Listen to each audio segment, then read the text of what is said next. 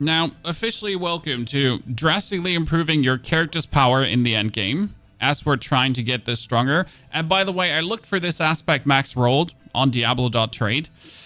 I might be able to get it for 1 billion. Yeah, I saw this is 105%. I saw 110% for 500 million, and I was intrigued of buying it because that's a 5% damage increase. But our true goal again today is we are trying to get up in the pit leaderboard. So we want to get into the top 5. We want to beat Skull. So we got to make a 105 pit and better than a minute spare. My current record is a 102 pit with another 4 minutes to spare. Yep. So 102, 4 minutes to spare. That means I need to improve my power a bit more, and then we might be actually able to get there. So step number 1 is just a 90 right now to actually boost some of my glyphs higher, because we want to get every glyph at least to level 80. That is the best power you can have. And maybe if we feel like it, we're going to push them to 90, as I really, you know, want to claim that top 5 spot at least once. As we're just so close to it. So might as well just get it. You know? Maybe we can find like 2-3 better equipment pieces that would make us even stronger. So why wouldn't we? Let's speed this a little bit up for getting like my maximum life, because we're at 39,000 life. Yeah. That's also something we want to like bring up to 40,000 at least, because that would be another increase in damage. So let's get that going. And then we're gonna become the top 5 Necromancer in the world, as the number 1 position is like, we're not claiming that, you know. Someone from the East has it. I can't beat someone from the East. As I like to say, there's always a Chinese doing it better than you, and there is, in fact.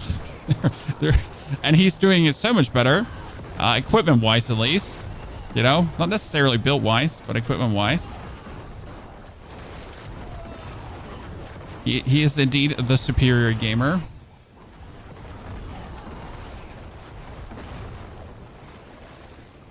You know what's happened to the Realm Walkers has not been spawning. They do spawn. Like, I just did one yesterday. So maybe it was the region you went to where it was unlucky. Not sure. How's your day so far? I mean, my day has been amazing. We got a good material upgrade, in case you missed this, ladies and gentlemen. So Diablo is now better than ever, because the boss thing that we did yesterday got doubled. Yesterday we got like, what was it, 30 rawhide per boss, and today it is 140 rawhide and iron chunks. Yeah, they actually made it incredible, and I'm like, wow, bring it on, you know? Like, if we need to farm rawhide and iron chunks today, in 1 hour we can get what took us yesterday 2 or 3 hours. Is crazy. I'm very happy with that, because now we can actually push higher, and we have all the tributes and everything to actually do this. So we gotta do some Infernal Hordes today. We gotta try to get some better aspects, as always. We might actually trade 1 or 2 items to potentially buy something on Diablo.trade. As I said, I found the perfect aspect for a potential 800 million. That would be all my funds, but yeah, you know, you do what you do. But hey, we might become the top 5 Necro in the world, chat. Sounds like a worthy goal to kind of look into.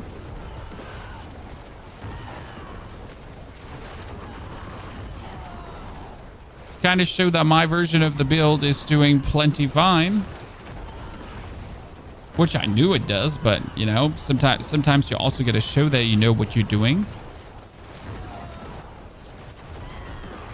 Gavris, good morning. How are you doing? So man, right now we went like 2 days ago. A pit 90 took us what, 8 minutes? Now we're looking a bit better at that. Also, the pit 100 is more or less like cakewalk at this point, being done so easy it's actually funny. And I had a very interesting happening, chat. I had roughly this much left of the bar, in my pit 102 run, or in one of my pit 102 runs. And then I killed a monster and it just jumped the rest. Now, I'm not sure if that is now a bug or if I'm just so good at the game, but I suddenly was at the boss with like 7 minutes to spare or so. I was like, okay, like, is this supposed to happen? You know? I mean, there was no other mob to kill, so it was kind of like, there we go. Okay, put this up. 20% bonus damage. Yoink him together. Put that up again. Put this 1, 2, 3, 4, 5 to get the maximum damage bonus. Now let me tell you what we actually did to improve the power drastically, chat. Because you might have missed this, as I haven't done a video on this. So from yesterday to today, I wouldn't say I doubled my damage, but it feels like I doubled my damage. And it's actually stupid what we did, but it's also very good. So first eliminator is going to be 1, 2, 3. Oh shit, that's upgrade 70%. Sorry, I did it to take it too much. I wanted to not upgrade Eliminator. I'm an idiot. I wanted to upgrade Exploit. Oops. Well, luckily I just weaseled some upgrades out of that one for free. I got like 4 Mystics. None I need. I mean, Shroud is good, but selling a Nesacam, you might destroy them. Do you have an idea what you're going to play on the Druid? It's either going to be Storm Druid or Companion Druid, but yeah, I'm also not 100% sure about that one yet, right? So, we just upgraded the wrong one. So what did we do? We moved the Fast Blood aspect, this one, to our ring. And we moved the Imprisoned aspect to our amulet. And what that did is it went from 70% to 105%. Which means if I do a 5 billion hit right now, which I can do, I'll actually not only do a 5 billion hit. I'll do a 5 billion hit and then I'll do 105% damage on top. So I'll do another 5 billion. Or if I do a 10 billion hit, I do another 10 billion. This is actually like really interesting. And I simply noticed we had enough cooldown reduction to pull this off, right? Yesterday I was like, man, maybe we don't have the cooldown reduction to do this. But as you notice, like our Bloodlands is more than fine. Like our Blood Wave is always there. And that really just drastically improved the damage. I mean, if I now had a better Fast Blood aspect roll, I would have even more damage. But alone that little change just catapulted us up a couple of ranks higher. If I now get my glyphs upgraded, I should be able to get that 103 knocked out, 105 knocked out easy as ever.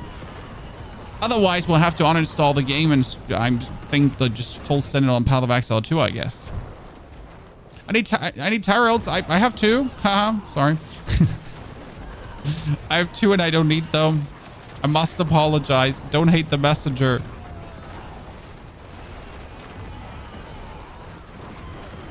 Don't hate the messenger.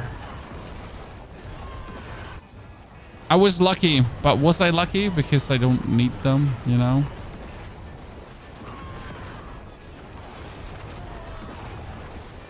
The Lith runes to make. Yeah, sometimes these runes are crazy. I will admit, without the help of our community member Neil, who has been generously donating some of his runes, we would be struggling as well to craft some stuff. I mean, yesterday we crafted this beauty, the Doombringer, and that Doombringer essentially, like, I'm not going to say it doubled my damage because I don't know if it actually did, like, but it significantly improved our damage. Like, getting the greater affix in the position you need it in is tantamount to success.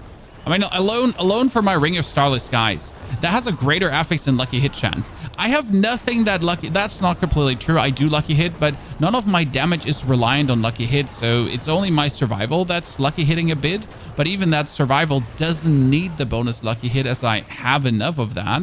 So we're kind of like in the position where I need another Ring of Starless Skies if I then want to improve my damage. That's like a mandatory thing, because like it will always have a greater affix, and the greater affix in core skills would be another 10% more damage. Just like that, 10% more damage. The greater affix and attack speed would also be like just more damage, because I would be able to swap my mercenary out for Subo, for example, and Subo would actually allow me to do more critical or bigger critical strike damage. If you don't have runes, well, but getting runes is super easy. I mean, you just do bosses or you just do the Undercity for runes. I mean, it is not hard to get the runes. It might take a little bit of time, but you can always do it also with all your characters, which is kind of like the fun thing, right? So you're not forced to farm the stuff on your main char. Like if you, for example, are bored of your Spiritborn, who is now only pitting, you can then go for something else to actually get your runes together, right? Easily. Especially as the runes you're getting, for example, it doesn't matter if you do it on tournament 1, 2, 3, 4, 5, 6, 7, or 8. Like you get the same amount of runes, for example, from the tribute.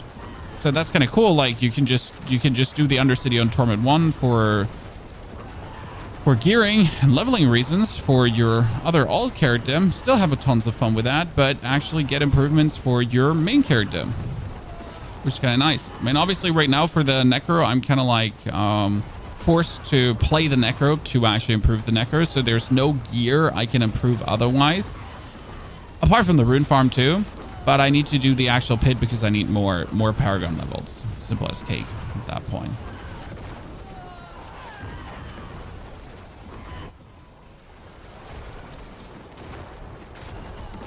If you have no Vessel of Hatred, I mean, if you have no Vessel of Hatred, you're screwed regardless of what you do. So yes, that's terrible.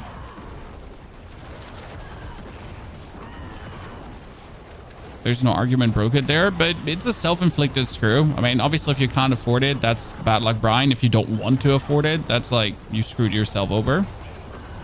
I mean, that was clear as day that you're going to be screwed over if you don't have it. Like, there's never pretending here. Like, you don't have Vessel of Hatred? Well, you know, that's bad for you, yourself.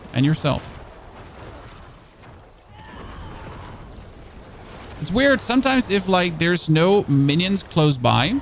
So this is what I meant. This is what happened to me. So I had this much left, right? And I just killed a random minion in the middle of the open, where there was not many other minions like close by. And somehow the last progress bar just jumped to the boss. I don't exactly know what happened there. So like we have no minions close by, right? Or there's like only the rabble drag here. That should never be enough to push this to boss levels. This happens in the pit quite frequently lately. And it's obviously annoying if that happens in a high pit level.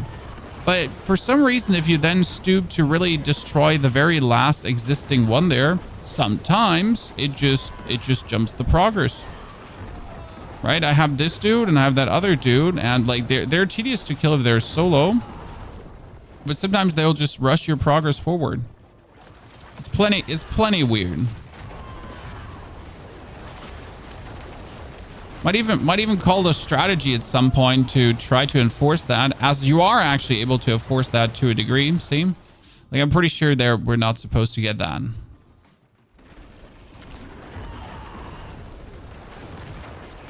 can't find the imprisoned spirit aspect. Yeah, not getting the imprisoned spirit aspect feels bad. I think, isn't the imprisoned spirit aspect in a dungeon? I feel like a lot of people have forgotten this, but dungeons actually hard drop aspects. At least the basic versions of them. I feel like this has been getting forgotten, that you can actually do, you know, dungeons to get certain aspects and just be done, you know, at least the base version. And for some, actually, the base version is enough to make things functional. That's something to keep in mind and never forget. Now, I don't remember if the imprisoned spirit aspect had a dungeon that was actually dropping it. You know, dungeons are obsolete. Well, they're not obsolete if you're missing a aspect that could be gotten like that. You know, there is a lot of aspects in there. Just don't remember if imprison was one of them. But yeah, never forget that this is an option to find certain ones. Gavris, give us feedback if you found it, because I really don't remember. Okay, so wait, we did this because that was +2. Look at this. It's still +2 because of 94. So we can get +2. That was an easy upgrade. And then I can get +1 and +1. So that's 80. Let's make this level 82. For that, I would need to do a 90. We're currently just like making the easy power upgrade, and then we'll see.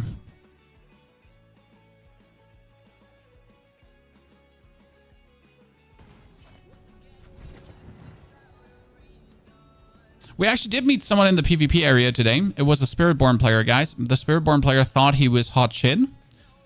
You know, like he literally attacked me. This happened. It was Mr. B-Fid. He was like, Spiritborn, Spiritborn, Spiritborn. That's what he did. And I just like turned around and summoned some ghosts, and my ghost ate his soul. It was funny. I really liked it. Okay, we need to do a 90. Yep, 90. Again, we're currently sitting at 103, chat. But I don't want to like straight up jump in without trying to at least improve a little bit. You can check in the codex whether there's a dungeon out. Oh, Rico, I completely forgot. You're right. Thank you very much.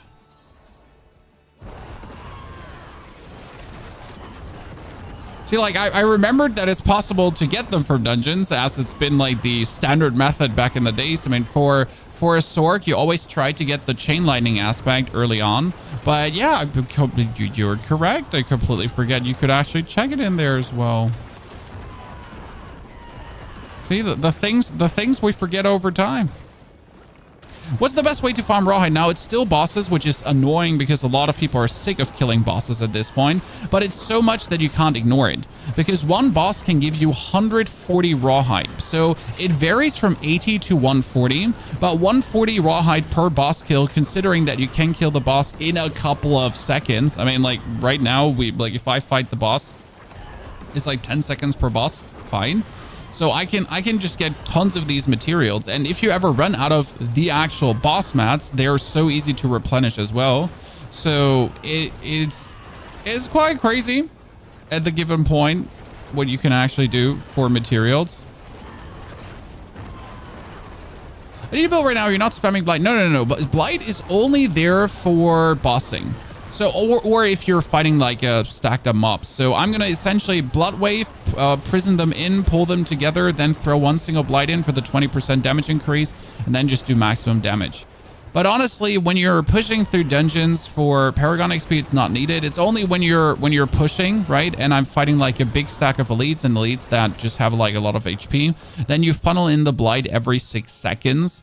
For the bonus 20% damage multiplier, as it is just a free 20% damage multiplier that you're getting. So again, pull them together, throw in the Blight, multiplier, have the explosions happen, go on, Blight, you know, damage, so on. The main thing you do is truly blood lancing, and then you just get your ghosts and you kill everything. Important is also to actually stand close to your opponents, because the ghosts are coming out of your belly button, so you kind of want to shotgun with them. It's like a little bit the thing, because otherwise you're gonna push everything away always. But like since they are coming out of my belly button, I just have to walk close to the opponent, and then, you know, ghost appears and kills whatever is there. So that's a little bit how you handle that situation. Like right now they're bullied against the wall. I'm not getting closer because it would summon less blood orbs if I do the wave there. Or I could just run into them and do like the blood waves away from them. Kind of like how it goes. A little Blight here in the middle. I've kept the resistances and armor. What should I use on the pants? Maximum life and int is 100% what you're looking for. And that's the problem. Pants does not have that. So like otherwise, like if you're capped on resistance and armor, you might try to remove the armor stat from somewhere else to get something more useful. Pants can't have like anything other useful. That's the issue. Like they can only have resistances. They can only have armor, max life, and int. There's no third stat that the Necromancer finds in any way useful. Wow, that is a very fast 90 right now. See, now I use the Blight, as you can see. So we're gonna spam Blood Wave as soon as Blood Wave is off cooldown. Sorry. Walked in here with the Blood Wave on cooldown. We're gonna throw the Blight. We're gonna do the prison. We're gonna stun him. And then you're also gonna do 1, 2, 3, 4, 5 quick corpse explosions in a row, because that multiplies your damage up, and it would be just absolutely silly to not have your damage multiplied up that way. 1, 2, 3, 4, 5. So every 6 seconds, I can just like spam that really quick. Just increase my damage tenfold. Well, that's actually more obols than I could handle. Interesting. That's nice now, because again, more obols than I could handle. What we're going to do, we're going to try to get our aspect in better. So that's 100% chance. That means we're going to go for 100%, 100%, 100%, 100%, even more damage. Fantastic. See if you're looking at your pans right now. Let's go actually to the vendor because it's a very decent question. Your pans are utility. I mean, look at this. What could I do? I have int, life per second, armor, thorns, healing received, dodge, basic skills. That's it. That's it. I can't do more. So I have the resistance, but the resistance couldn't be anything useful. The maximum life is maximum life. So the only thing I could actually do here is I could reroll my int to maybe get more int, but I couldn't put anything else on. For the gloves, obviously, there's more useful stats. And for the boots, you always have movement speed or bone spirit or even essence per second, which you kind of don't need. But still, the boots have like some useful stats, whereas they don't have anything. Like, right? It's resistance or armor. Imprisoned spirit is only random drops. Yes, let's actually go for it. See, it says imprisoned spirit does not drop here. It says salvage. Right? That's salvage. So that's a bit unlucky for you. Otherwise, like it says like on these here, this one is salvage, this one is salvage, salvage. Everything that sells salvage is essentially not available from a dungeon, right? Otherwise, they might have been available from a dungeon. Do you have a source of unstoppable? Yeah, just not standing inside of shit. I got an upgrade to splintering. That's great, but I don't need it. Now let's see. We need the fast blood and the bone spirit. So again, that's rings. And that ring is having... that's sad. It might have actually been a good ring there. I mean, it's still an upgrade, but to the wrong aspect. It's the aspect of the umbral, so we'll take it regardless. But that's truly how you're essentially now targeting the respective aspect you're looking for. Okay, that's another improvement, but to Flesh Eater. So again, the wrong one. To have or not to have? What do you have in ear? Well, I took that trophy today, so I keep it with me as a reminder for Spiritborns getting shredded.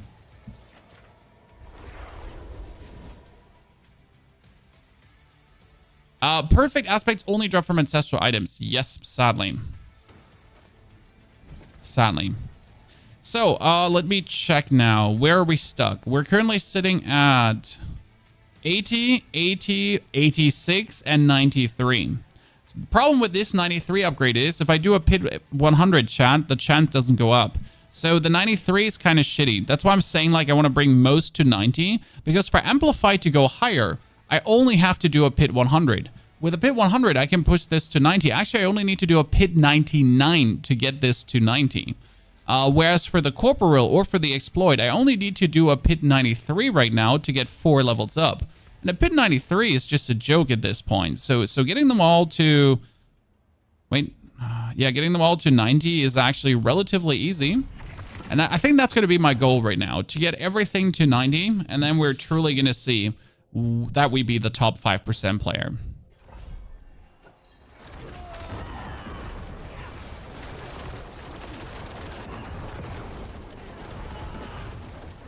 People quit Diablo this week. I mean, if you're done, sir. Like I mean, this is normal progression. We're currently in week 3 of the season. And in week 3 of the season, a lot of people are done with the current content if they are not actually pushing to go deeper, deeper, and deeper. So there's always, in every life game that has life updates, that has seasonal content, that people will quit and then come back with the next update. Me no comprendo what's so hard about that concept to understand. This will actually never change. So there's never going to be anyone that actually plays for the whole season unless you have really few gaming time. I mean, I just had someone tell me in YouTube comments today that 150 hours of game time per season is not enough. And I was genuinely baffled because I simply don't understand what you want. You know, I'm sorry if you're saying 150 hours of game time from a $40 expansion is not an, what? Like, what are you expecting from companies at this point? Excuse me. I haven't even gotten 150 hours of game time out of Baldur's Gate, and Baldur's Gate is content-wise insane. I mean, I played the game through, don't get me wrong, and I could play there's infinite playthrough potential, but you know, like I guess at that point you're the problem. Like I hate to be that person.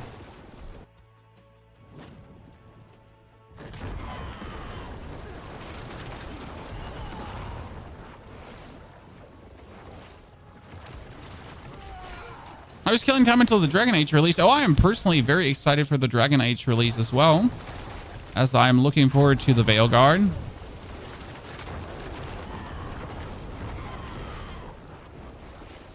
As I am a big Dragon Age fan. It does actually not look as terrible as I thought at first, because in the beginning I was like, game looks kind of, you know, doesn't fully have my interest, but the deeper I dug into it, the more I've seen, the more I'm intrigued, and I'm easy to entertain.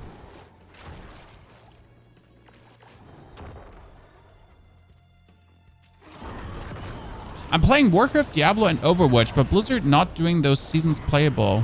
When? I didn't finish the Warcraft season yet, but now playing Diablo 4. You mean with Warcraft, World of Warcraft, right? I was just like currently completely confused. Some new changes coming to Rawhide. It is already out. They're not coming. They're out. The changes are out. A boss now nets you up to 140 Rawhide. I mean, look at my Rawhide and Iron chunks. They were yesterday at 0. Just this morning, I did some bosses already to push them higher. It is so easy now to push it higher. I mean, you still need to have the boss mats, but again, boss mats are also so easy to get. So it's kind of like if you truly want to grind up, if you truly want to get the masterwork mats and everything going, yes, it is possible. So you shouldn't be shortchanged, especially for the casual player that's just trying to get their gear 12 out of 12. Right? Like if you're just looking for that casual, I want to have my gear at least one time 12 out of 12. Not even looking to like the perfect rolls or anything, right? Just standard 12 out of 12. Maybe with some re-rolls on gear. Absolutely, like nothing should stop you right now. It should be a hassle-free progression, which I think is important. Like the casual player needs a hassle-free progression, because if the casual player already feels like something ain't good, then you know, then certainly the grinders are like double feeling that it ain't good. So they need a scot-free, like, good experience. Okay, we need to take like these blood orbs with us. Sometimes forget to like keep waving. So we should be having like another 2 hours of grind in front of us that we can actually get the Ring of Starless Skies. And then in the second half of the stream, we're going to do our pit pushing attempts to become the top 5 Necromancer.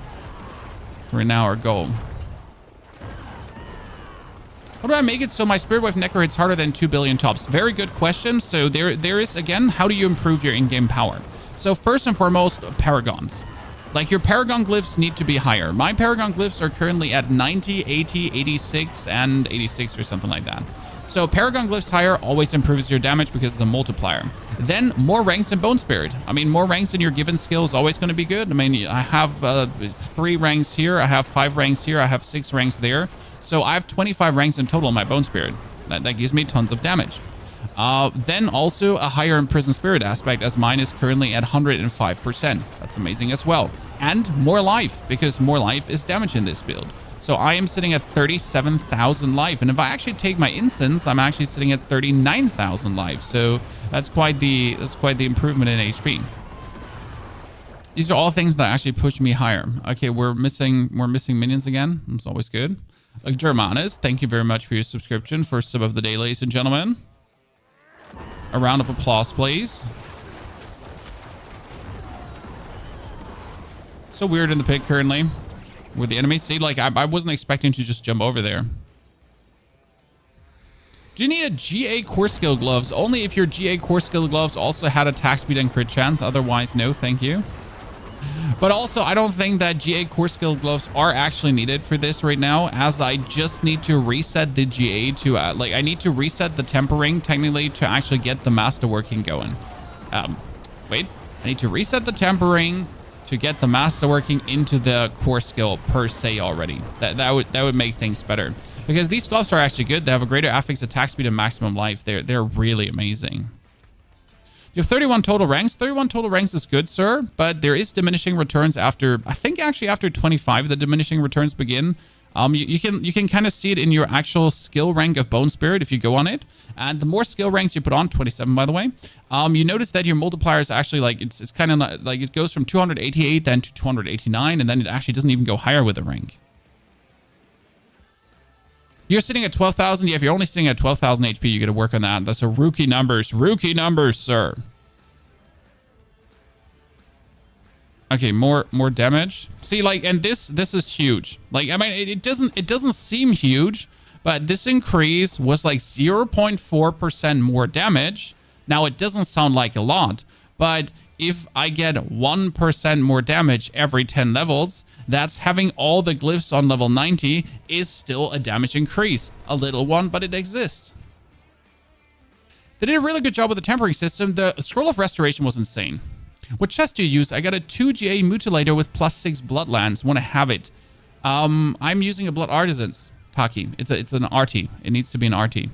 And technically, I tried to farm this one up already, but I really couldn't.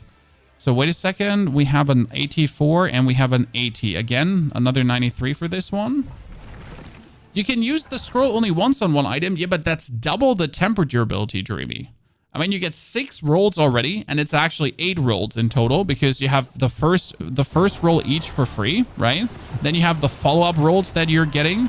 I do believe that right now with the temper scroll, it's good because there needs to be at least some consequence. Like I know we all hate when something doesn't work, chat. But if you're getting scot-free, if there's 0 significance to your decision, because that's what happens. So if you can just infinitely reset the temper, if tempering just doesn't play any role anymore, what then? But then, like, you know, then give it for free as well. Like, then it loses any meaning. You know what I mean? So there needs to be at least some consequence for screwing it up or being too greedy. With the temper reset scroll giving you a second chance if you then really get unlucky. And you might still get double super really unlucky. So that happens. But honestly, like right now, the temper scroll saved me from destroying items. I think I destroyed in the whole season, so my whole 100+ hours of gameplay right now, I've actually destroyed 1 single item so far. And all the other items that I would have ruined actually get saved. I even changed my opinion on a certain temper that I didn't need anymore, and I could reset to then just go for something else. And it was the thing of anything would be better than what I have right now. So you know, it was like this temper doesn't do anything for me anymore. So if I get anything, it's better than what I have. And like, yeah, having alone the chance to do that felt really good, I'm gonna say.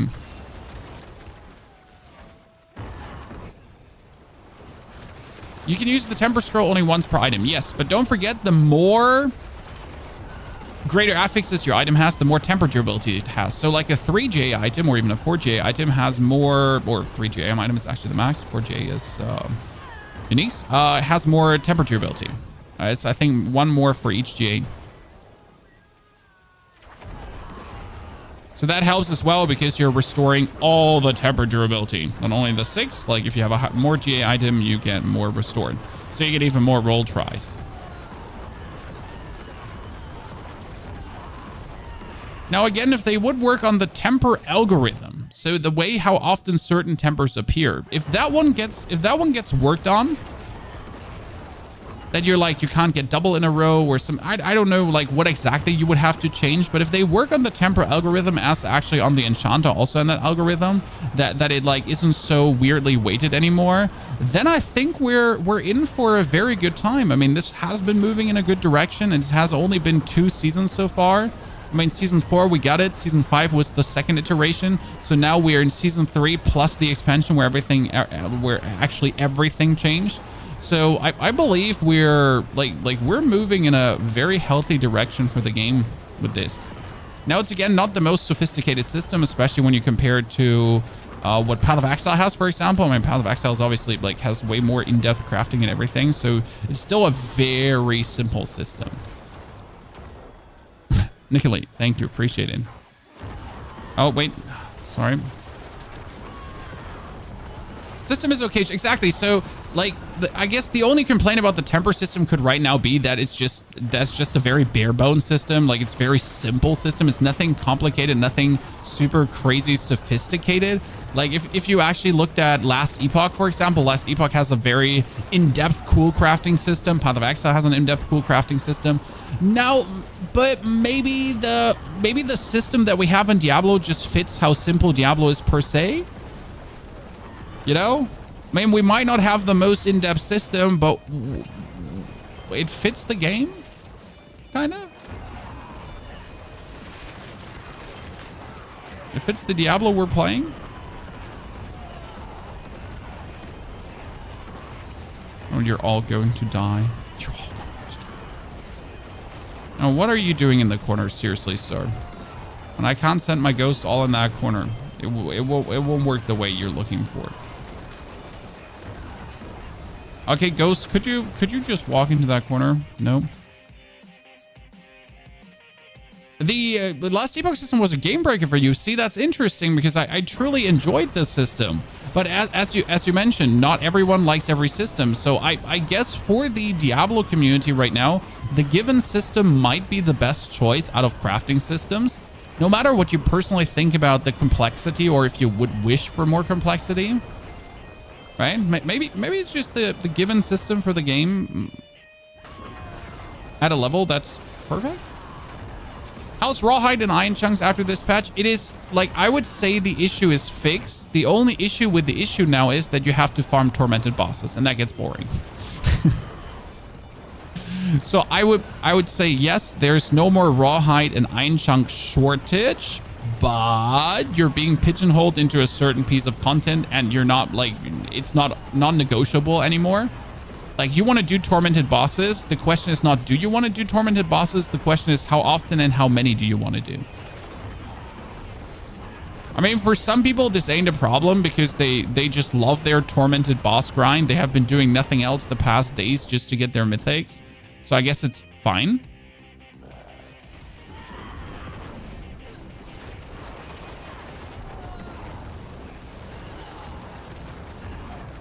What desperately needs a fix right now is greater aspects, right? So that's the last thing that needs to essentially be fixed, because right now, if I want to increase my power, I have no way. So I can farm glyphs, okay? I can farm glyphs. I can do that. I can farm runes to get myself even more mythics. I can do that. Check, both. Double check, easy.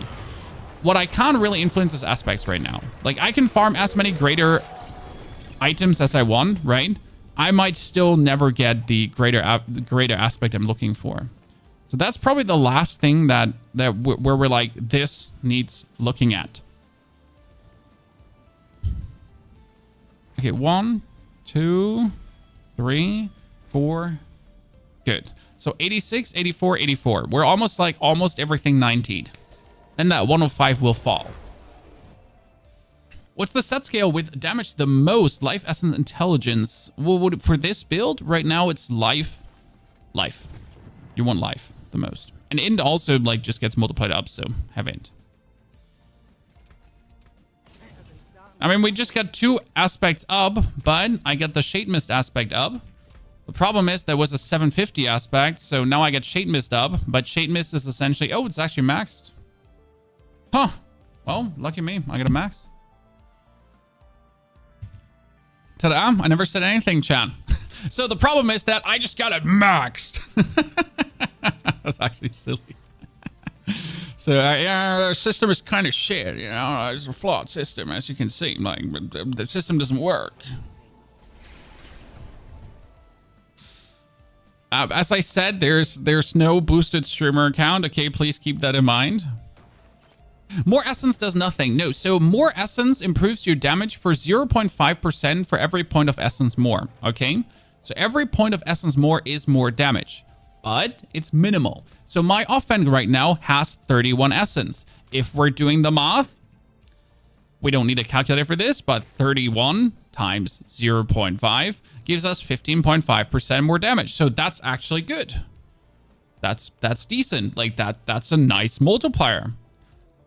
That's also why we're playing these boots. The Path of Trag'Oul gives us, for every for every bone splinter that comes out of the Path of Trag'Oul, more damage multiplier.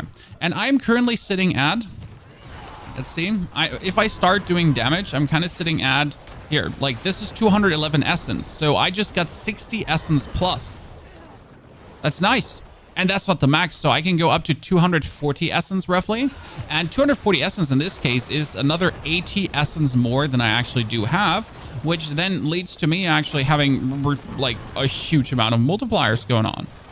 So that's kind of nice, especially since it's for free. And it's kind of putting out the bone prison that I need anyways, because I need to have things caught in the bone prison. Since if I don't have things caught in the bone prison, I'm not doing the double damage with the imprison aspect. Ergo, it's kind of like a self-fulfilling prophecy, funsy onesie running going on. Oh, I needed to kill the Hellborn. It was kind of cute, not gonna lie. Okay, we're missing a heart to actually summon Demon Mommy. Do you want to stay in one torment level or do you swap between them? Good question. You optimally want to stay on Torment 4 if you are then Torment 4 ready. So that is important. That being said, so there is an exception to this rule. For example, these tributes, they give the same amount of materials, runes, summoning items, ancestrals, and mythics. Depending on... like no matter what torment level you're doing them in. Okay, so if I do this one in Torment 1, 8. Torment 2, 8. Torment 3, 8, and so on. The same goes for the runes and also for the summoning items and the Masterwork materials. So that one does not get more with the Torment tier, and that's actually really good. Could you please put in a heart, sir? Because I don't have hearts to put in, so I would really appreciate you actually putting in a heart. So put in a heart. Put in a heart. Put in a heart. I don't have enough hearts. Mate. Thank you. Wow, Jesus. Was it that hard? Haha, hard. You get it? You get it? No? Okay, so it's a joke because, you know, hard.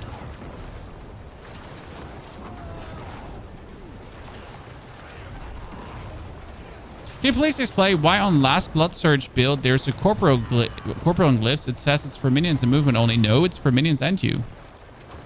Please read the corporal glyph. You and your minions. You and your minions. 10% increased physical damage and increased physical damage multiplier as well. So that's where you're taking it. It says you and your minions. Why am I not killing things? Because I didn't want to get that whisper done. Yikes.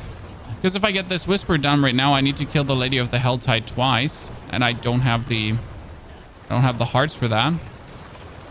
So this is my vacation quickly from the pit grind to not go insane on the pit grind.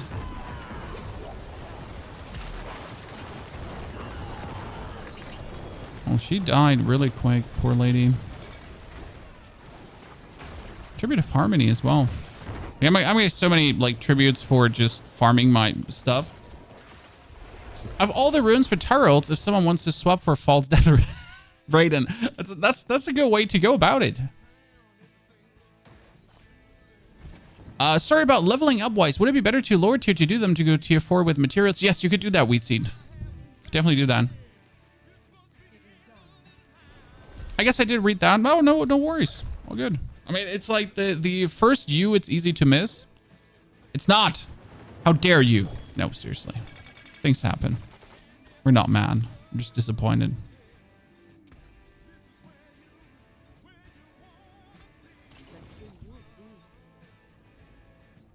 Okay, we don't have the hearts, but maybe someone else is summoning. How's the gameplay going? Very good. We're actually close to the top 5. So right now, a little update, guys. We need to beat this one. We need to beat Skull. And we're currently actually sitting here. So I've beaten Firewolf already. I am right now the number 8 Necromancer in the world. At least the one that submitted their runs. Because who knows if there are some sneaky hidden nerds who have not submitted their runs. But I am currently number 8. I did it this morning. So 102 is down. And I had 4 minutes spare. So 102 down with 4 minutes spare. That means 103 is a guarantee. If 104 and 105 is guaranteed, I don't know, but that's what we're going to be working on today. And my number one goal in power increase is greater affix starless skies. I mean, look at this shit. Lucky hit chance. What is that lucky hit chance? Your mom lucky hit chance. Yeah, exactly. I need a better ring of starless skies. That would go such a long way. Obviously, one with core skills, greater affix would be fantastic. But honestly, attack speed or crit chance, I mean, actually crit chance would be useless. But if I get a crit chance greater affix, I can masterwork this one again. Again. I did only masterwork it 3 to 4 times already. And I would still have to waste another 200 million to get another core skill roll on this one, because I can actually get the core skill roll higher. You're going hard? I'm actually not going hard. The crazy part about this is I am actually not going hard. I am going very soft. I'm not really having the perfect masterworks and gear and everything, but I stumbled up in a good amount of gear and I believe in my build. Blizzy, thank you for the Prime subscription. Blizzy, good to see you there. How are you doing? Because I am playing my spirit wave in a certain way, and others are playing their spirit wave in a certain way. Some people, for example, prefer to play the aspect of the Great Feast. But you know why I don't agree with this? The aspect of the Great Feast gives you 68% more damage multiplier, okay? And that on an amulet. But my aspect gives me 120% more damage multiplier. And the difference is I only have to put a bone prison up, but I always have a bone prison up, so I potentially have a 60% higher damage multiplier for existing. You know, I feel like we're doing everything the right way. And I kind of want to, you know, experiment more to see what I can actually pull off. So wait a second. The Undercity is right now a whisper, so we should do it. Because if the Undercity is right now a whisper, ladies and gentlemen, I can do my mythic tribute. Should we do the mythic tribute and hope we get a mythic finally? What's that letter page? It's from helltides.com.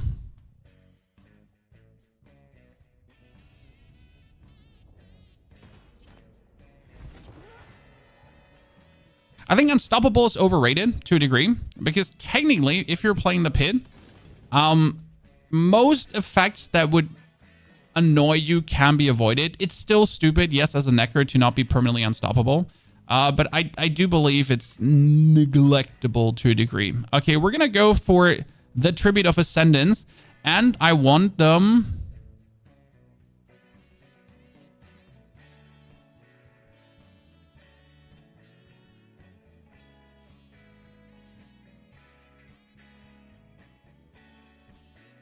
That's only for legendaries. So these are all useless for this tribute, because this tribute is going to give me mythics, and I just want more jewelry. I always want more jewelry because I want the aspects. Okay, so that's what we're going for. You got 6 mythics in tonight's boss run. I hope you got a Ring of Starless Skies with a greater affix and core skills, because that's what I need. So I hope you get blessed and you're happy now, and I can hate you. You know, I can hate you in peace. Always important. You know, if you're not hating others for their success, like, where's the fun in life, huh, chat? Bit envy is good. Keeps you green.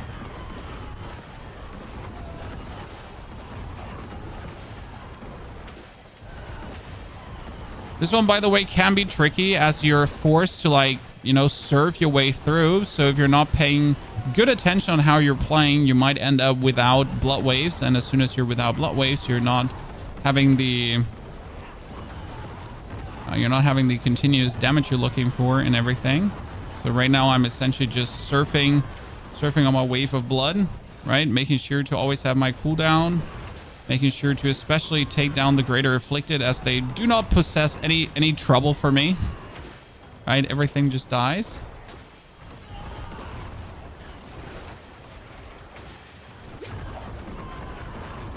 Oh, there is one. There could be another greater afflicted. I need to, like, double check just in case there is one.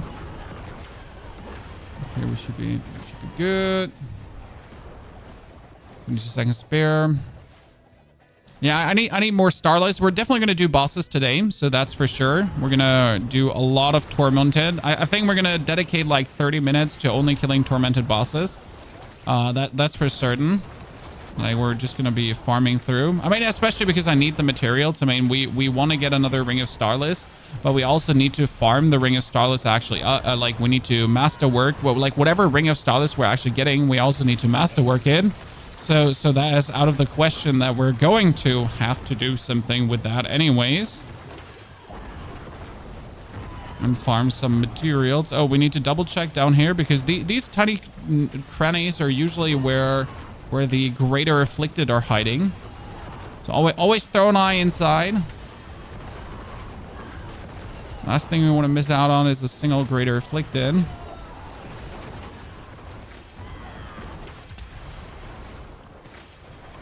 No, this one is going to be an easy one.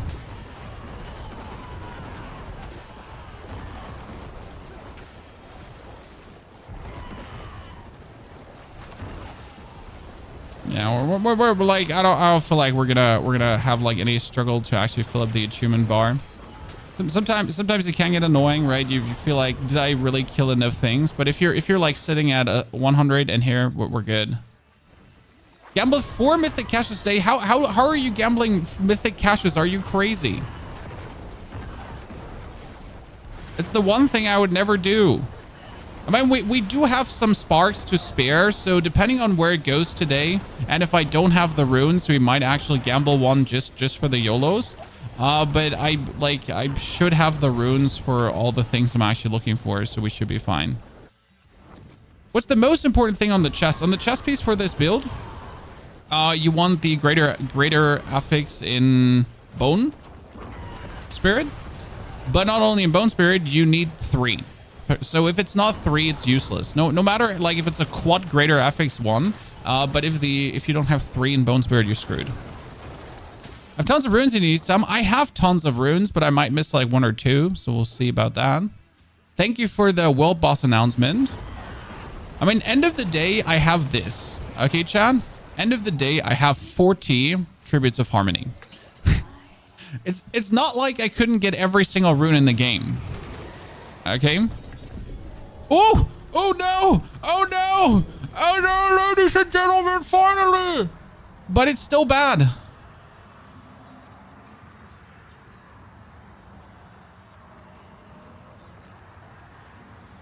Why is this bad? Well, let me explain. I mean, first and foremost, I need this as a screenshot. Because I don't want the grandfather. I know a lot of people have been actually playing this with a minion build, but I really don't want it. It's not my forte. It's maximum resource one as well. Yikes.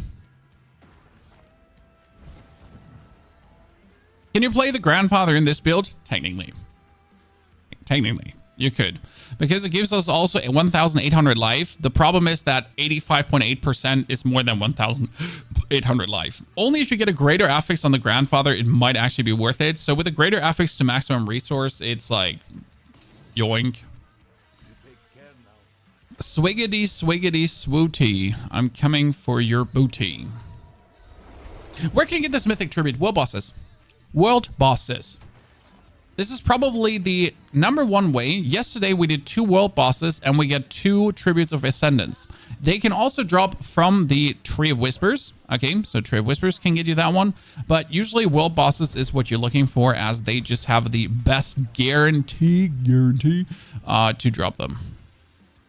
Okay, let's see if anyone is coming for the maiden, and then we're going to go back to the pit after the world boss. Okay, Chad?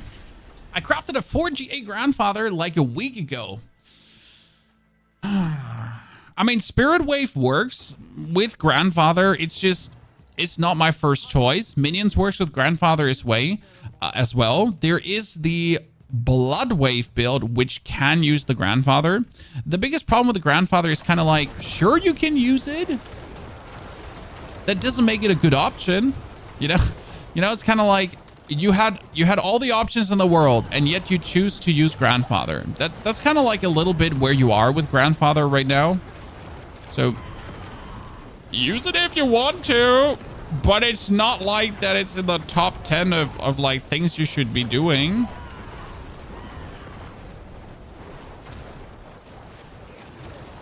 By the way, why don't I feel like Unstoppable is so needed? Because they also reduce the timer on a lot of these debilitating effects. I don't know if you remember, I think this was in a few patch notes back, Like generally the CC duration, the CC heaviness of effects got reduced, which makes not being unstoppable not as annoying as it could actually be. Like, sure, everyone hates being frozen, stunned, or whatsoever, but it used to be longer. And quite by a margin. So I guess we're somewhat fine. Yeah, we don't have the hearts to summon the lady in the middle. So what I'm just gonna do is I'm gonna get invaded, and that's it. Kill some demons. Could you please invade me? Thank you very much.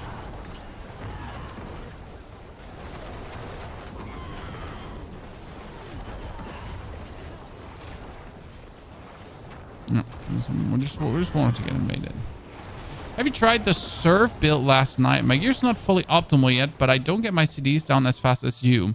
Your fast blood aspect needs to be a good roll, and on your amulet if it's a bad roll. So right now I have it on my ring, but if you're playing the fast blood aspect, it is so important that, well, like that's your cooldown reduction. Also, keep in mind that another level of cooldown reduction is, look at my ring, 14.5% cooldown reduction. So right now, my standard cooldown on Bloodwave is actually 35 seconds, which is quite cool. Having it down to 35 seconds is significant.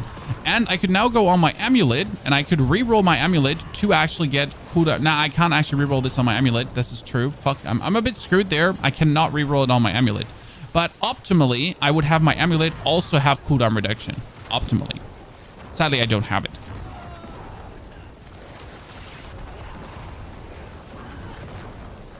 I could also take the max life off my amulet, by the way. So, chat, if we want to go a bit crazy later on the re-rolling, I could take my max life on the amulet away, and I could try to roll compound fracture or imperfectly balanced. Both are actually choices that would make us stronger. So that would be another level of damage that I could achieve relatively simple.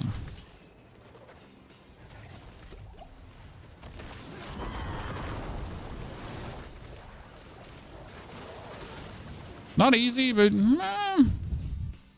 so is it possible I could try to focus on ulti CD? Yes, I mean absolutely. If you have a shitty fast blood aspect, you could definitely focus on ulti CD, but you need the fast blood aspect. Even if it's the worst rolled fast blood aspect, you still need it. It's fast blood or bust, to be honest.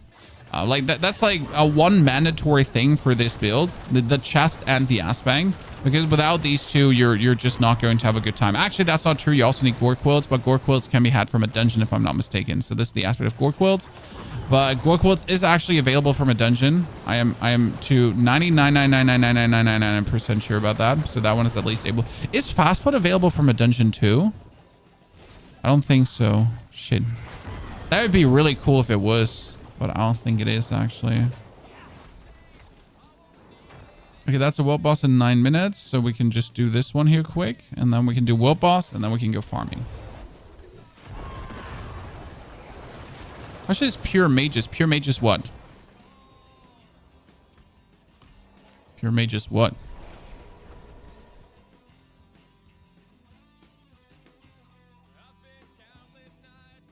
Is it fast from Ironhold, really? I mean, you can check. It's fast. Salvage legendary items for fast blood. Salvage. Would love to if you try Throne at Liberty Spree. We already did Throne at Liberty. We have 4 videos on it or so, 4 live streams. In case you missed it, they're all uploaded to YouTube as well. So you can check them out if you like. But we did Throne at Liberty. It's a really good game. I really enjoyed it. But for me, Throne at Liberty is truly just a game to play if like, you know, my standard games are in a bad patch cycle right now. So if I'm waiting for the next Diablo patch, if I'm waiting for the next Path of Exile patch, that kind of stuff, then I think, like, you know, Throne at Liberty is just right at home for me as I then have something to do no matter what.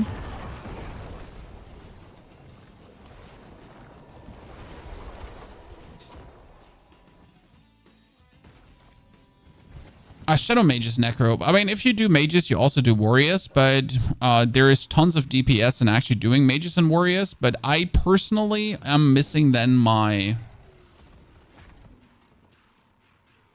personally miss my golem to press the golem skill and go boom. That's another ring. That's another ring. Instant attack speed. I mean, this is actually not bad in attack speed. But sadly, it's not a single good aspect between them. So no upgrades, ladies and gentlemen. Not a single one. 1, 2, 3, 4, 5. All trashed. 7 minutes left. Let's kill the boss. Let's hand in the things. Your thoughts on True Centipede build? I have not messed at all with Poison Spiritborn. I'm sorry. I found Poison Spiritborn to be a very uninspired concept, just for me. It's just generally that I'm not a fan of damage over time in this game. I like in the beginning of Diablo 4, I loved damage over time. It was like, oh yeah, damage over time, such a cool idea. Damage over time, you know, like just generally doing damage over time stuff. But then season after season after season, Blizzard is telling you that damage over time cannot overpower, damage over time cannot crit. And now check, which builds are the strongest builds in the game right now? Check, like bear with me for a second. Which builds are the strongest builds? It's either overpower builds or it's crit builds. There's not a single damage over time build. And if a damage over time build is strong, it's because it's also scaling with crit. So yeah, we're kind of like in this unthankful position where damage over time is just trash. And whenever damage over time turns good, it's because somehow crit or overpower gets involved. So yeah, I mean, in a game where like they could remove damage over time now, they could just remove it now, and the game wouldn't be worse off because of it. A demon necromancer, thank you very much for your, or demo necromancer, but not demon. Thank you for your subscription. I'm happy you're enjoying the content, appreciate it. I mean, this season, I'm actually trying to make not only fun builds, also good builds. Chases, by the way, thank you for the 4 months. I know it's been quite a while, longer than those 4 months. Also, Ricky, thank you for the 25 raiders. I completely missed that. And Blizzy, thank you for the brand new Prime sub. Jesus. Sorry, chat, playing the game and not looking enough at what's happening. My apologies. So yes, we can, by the way, for aspects, also go to the den. You're completely correct about that. I just found the streamer and liked the tip video. Well, sweet. Good to see you there. Unique grandfather. I'm sorry that we just destroyed the grandfather. So you can always go to these and see that's empowering, but sadly not a max roll. But we at least got a greater affix item. Still, you can just go through this. That's another club. Oh, that's good. That's an upgrade to my Etch Master. I don't need the Etch Master, but hey, an upgrade is an upgrade. Masterworking cache. Augment cache is runes. That is Etch Master. Worse aspect, actually. Did I count it out right? Expectant, don't need that. Wait, 48%. I think this should be an approval. Shit, it's not an approval. Wasn't sure. I like seeing what Papa's friends collect. And yes, boss summoning mats is quite significant. I mean, look at this.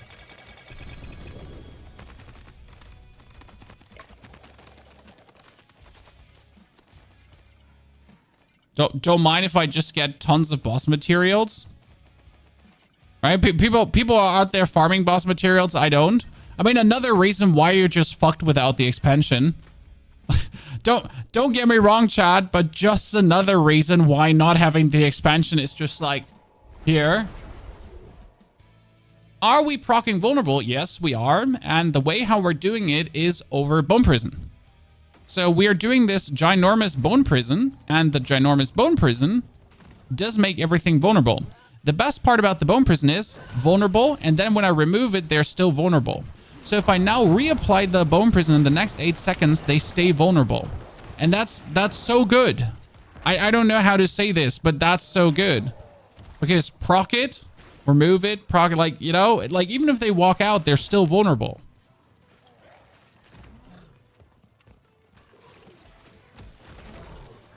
Playing a Frozen Orb Sork, I'm around Para 180 and have reasonable level glyphs. What is reasonable level for you? You know, you're saying reasonable level, but what's that for you? I think I have decent gear, but I'm still unable to handle tier 3. Any tips? I'm not sure how good Frozen Orb Sword is. You definitely need the amulet. So you need your Winter Glass. Winter Glass got nerfed. Frozen Orb got nerfed, by the way. And if you can't, like for tier 3, you should have at least your glyphs on level 20. So 15 to 20 for tier 3. 15 at least, but 20 is better, kind of. And then you should be able to handle tier 3 technically. So yeah, like for vulnerable, I am having like this is vulnerable again, bone prison and vulnerable. It's so good. 35 for my glyphs. Then you should be able to handle tier 3. It might be overall build issue, but you know, like not sure if you're following a guide or anything. But technically, not sure how good Frozen Orb is as well. Most people are playing Lightning Spear right now, with the sword. So yeah. How is the Rawhide buff? The Rawhide buff is top tier. You're getting tons now. I mean, I'm back to 10k finally, 5k iron chunks. It's boss killing. So how do you get Rawhide? You take your boss summoning mats and you're just killing bosses and bosses, and then you're killing bosses and you're killing bosses, and then you're killing bosses, and then you kill some more bosses and you kill some more bosses.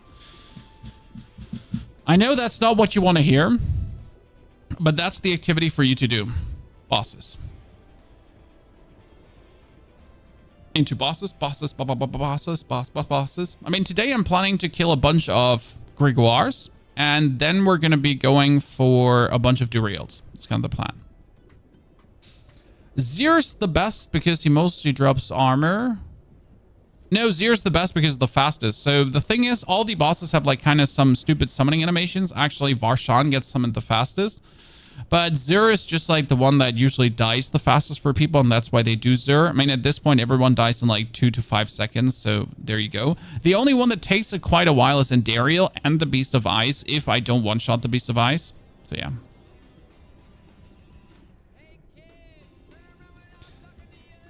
What's the best Necro build this season?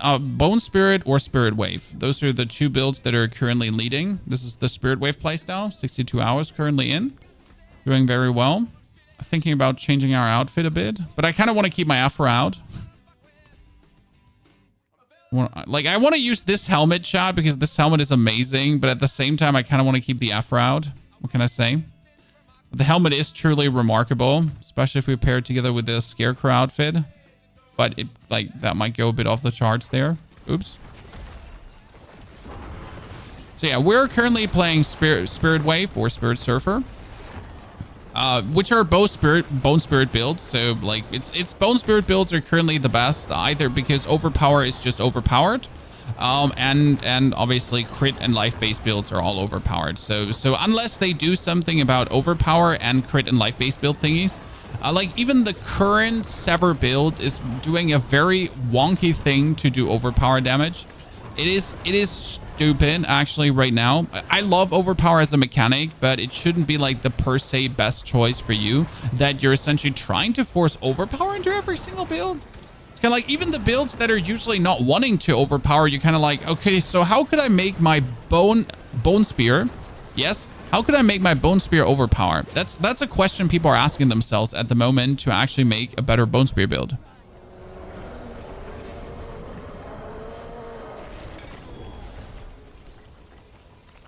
So by the way, this was a lot of runes from the world boss. I don't think I got lucky on a tribute right now, correct?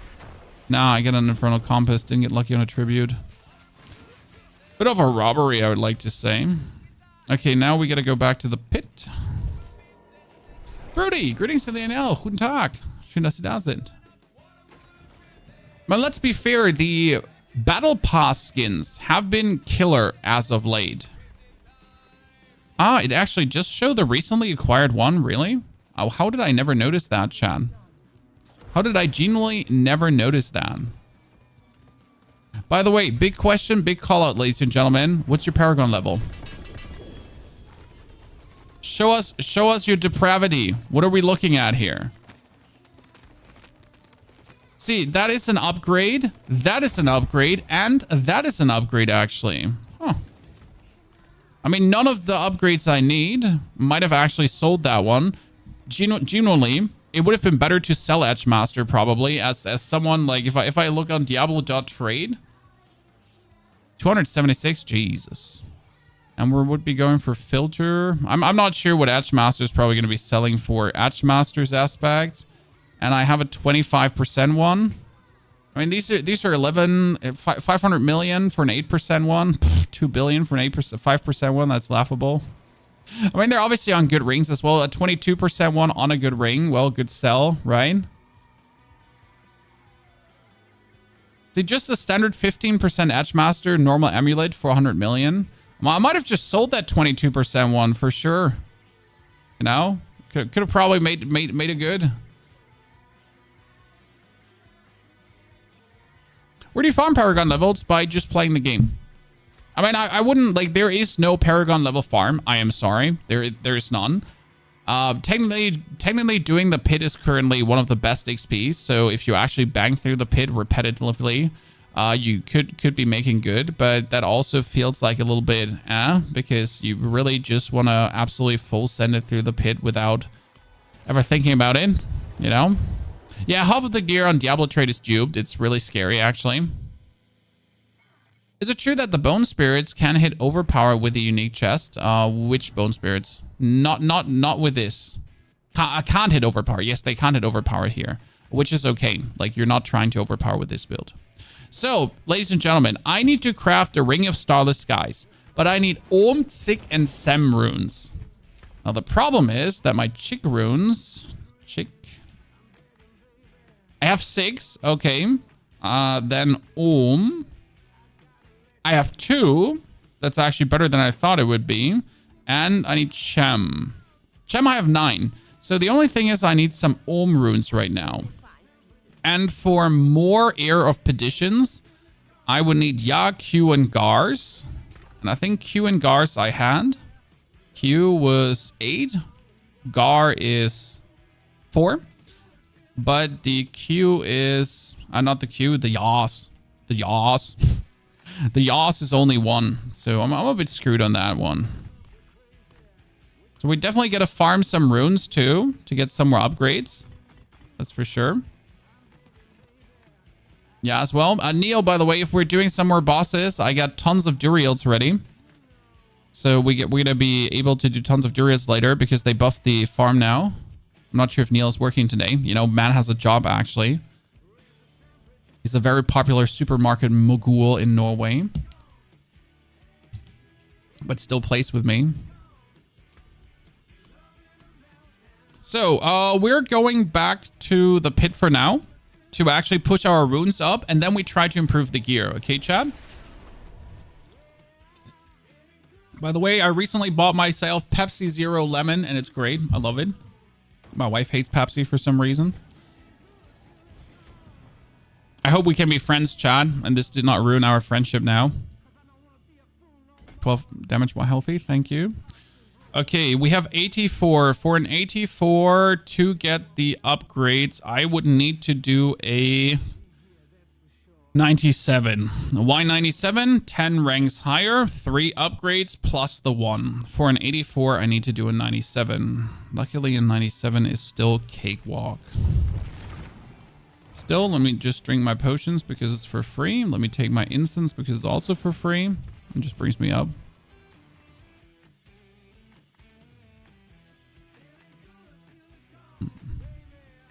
Can't log in until lunch, so 1 to 1.5 hours. Okay, Neil, sounds good.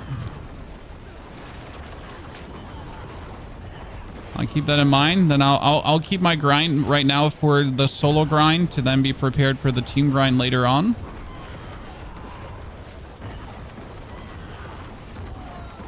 By the way, chat, one thing I haven't found yet, but weren't you supposed to be able to modify the buffs that are being shown here?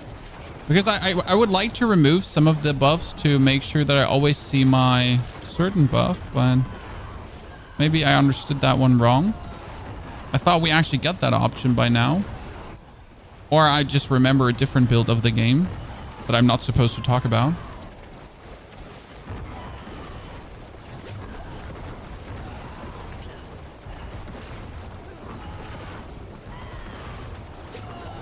So correct me if I'm wrong.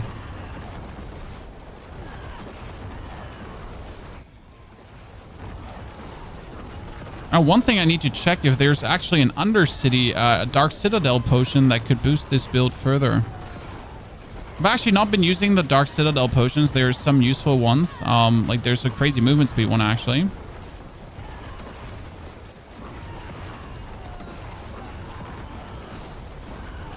Your build has barrier buff on each piece of gear, huh? Always buy cheap discounter cola and it's more than enough for you. Hey, like, you know, it's a taste question for me. Like whatever tastes good for you, right? No, I'm not buying original cola to be cool. I just like Pepsi the most. Tastes the best.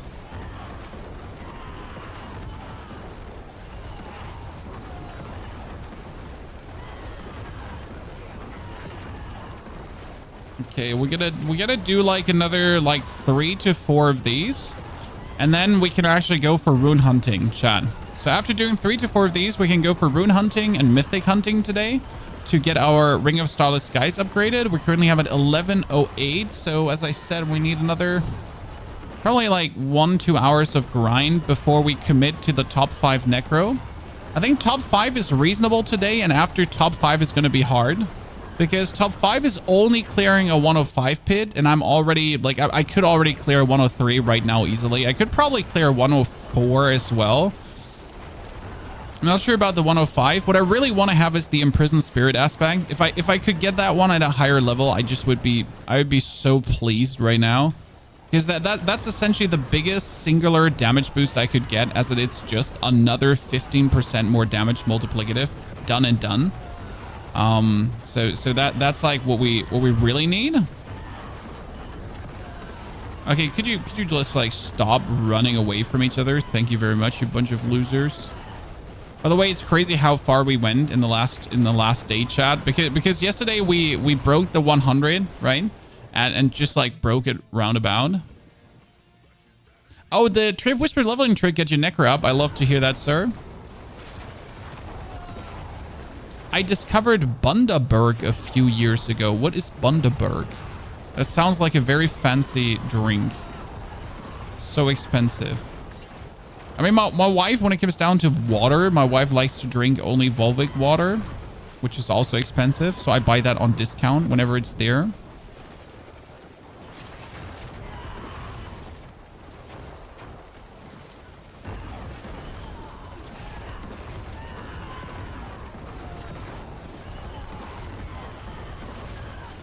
There we go.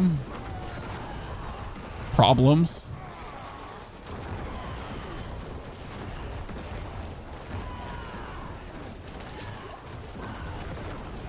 It's rum. Rum. Tier 100 in how many minutes? Yesterday we did tier 100 in 14 minutes, but that was obviously, that was yesterday, because today I already did a 102 in 11 minutes. So I have already done a 102 in 11, which means that a 103 should be easily possible. Now, I'm not sure how much the HP gain is from 103 to 105, so that's something to actually look into. But we're working on it as we speak, ladies and gentlemen. I mean, I'm already way stronger than I was during my 102 attempt, so that's already I'm ready. And I did the 102 without a potion. I know I'm crazy, but it is what it is. So I was even missing my top line DPS. That means like I am actually really ready for the 103, and I also don't want to disinstall the game. So I don't want to uninstall the game today. So I'd better like get my golds done. I want to stop playing the Necro. So I'm trying, Chad. Try harding once in a while. You won't see that often on the channel. There we are. Yeah, that 97 is going really smooth. See, now I get frozen, but the freeze is actually relatively short. So yeah, sure. I mean, not being unstoppable is annoying, but it's kind of like the Necromancer trademark thingy at this point. You want to be unstoppable? Don't play a Necro. I mean, even my Rogue has a permanent source of unstoppable at this point, because we made a Rogue build that was actually using a permanent Shadow Clone. It was actually kind of cute.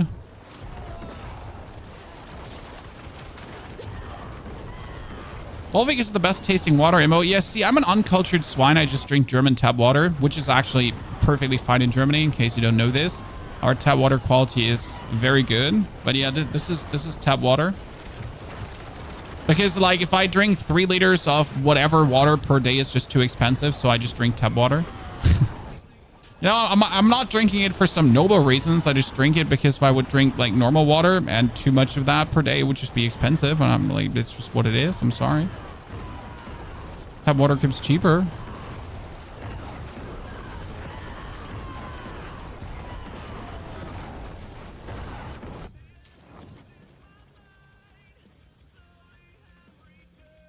How do you get ancestral items in the mercs? It's random. And it's actually like the chance is not really good. So ancestral items are random from the merc bottering.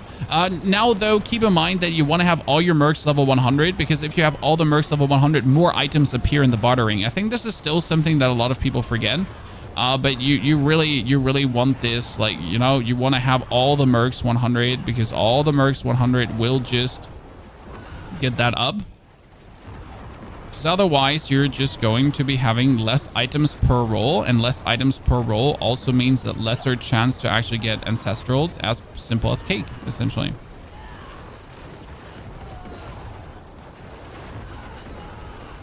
You know, I hate you. Let's get him out of the corner here. I need him in like an area where my own prison can encapsulate him fully, because again, like it's more essence per thingy hit, and the more thingies hit, the better it is, because more essence is more damage multiplier.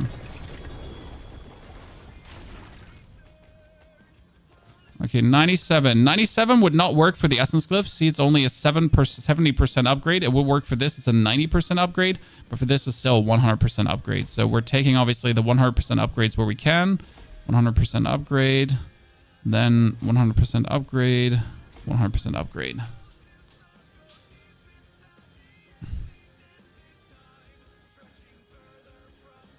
So yeah, right now, like, see, this is what we need to beat, Skulm. But the problem is that's the jump, okay, guys? So the jump in the leaderboard is right now, there's Skulm, who's the only other one at 105, and then the next guy is already at 110. So you're like, oh, I mean, like, again, let's check the gear that the 110 guy has, right? And it's usually that they always have, like, the multiple greater affix gear. He actually doesn't have it listed. He actually is showing, like, no, he's not showing the greater affixes, so don't even know how good his gear essentially turns out to be. But yeah, the usual 110 people have, like, such crazy levels of gear right now that, like, I can't.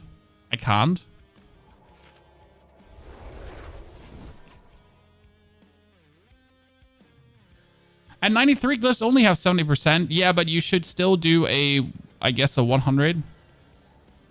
Because if you go below, it's going to be, like, if I do a 93 right now, it's going to be straight away at 40% lutein. I haven't tried it out much, you know? I know I had a 90% upgrade on level 90. And then I don't know if it was a 91 also level 90 upgrade. I haven't really looked at it, you know? At that point, I accidentally clicked. You know, I didn't even want to upgrade my essence glyph. I was just like, oh, I'm done with the level 100. Oops, I clicked the essence glyph. I didn't even look at the value there. 91 and 92 are 90s. Okay, that's good to know. Where's the ranking site? This is helltides.com. Everyone can send in their runs there, so this is not for streamers only. You can just submit your run. It's really simple.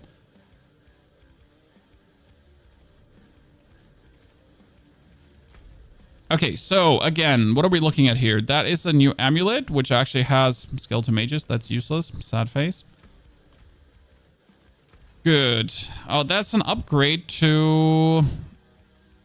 Unlucky. I'm not playing that one. That's Rathma's Chosen. That upgrade is actually a 1% damage increase for a 1% attack speed increase from my other build.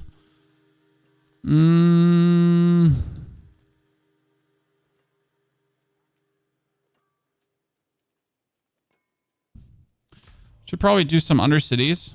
These are resolute, so let's try to get some more... Let's try to get some more Ancestrals, and let's try these Ancestrals to be jewelry, or bonus jewelry.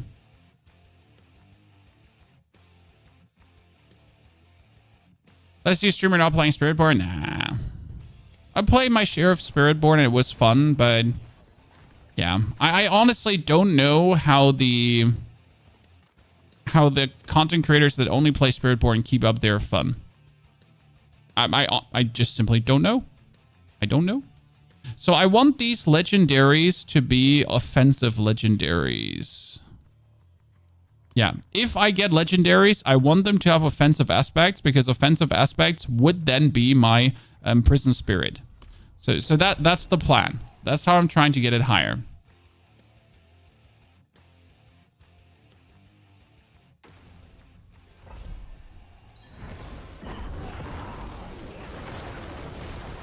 So yeah, I'm just simply not sure how they keep up their sanity. I mean, there's some creators that essentially haven't played anything but Spiritborn since day one. But again, I guess these creators are also known for like always trying to just push the boundaries. So more power to them. But I don't know how to keep up the sanity if you would only play one. I mean, we have played Rogue, we have played Necro, we have played like 3 different classes. We've made tons of different builds already. So we've been enjoying the variety as always, because I just can't keep with one thing alone. One thing alone just has me bored so fast. Not even funny anymore.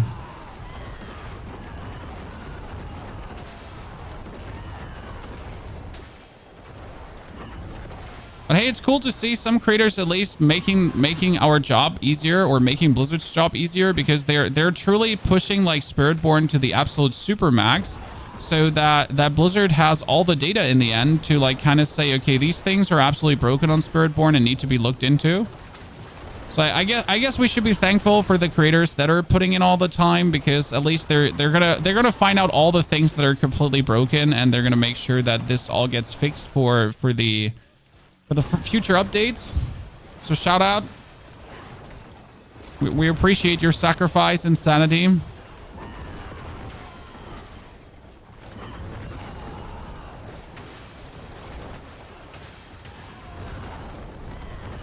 The massacre counter is from Variana, but honestly, I would like to always have a massacre counter. I don't need the massacre counter from Variana.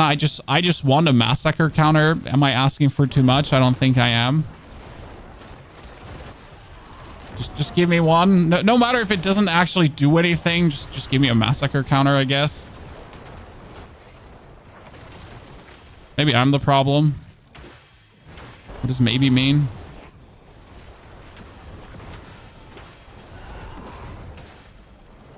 There should be, yeah, I want to say there should be lesser afflicted or one greater afflicted in this Chamber of Doom here. Spiritborn is ridiculously easy to play and broken as fuck. Honestly, if you were trying to figure out your own builds and really not looking anything up online, I would argue that Spiritborn is actually the hardest class to play in terms of making good. The biggest issue with the Spiritborn right now is you can't even not play the OP stuff.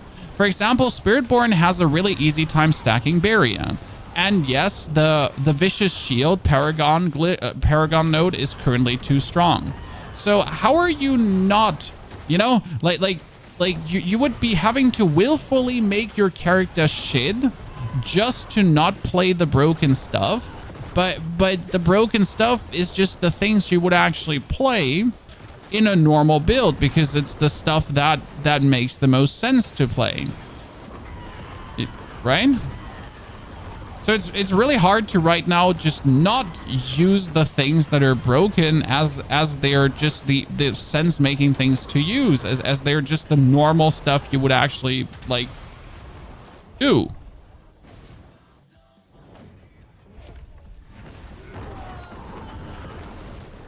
Which is kind of sad.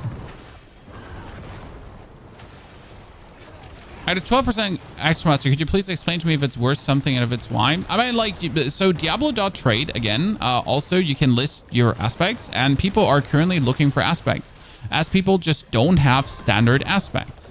Like if you have, for example, a very high rolled aspect, so Edge Master goes up to 25%. So if you had a 22% Edge Master, for example, that one might be worth it to actually sell over using it.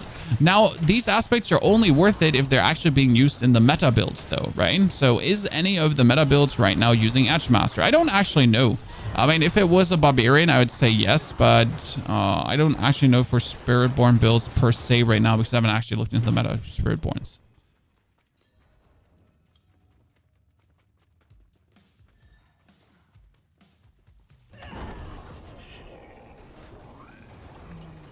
Oop.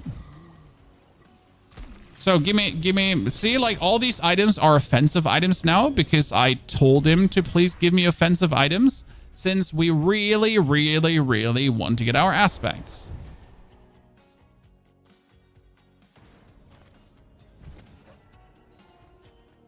Now we're going to check any high rolled aspects. That is the Blood Wave additional one. So that's worse than what I have. But see, like this triple title aspect, I might just sell that. This is 112%. This is a very well rolled one. Right? And instead of just breaking this down right now, as I would usually do, I could also see that I actually sell that title aspect, as that is also a greater affix. This is actually decent for stuff. How much? I'm probably just going to break this because I'm always too lazy to sell stuff. You know? So if you want to know prices, just go on the website. You know, on Diablo.trade, you can look it up. But yeah, see, like this is me. I just break things, you know. I'm terrible. Okay, let's try to get upgraded aspects one more time. We're going again for offensive legendaries. That's how you do it. Because that's single damage increase. Ghost Hunter, you still don't understand how to get the max out of damage. What do you think you're not understanding?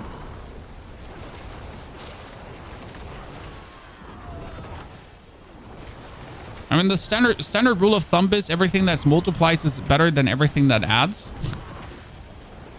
But actually, most stuff is multiplicative nowadays. It's hard to find like additive things, right? All the additive things got kind of turned into multiplicative things anyways. So it's hard to find actual aspects that still add instead of multiplying up at this point.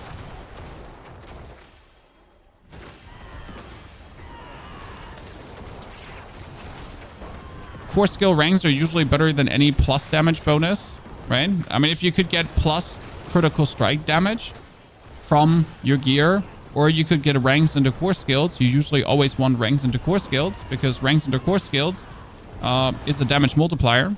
A hard damage multiplier. Simple as is. That's probably something. Because ranks into core skills will always make your actual skill from a base ground up stronger, and it increases the multiplier that your skill deals with. That being said, sometimes it might be better to also get bone spirit damage instead of critical strike damage. Critical strike damage might be a multiplier, but the actual bone skill damage, if it then gets multiplied up by your ranks into the bone skill, then you're per se having more damage, for example. Yeah.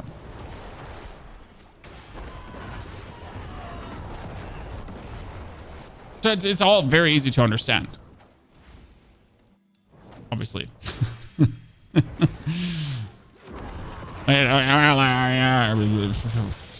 As I just said, right? That sounds all very, very sense-making without much explanations. And as I'm just talking about it, I noticed maybe it's not so necessarily sense-making straight off the rip. You know, maybe that stuff is not so much on the face. Like, it just seems so simple if you have done it, like, for so many seasons at this point, right? But I assume that a lot of people actually returned with Diablo 4, or might even be first-time Diablo aficionados now with Vessel of Hatred. So maybe it actually ain't that much on the nose. When I like assumed a lot of this stuff is quite.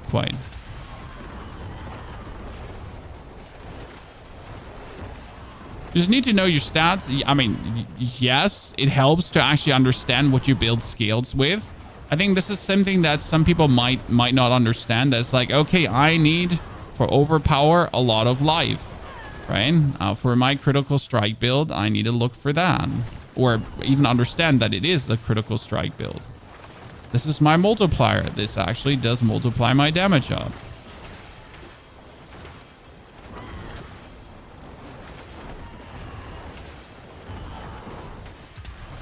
Oh.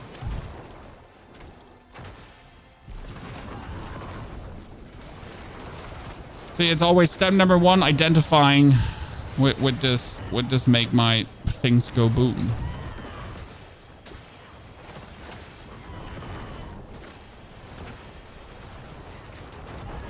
The game could be so much better, Adrian. I think the game is moving in the right direction. That it can always be better is unquestionable. You won't hear an argument from me. There's always better. But I do believe we're moving in the right direction. Now, I'm not sure what they want to do about the stat squish, for example, because we've had the stat squish, but we're back to billions of damage. And Blizzard was like, so there's one thing that Blizzard was anticipating. Blizzard wanted 1 million to be the new trillions or billions, right? So 1 million was actually supposed to be the top end of damage. Well, we kind of broke that.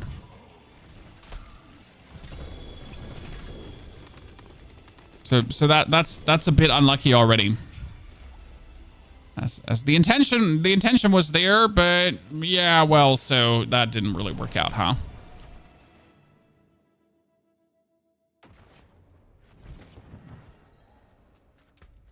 Okay, let's see. Amulet with, wow, that's a horrible amulet. And it's not a better aspect. That is gloves with not a better aspect. That is, that's a Bloodwave aspect again, and ossified. But you know what? I'll say this. The method is actually working as we're getting only offensive aspects. So this is the first time I've actually seen this amount of offensive aspects.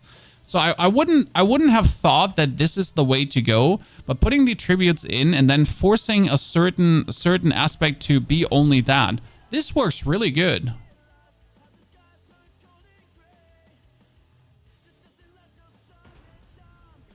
The fact that some people are getting rich from selling money for real, I mean, like there has always been, as soon as trading is there, people profiting from it. Is that a good thing? No, but you know, the problem have never been the people that sell the items, because the people that sell the items are just trying to make money, and I cannot blame anyone trying to make money. I will never blame anyone trying to make money, sorry. But the problem are the people buying it. I mean, if you're seasonal content-wise actually buying items that will become obsolete down the line, like you know, I mean, what am I supposed to do about that? So I cannot fault anyone trying to make money because like, you know, money is cool, and I understand. I want to make money too, you know. I mean, if I wasn't a content creator, I would probably be involved in some shady schemes as well to somehow turn money in computer games. I don't know. But here we are, and we're trying to make you subscribe to our channel and use YouTube ads to make money. So I don't know. There we go. Ta-da. But yeah, the problem with the people actually buying it.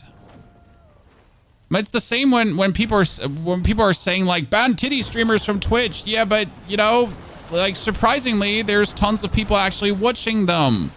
You know, it's not like, I don't think these streamers are the actual issue. It's more that like you see the audience. The audience is there. They want to watch this. This is what they want. This is what they choose to watch. You know, all the content in the internet, and they want to watch that. But yeah. So may it be as it is. You know.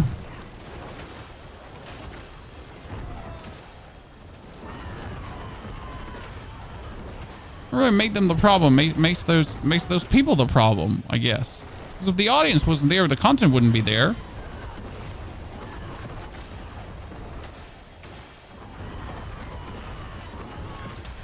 People always blame the creators for the shit content on YouTube, but there's an audience for it that watches that shit content, and millions of it, to be honest.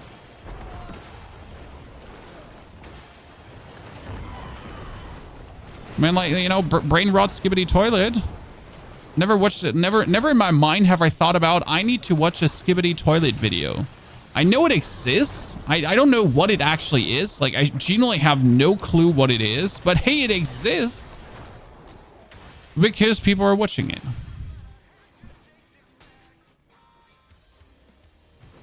We have to protect people from their own stupidity. Well, that's why gambling laws exist. Because you can't trust people.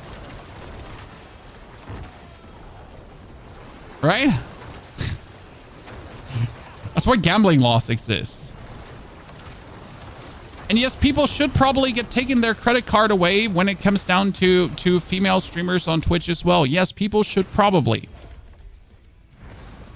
I mean, if I see you have been spending $2,000 on gifted subs, then we need to talk.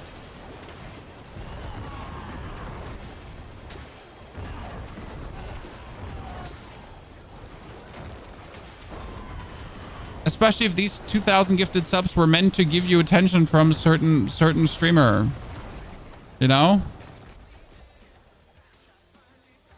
Then again, if you have $2,000 to spend every month for that, who am I to judge you? It's your money. You know? I'm not the keeper of your wallet. If you're not going in debt and this is how you choose to spend your money, it's a free country. You know, free speech, free country, free everything. Actually, I live in Germany. We're like, so that's that. Different kind of freedom, I guess. We're not, no guns.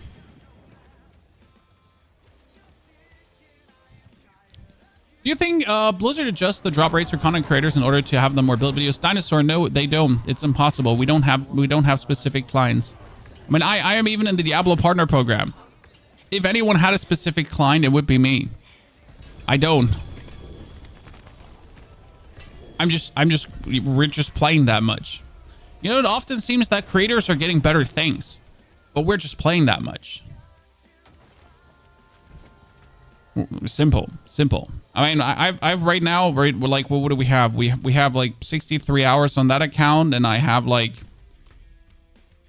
what does the Spiritborn have at this point? Gorilla Mommy.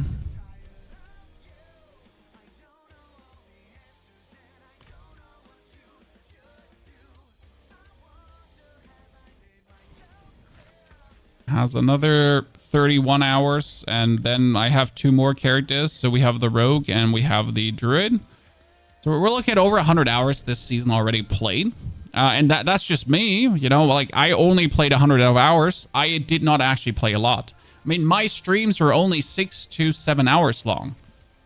Now let's check some of the other creators. How much time they actually spend with the game. Let's take a popular example.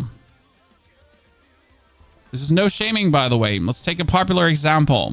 So, 12 hours, 9 hours, 8 hours, 12 hours, 7 hours, 7 hours, 6, 11, 12. So, I'm not taking this game serious at all.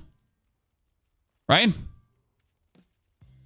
Man, I'm definitely not taking this game serious. Oh god, a Bloodlands! Ladies and gentlemen, a max rolled aspect for Blood. I should sell this. See, I would be stupid to use this because I don't need it, but I kind of want to still use it because I want to have a maxed aspect. But it's like, this aspect is mandatory for this build. It is not my damage. So like, keep in mind that this aspect has no influence on my damage. This aspect doesn't do anything for me. It doesn't give me more damage. It's not useful to actually have this maxed out. But I want to have it maxed out. But I should sell this. Like, there's someone out there who probably needs it for their build, and it would be like, this is potential billions right now, right? But I don't care. Like, my plan worked out. I finally got an aspect I was looking for. We actually 21 out of 21 the aspect with the strategy that we have been going for, which makes me relatively happy. I just now need to find out where most tributes of Radiance drop.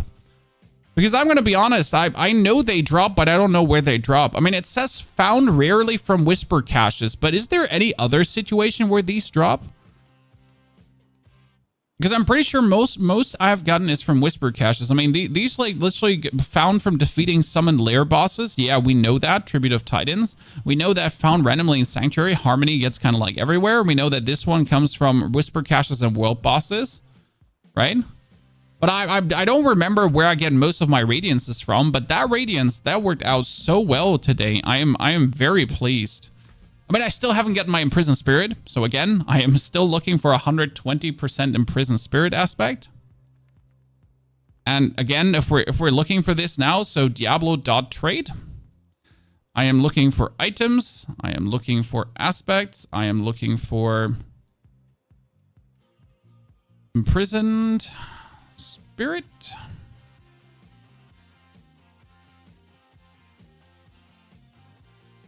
It's on a two-handed weapon. That's not what we need. It's also like the problem, right? You gotta see what you're looking for.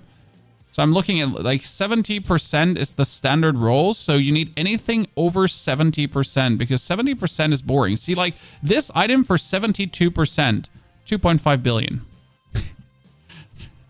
And it's actually on an amulet, so it's not even the actual roll I'm looking for because that 72% is scam. That 80% on 200 weapon is bad too. 70 is again bad. So I needed over 70%, but not on these kind of items. So that's 102% for 300 million, but I am already sitting at 105%, so it's not even good for me. And that's like the thing. I will search my butt off. That's a 78% on an amulet and only for one on a glove for 1 billion. Wait, that 78% is almost maxed out. You know? So because that's 70. Oh my lord, Chad, I only need to spend 1 billion on this one.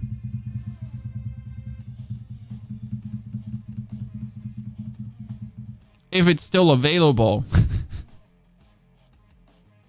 So yeah, you know, like only 1 billion to get my aspect better. Here, that's 500 million for the same aspect I have already.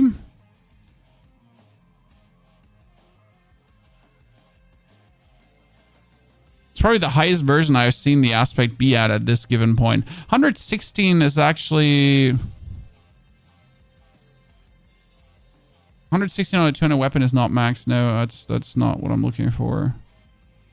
Godness. See, like that's like, and this 8 days ago. If it's even still available, who knows, right? Is that even still listed? Does it still exist at that given point, or not?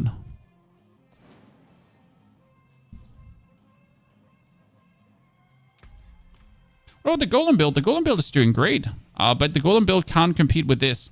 A simple reason why can't the golem build compete with this? If the build works the way it does, and it does, you're sending out around 6 to 8 bone spirits per second, not you know, not per 2, 3, 4 seconds per second, 6 to 8 bone spirits, due to how fast you attack, how many orbs you kind of like take out, and each spirit has the chance to do billions of damage, and you can't actually do, like, you can't click the button fast enough for that. Yeah, buying a 3D GA item just to trash it, exactly. That's the vibe. That's what I would do, but it's all my money, so I couldn't even do that realistically. Okay, we need to farm runes now, chat. That means we need to do some bosses. So we can actually prepare for Neil at this given point a little bit. And we can just knock out some Greeks quickly. The prizes have overpowered, hitting the damage numbers of Spiritborn. The prizes are so expensive because people are willing to pay, and people are obviously buying themselves money from like real money. I mean, if you go on a Diablo money platform, I guess right now, what would it cost? Like, so Diablo gold into Google. How much would I have to pay here? I don't know. Buy Diablo gold. If I wanted to have 2,000 million gold. Okay, Chad? We're talking about 2,000 million gold. So 2 billion. Like, okay, 10 billion gold would be 13 euros. Oh. And if I buy myself 10 billion gold for 13 bucks, I could then go into the trade, buy myself the perfect items for my build, and then I'm done.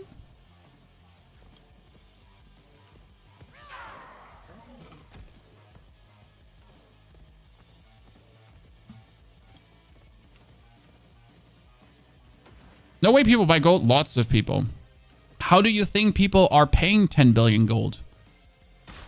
Now, how do you think people are paying these prices in the trade? I mean, yes, there are people who are really smart trading. Yes, these people exist. But these people still need to be paid. Right? So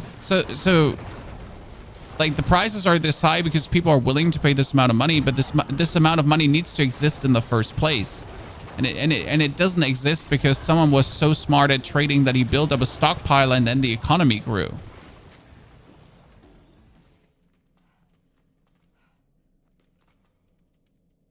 Last season, I offered gold cap for 4 GA winter glass on the official trade website, and someone said they wouldn't take less than $350 US, and there's people that would pay it.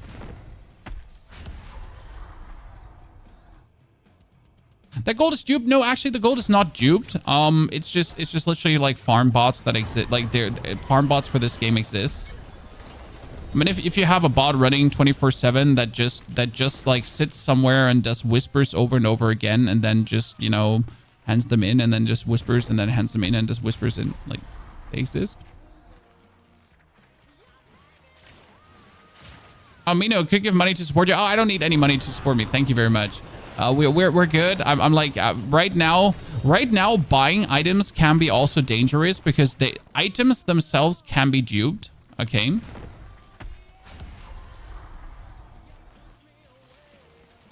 Yeah, people farming Infernal Hordes for $2 per hour in Southeast Asia. Exactly. Sometimes it's bots. Sometimes it's people farming this for minimum wage. Oh, that was a triple. There was a triple GA, a triple like, what was it called again? Goddamn. Shot of Agony. Holy. If I use a Rune of Socket Bolts here while killing bosses, does that give me more runes? What do you think, guys? Can I drop more runes from this? An interesting question. By the way, the materials does work, in case you wonder. So if you use an opal of materials on these bosses, yes, it will actually give you more materials.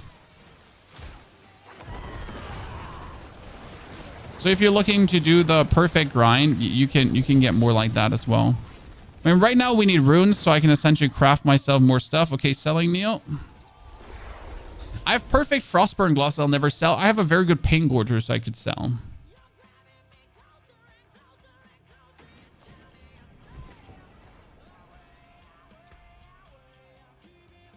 Okay, we don't need any of these, so they're all coming into the... I mean, right now, like, again, up to 140 iron chunks per boss. Look at that. I was at 5.5k and 10k rawhide just a second ago, guys. There you go.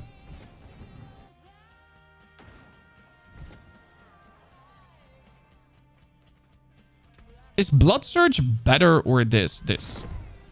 Blood Surge is really good. And with this level of equipment I have, I could make Blood Surge go crazy. Especially I have the Shroud of False Death, and the Shroud of False Death made Blood Surge really, really strong. The problem with Blood Surge is, like, in order to make Blood Surge go super, super, super crazy, you need to have a perfect amulet. And not only a perfect amulet, that amulet needs to be godlike. Because a lot of these amulets, they need to have three... They need to have 3 passives for certain builds to really go crazy. And yeah, Blood Surge needs you to have like Tides of Blood and Colossus Blood. Oh, that's another triple Shard of Agony. Jesus Christ, we're getting Shards of Agony like there's no tomorrow. Are you kept out on gems? Heavily. Heavily.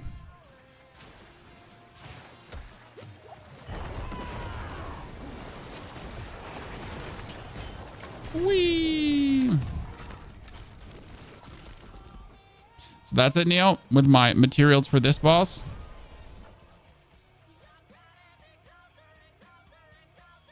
So this comes online way easier. Yes, it's also stronger.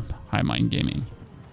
The problem with Blood Surge is that you truly need to stand in everyone, and you kind of need to stay still to get the most out of Blood Surge. With this one, I can position myself usually better to allow myself to just simply move around. So that's really helpful that I'm essentially not stuck. By the way, we can craft 2 mythics, Chad.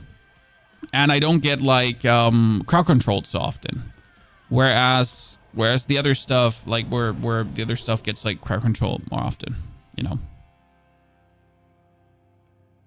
Can't figure out how to target the GA tributes, Jason. You can't really target the GA tributes apart from Whispers. So they drop from Whispers 100% and from World Bosses.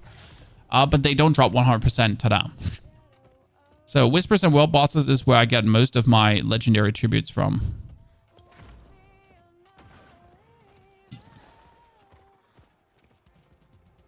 But Whispers you should do anyways. Best place to farm boss mats, you get yourself an Opal of Torment. And then you do Helltide. That being said, I yet have to run out of boss mats. So again, you get a ton of boss mats for actually leveling up your reputation. So reputation grind levels up your boss mats. And I yet have to run out of boss mats in any capacity. I have been just playing. I've been not targeting boss mats. I've been not trying to get them consciously. And we have been more or less infinite on the boss mats. I'm even trying to run out of them. I mean, we did a whole grinding day of just killing tormented bosses, right? And yet I'm just struggling to run out. You can't use Air of Perdition on your Spiritborn. You can, depending on what build you play.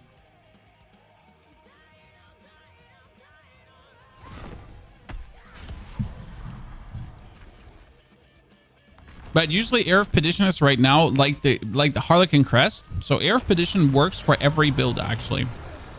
Even my minion Necro can play the Air of Perdition.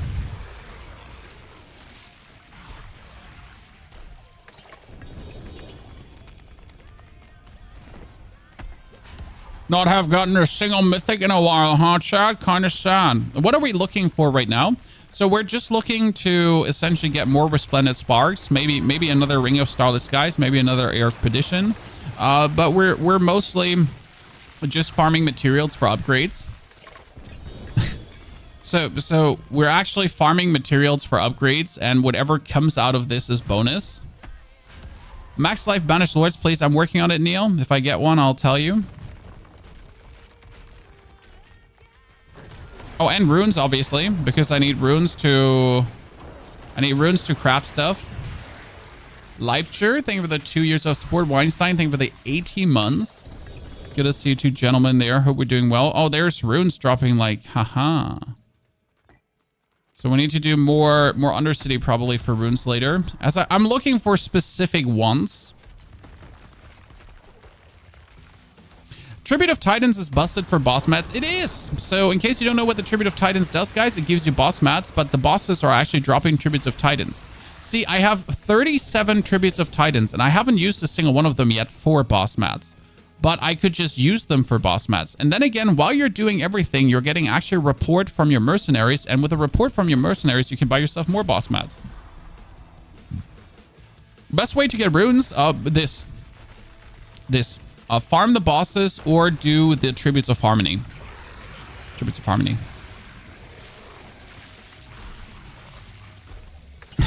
Ashriv, thank you for gifting 5 memberships away on the YouTube. Also, GG to 5 more YouTube members. Appreciation, ladies and gentlemen. Hope you're all doing well.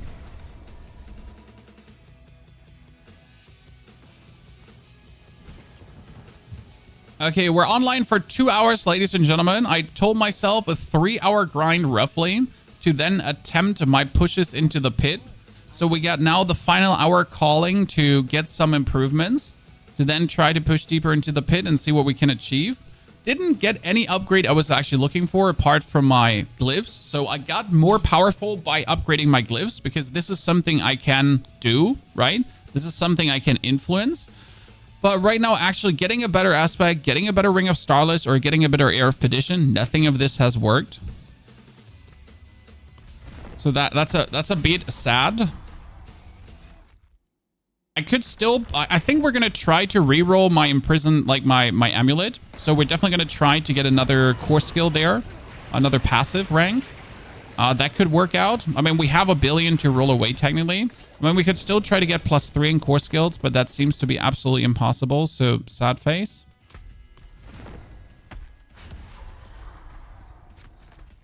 You get 200 blood. I'm not sure like how much I'm willing to do bosses today. Like we're gonna burn through my Duriel mats here quickly. As I just can't do this. If I burn through my Duriel mats, look at this. We just got 2,000 iron chunks in the time we just started doing bosses, guys. So the iron chunk grind is so much better right now. It's truly beautiful in my eyes. And I need all these iron chunks because we're gonna quiet reset some masterworks. What do you have an ear in your inventory? Well, I killed a Spiritborn today. And he thought he was hot shit. Okay, he came at me. I was just sending in my fragments in the middle of the PvP area. It was 3 a.m. in the morning, Chad. And he came at me swinging. He was all out, like full on blazing and like. And I shit on him. Because the thing about overpower damage is, in case you don't know this, guys, overpower damage doesn't work in PvP correctly because overpower damage is capped in PvP. But critical strike damage is not the same way capped. Okay. So I'm a full critical strike damage build that doesn't overpower. He was a full overpower build that only overpowers. So he thought he's like super cool, trillion damage super blaster. He wasn't. Neil. Do you need it 60% or is 48 enough?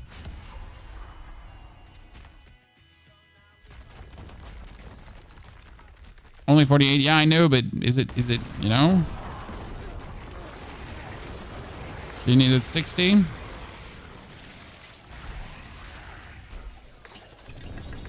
It doesn't even have max attack speed, so it's probably bad anyways. Ring, chest, pants, amulet. Speed is useless. Your face is useless. I killed over 130 tier 4 bosses in a row, 0 mythic uniques. What the fuck? Robbed, Chris. Robbed. You get robbed. Absolutely. Hero, thank you very much for your 8 months of support. Hero, good to see you there. Appreciate it. Dankeschön. I get a BLT with a GA on attack speed, but 52%. Is that fine? You always want the 60%. So I would personally say that a Banished Lord's Talisman that is not 60% damage, no matter what GA it has, is useless. Okay? No matter what GA it has, if it's not a 60% Banished Lords, useless. Because that's your biggest damage multiplier. You're not multiplying your damage over attack speed, technically. You're not multiplying it over core skills, technically. And that one can only be one anyways. You know? So yeah. What do you do with gems? I mean, I have all my gems maxed out. So I have the maximum skulls, I have the maximum gems, I have the maximum everything. So gem fragments are actually being used to upgrade your Paragon glyphs. But at some point, you're just infinite.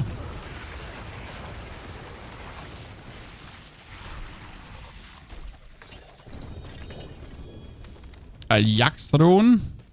I seem to be not... Oh, that's 2 runes. Ladies and gentlemen, see, it worked. My sneaky plan worked. I have been using an Opal of Socketabolds, and the Opal of Socketabolds got me a bonus rune. I mean, these are all the runes we just got from doing bosses so far, so that's kind of good. We're sitting at almost 8k. You gonna pet your pets before the boss fights? Yeah, we're not actually trying to get mythics here, chat. I know this looks like we're actually farming for mythics, but we're not. We're farming for iron chunks and for rawhide. I know you might be confused, but imagine doing these bosses for mythical items. Nah.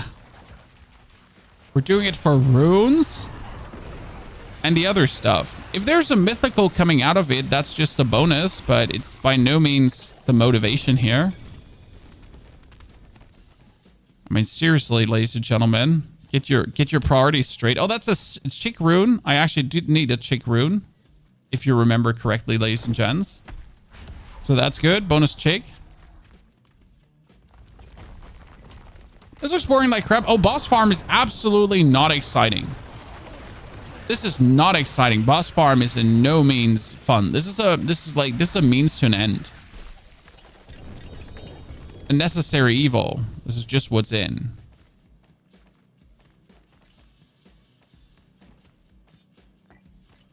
Okay, Neil, that was all my Duriel mats. So we get them burned through too.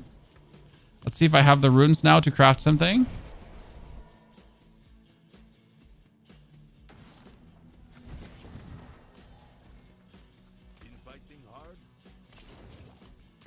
Okay, let's put my runes back in.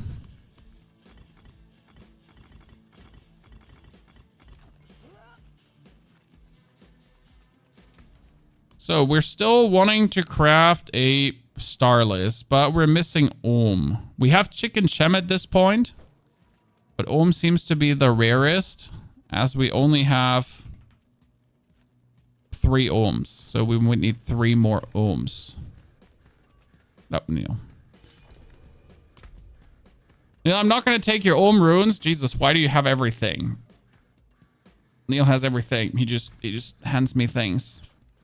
Man's a legend. But I'm 1 Ohm short. That's fine though. We just do the Undercity, Neil. We just need to do the Undercity for more runes. Because I can craft myself maybe another petition. The problem is the petition would need to land on core skills. The Ring of Starless could also land on attack speed.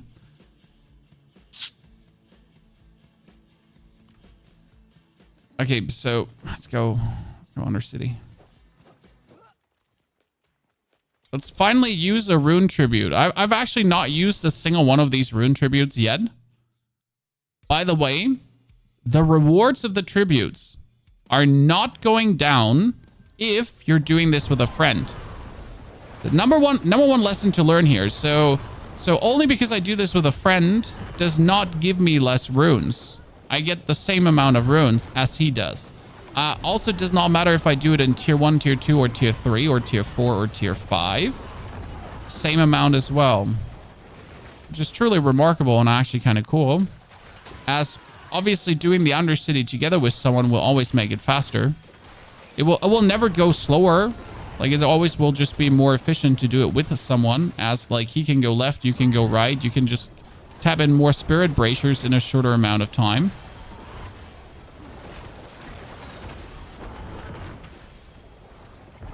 Again, one of these content pieces where being a team is just better.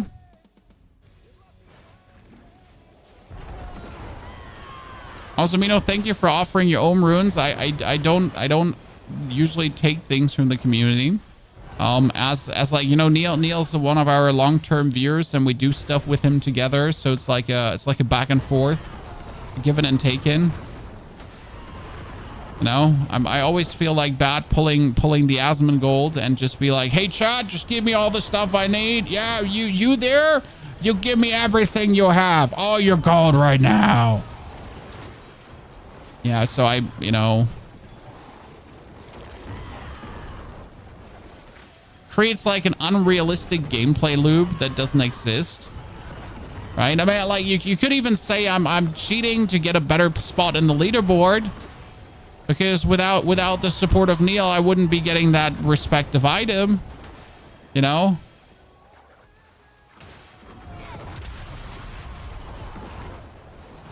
Might as well be doping, I guess. At this point.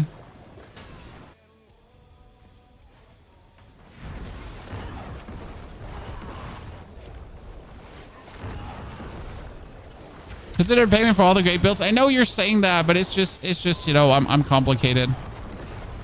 It's me. It's not you, Chan. It's me.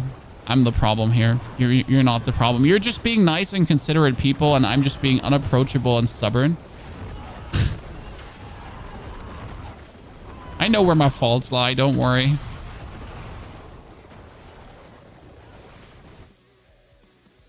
So how many runes do we actually get out of this?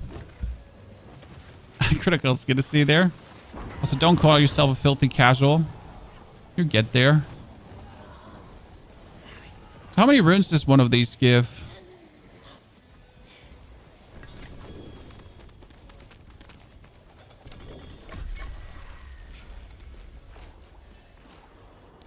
One, two, three. Too many items dropped. Wait, do I only get 3 runes, or is the rest like hidden behind all the fragments so I can't actually see the loot? I don't think I can actually see the loot, guys. You know? I don't think I can, like, there's no end to this. Oh, that was 3 blue ones. Is only blue runes dropping from this, or do you actually get legendary? Oh, that was kind of sad.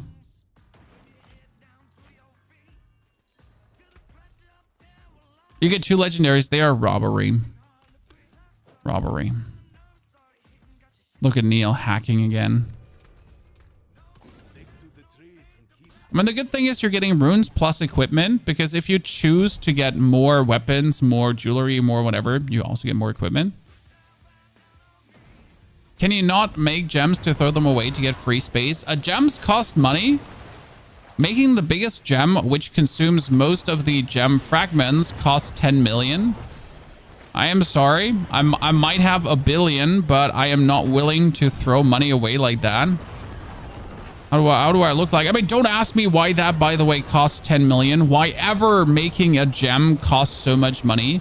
we have so many money sinks in the game, and Blizzard is like, hey, you know what? We need another money sink. You know, the people are having too much of that good old like they have too many rubles there. Let's actually create another money sink for them, because why not? I mean, money sinks make sense for a money economy. In an MMO, this game is not an MMO. We don't need money sinks. I mean, the only money sink we actually need is enchanting, because that eats up a lot of money. So these gloves here, chat, you might not see it, but these gloves have eaten 400 million gold so far. And the outcome is that I got +1 to core skills. So yeah, so I paid 400 million gold. I've gotten +1 to core skills. I still haven't gotten +2 to core skills. I've been trying. Don't you trust me? I've been trying. Been, like, quite significantly trying to. So most of my gold this season has actually gone into that. And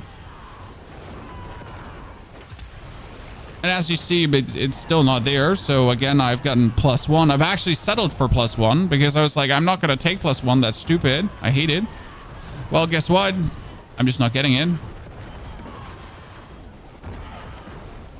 That's bad.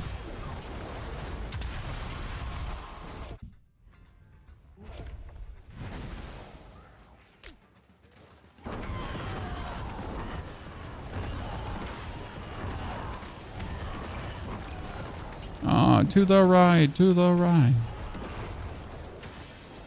I guess we're gonna like 2-3 more of these runs, and then we're just gonna check what rune we're gonna be missing. And hope that after 2-3 more runs, I just simply have the runes I want. And then we're gonna craft ourselves the Starless Skies. And hopefully we're gonna, I mean, like, we just don't have to hit lucky hit chance, right? That's it. I don't have to hit anything good. I just don't have to hit lucky hit chance. Okay?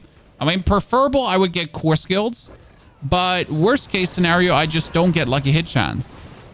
And then I just have to masterwork it again multiple times. So that's that.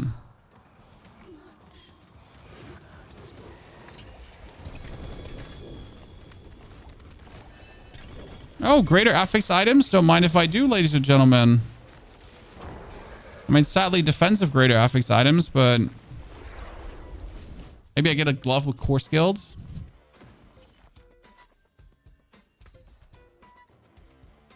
Yeah, they're not good. Mine are better, but sure.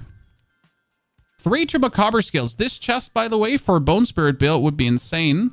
But actually, you're mostly taking the passives one. But that +3 greater affix to macabre skills is actually, yeah. That's worth a lot of money in today's economy.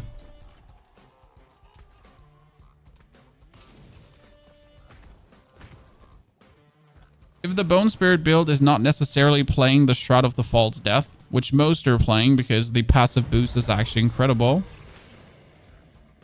Okay.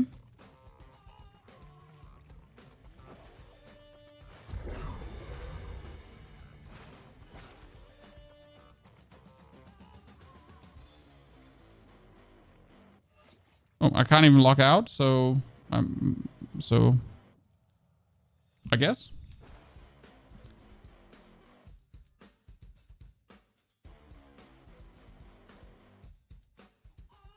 Yeah, invisible mode activated. That's a first. I mean, there's always a first, but yeah.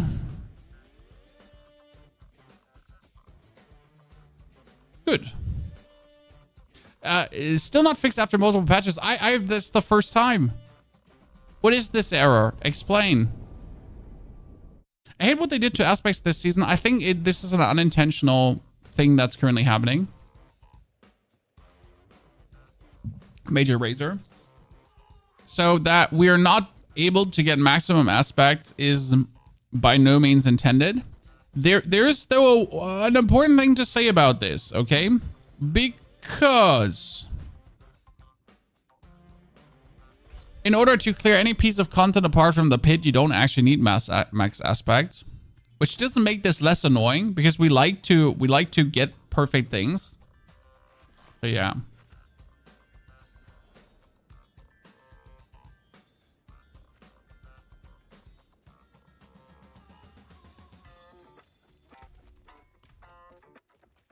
Okay, we got robbed here.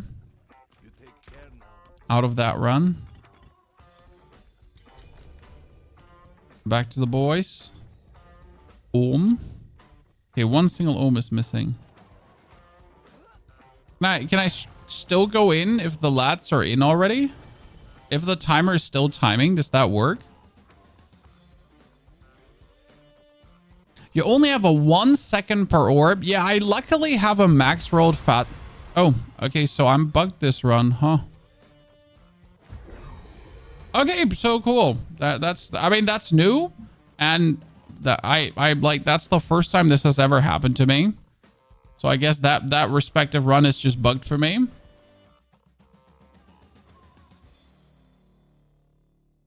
Intriguing.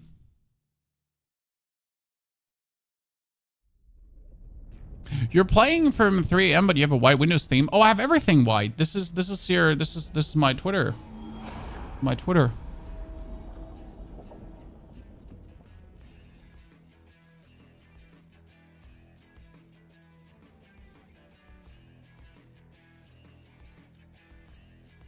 But I also sit a meter away from my screen. I have 6 screens and all my screens are relatively bright. I have ginormous lights that are shining in my face. I'm not sure. Like, my life is wide mode. I'm a creator. What can I do?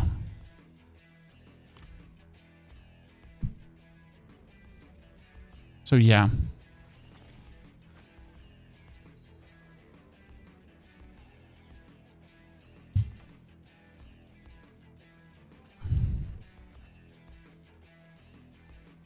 That's just how we roll.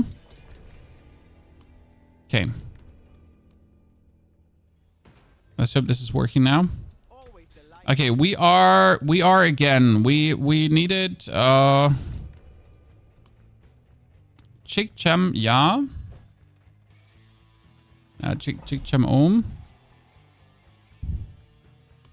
We got 18 at this point. Okay, we got Chem into Chem. I can't write Chem as it seems. So we get that. And so we only need 1 single more ohm. I gotta see if Katie has an ohm to spare, probably. Then we can actually make a starless.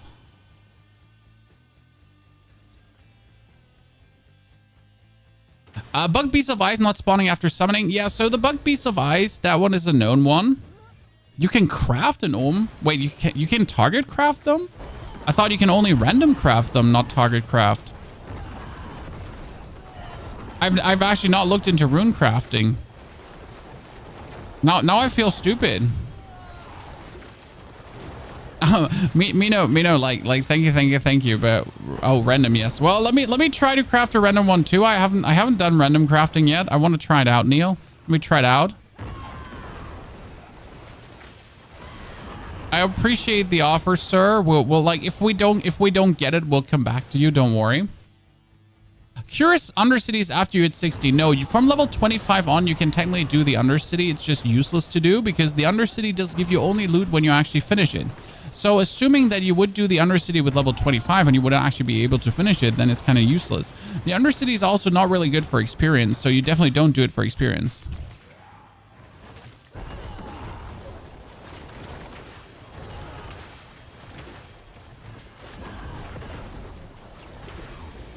And the Undercity is only really worth it if you have tributes. So without tributes, you don't want to do the Undercity as well.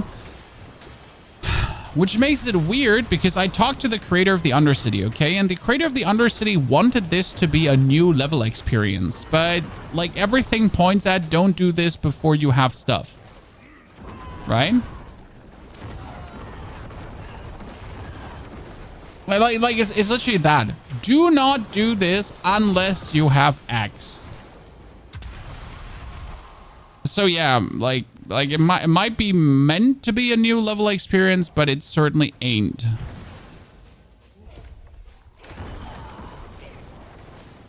It might be an intention of the Undercity creator, but well, that intention fell flat, I guess.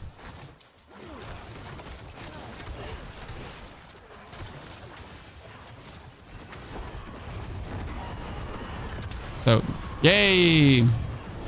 By the way, we could also invest 50 million to probably make a random cash chat. So a random mythic cash if we want to, but I'm scared to get robbed. Tiz, thank you for the 2 gifted, by the way. Congratulations on your horse. Thank you for the 2 more gifted. Congratulations on your horse armor. Appreciate it.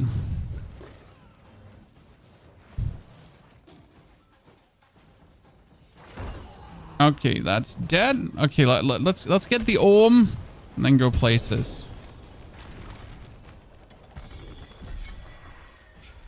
I got myself a Zek and a Q, so no Ohm robbery. Let's try to craft something.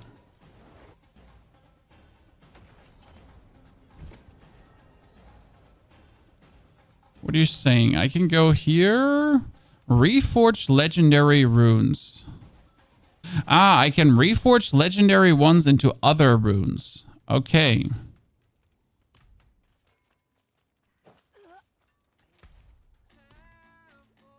But I need to reforge runes of invocation, right? Because I want to have a Ohm, so I need to reforge an Ohm, a Vex, or a Yom.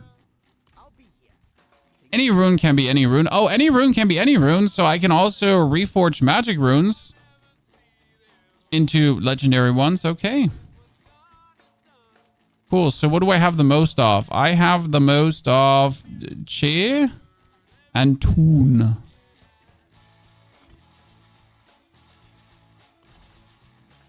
Oh, so any runes can be any runes. Also, like in terms of like invocation can be ritual and ritual can be invocation. That what you're saying? Let me put everything else away. There's a stash right next to the vendor, sir. This is a Wendy's. And I'm a special nut job, so let me just ignore that one and run past and have like everyone screaming internally. Okay. Robbed. Robbed.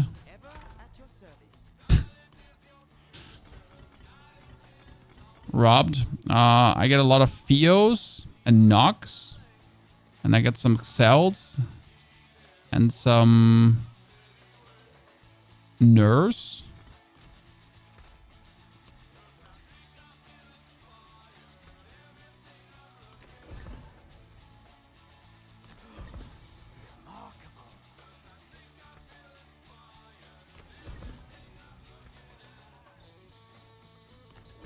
Well, that didn't work out. We tried, Sean. The outcome is we didn't get what we're looking for. We're still missing an Ohm. We got the Sick. And we got the third one.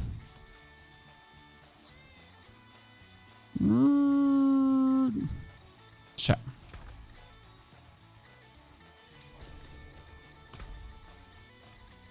Oh.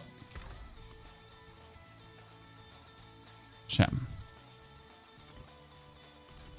Oh, Neil got 1 Ohm. Ladies and gentlemen, we get the Ohm. Katie, I got one already.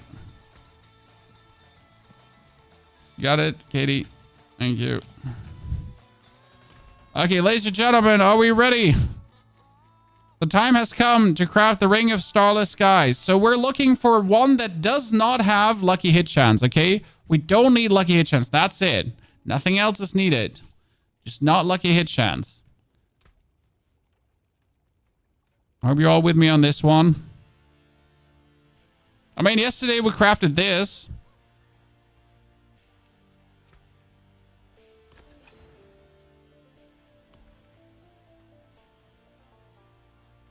That's better. All right, so that's better, but we also don't need this. So what's the issue? So that's my crit chance.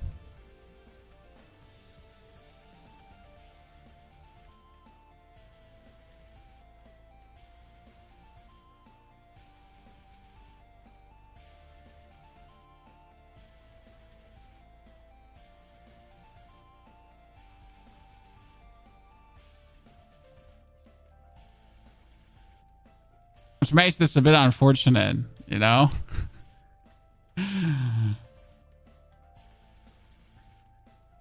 They're like, sad face. You know what we could do though, Chan?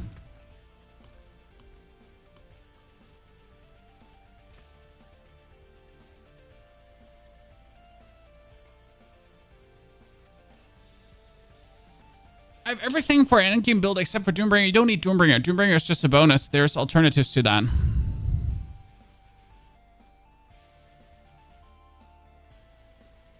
Is it happening, ladies and gentlemen?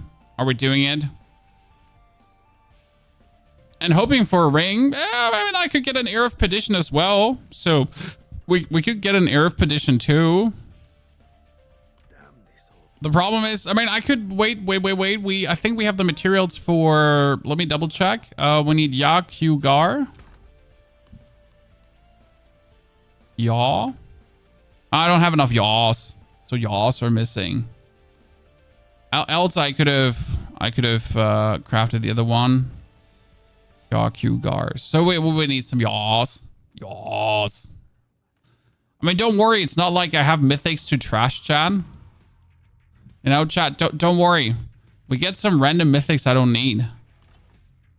That's 2. Kitty, do you get a yaw? By chance?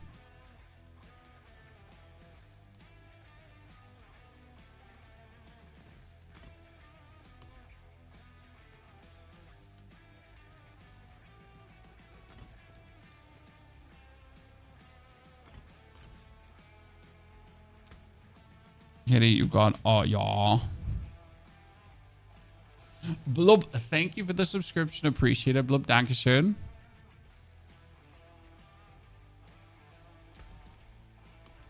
Just one, yeah. Then we're good. I got Amino, you get too many things. I'm gonna rob you dry in a second. That's for sure.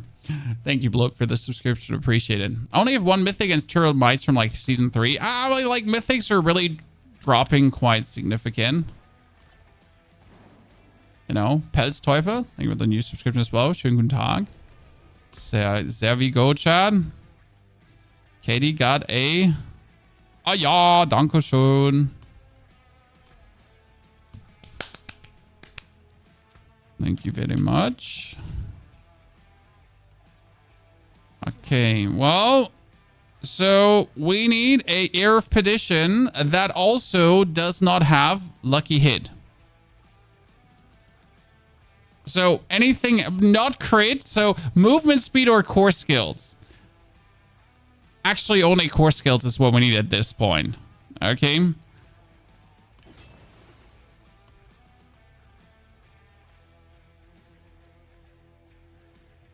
Thank you, sweet baby Jesus. Woo! You go, girl. Let's go. Okay, chat. Let the rolling begin. Oh, I'm missing Masterwork mats. I need a ton more for that. Okay, now let the fun begin because this is where pain starts. Okay, Lucky Hit Chance, fuck you. Oh, well, yeah, you want to fight, huh? You want to throw hands? Thank you. That's fine. That's fine because it's gonna be 1 more automatically. I don't think I want to roll until I get 2 core skills because if I do this, I'm gonna lose my fun in the game. So I do think I'm probably just going for the, you know, this is happiness because if I upgrade this now further, I'm at least at 5. So we're done. We're good. Don't you make me try to get this to 6 because I won't be happy doing that. Okay. Yeah. I'm gonna destroy the old one. Mark that. Destroy the old one. Actually, I should probably keep that.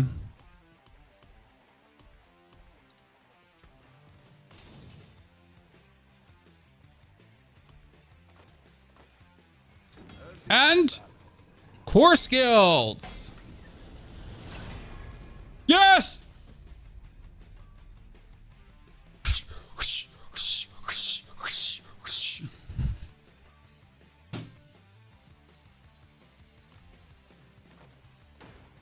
You know what the cool part now is too? We actually unlocked the Air of Perdition transmog.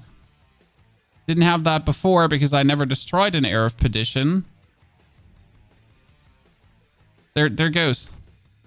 It actually does fit. It does fit pretty well. I'm not gonna lie. It just does look good.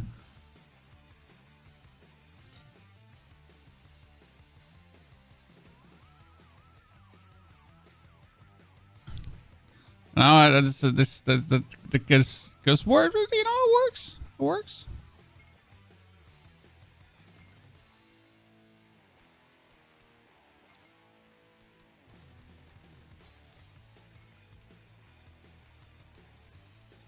Yeah, we're willing to go. Okay, so that's a harsh improvement. Now the question rather is, do we want to masterwork this one over that ring? Because right now I feel like this would be a waste, masterworking this ring of Starless Skies over the other one. So we're like, you know, it's not going to be an approval like by much, if any. Also, I don't have I barely have the materials. I mean, I should try to get one with core skills too, probably. I mean, we have one spark left, so if I just, what again do I need? Caustic, thank you for your subscription. To Ollie, thank you for the Prime sub. Good day to everyone. So we're getting close to doing our runs chat in the pit. So we need ohms. Okay, are we gonna take your ohms now, my friend Mino? Are we gonna rob you? Are we gonna rob Mino now of his ohms chat so we can craft one more Ring of Starless Skies? Because that's the only thing that's missing. Okay, so Mino, I'll take 6. Gladly. Oh, jeez.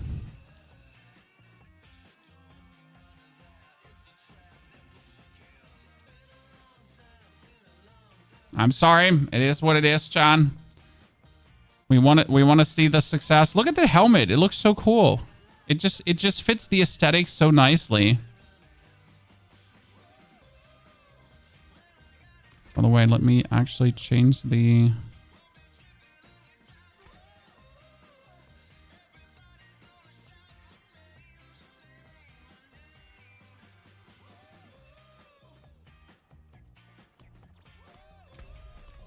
No, you know what? The yellow one looked better.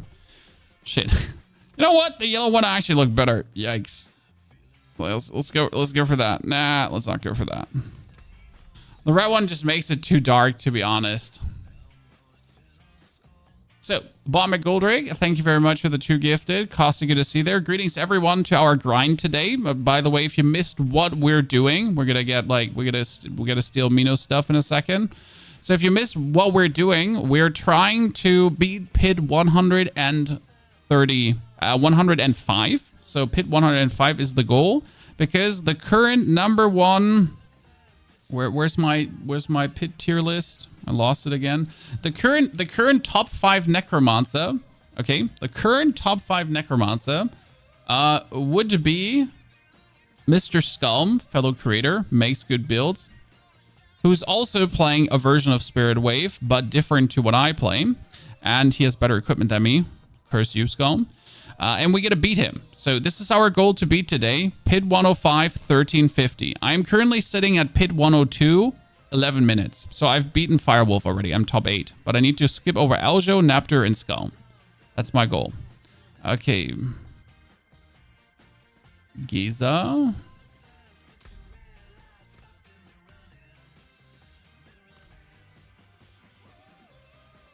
Whee!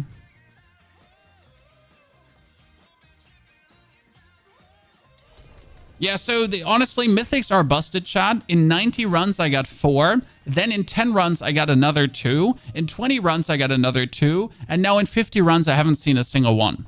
So I can't really complain, but it's just also, it's so...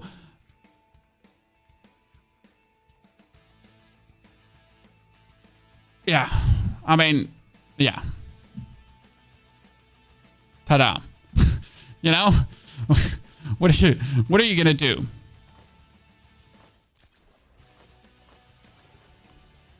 Let's, by the way, put our runes back in, because I was playing the Xel and Yule. Okay, that's 5 Owens. Ladies and gentlemen, shout out to Mr. Huller, to our friend, Mr. Juan in the chat. Thank you. Appreciation. That helps a lot. Now we just need one more, though. Now we need just one more, though. So thank you very much, Huller. We appreciate it. Not remove friend. That's not what I wanted to do.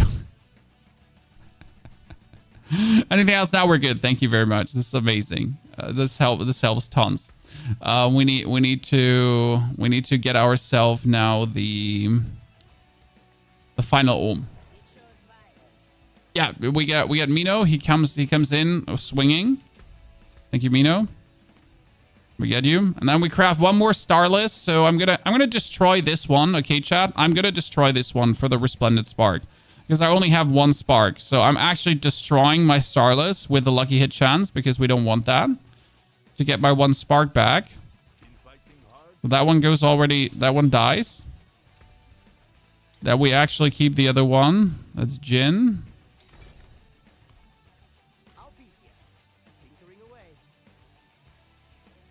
Where can you find which runes for Mythic? You go to the jeweler and then you press right click. It is not obvious because it says here, it says they're tiny, show materials. I am not sure why they did not just put the names below it. Where's the fucking problem to put Ahu, Neo, and Lum right below these?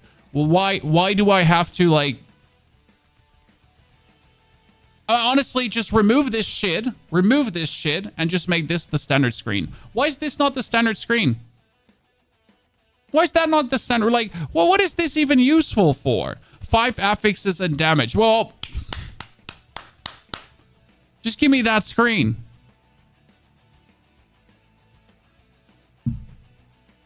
Well, why, you know, why does this one exist in the first place?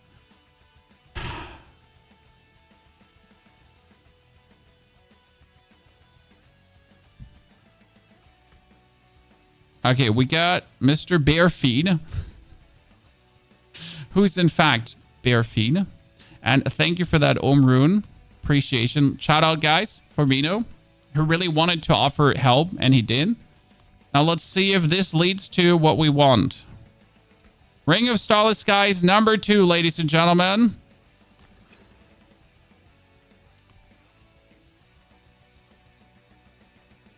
That's perfect. I mean, it's the best out of the worst.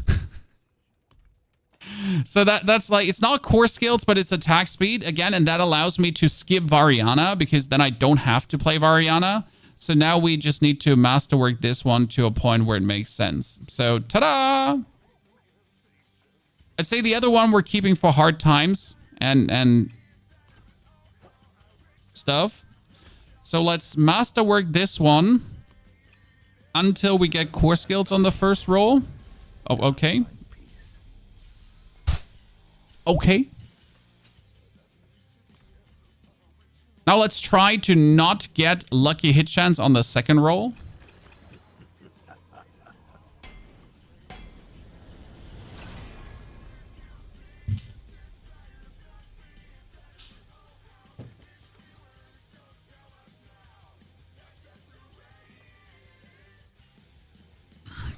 If there wasn't so much technology here, I would have spat out my water, but I don't want to risk it, you know?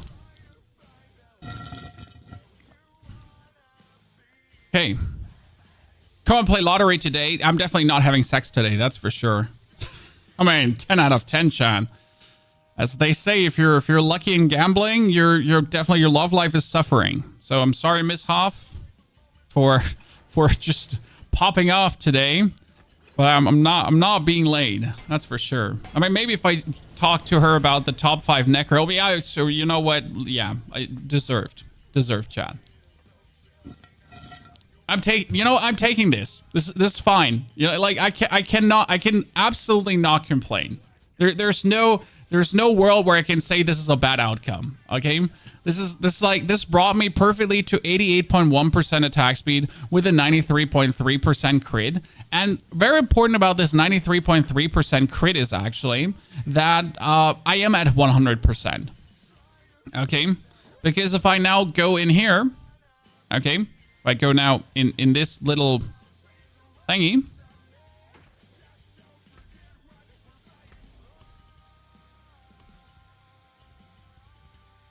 We're at 97.3%. Because I'm getting more crit to my surroundings. Ta-da. Okay. So the only thing that we would need to get right now is... I mean, I would technically need to get the Masterwork on attack speed because I would need to hit the 100% attack speed. I could probably reset this Masterwork to get the attack speed because I'm currently thinking about how do I get the attack speed to 100? Because again, right now we're playing Variana, okay? What does Variana do? Variana gives us 10% attack speed and another 15% attack speed, which is too much. So we technically don't need this anymore. We could put Variana away now and just say screw that bit of attack speed, and you could actually go and play Subo. But only if we get 100% attack speed otherwise, right? Could technically take a potion for this, but then I'd get less life, so potion's not an option. I use Rahir for 40% damage. I was actually thinking about using Subo. Wait, I need to leave. I was thinking about using Subo for...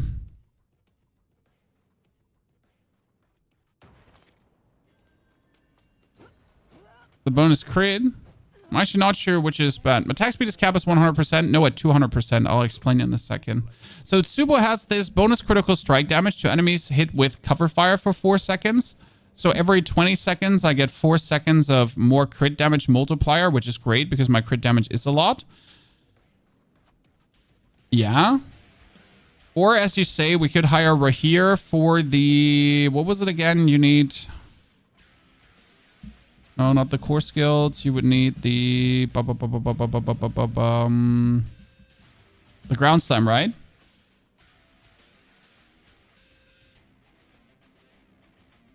You would go for enemies affected by ground slam, take 15% increased damage, and allies affected by Rahir Bastion deal 40%. So that's what you probably do, correct?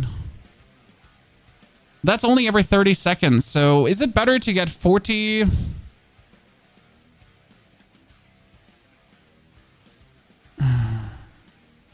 I mean, ground slam is every 11 seconds. So every 11 seconds, you would get 15% more damage. And every 30 seconds, you would get 25% damage.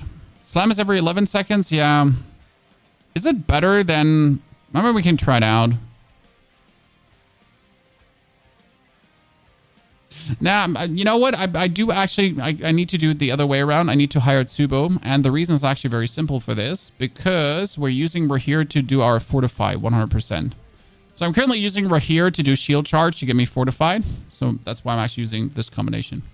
Because my Fortify is minimal. So I'm actually like... I am not even fortifying over my Necrotic Carapace. I just have him fortify me. And I need that for Titan's Fall for the 18% bonus damage. So, you know... that's that. Okay, now let's roll away our last. Let's roll away our last here little itty bitty pair marks to maybe get another upgrade. I like seeing what Papa's friends collect. Greater affix. Von Bone Spirit explodes, spawns 3 spirits. That one might be an upgrade, actually. I'm not entirely sure. Did I count it out right? I wasn't sure how high my roll on that one was. For sure. What's the highest bid you have done with this build? How high are your Bone Spirit crits? So I don't look at my crits, but we know we have done above 10 billion already. So above 10 billion is definitely possible, easily. Oh, we mostly have damage numbers deactivated at the given point because damage numbers are actually like quite bad to have on. Let's take our Obolds. So these are the last preparations, chat. After these preparations, we're gonna do like 4 more pits, and then we have another 17 minutes essentially. Okay, another 17 minutes until we start pushing deeper. So we got Subo, we got the 88% attack speed, so it's 12% attack speed missing. I could remaster work this to potentially hit the greater mean, I could remasterwork this until I hit a 1 on attack speed, right? But it's the base attack speed that's actually being pushed up because this is 19.5%. What's the standard? What's the standard attack speed on a greater affix item? I don't actually know. 10%, right? It's 10%, then it goes up. So 10%.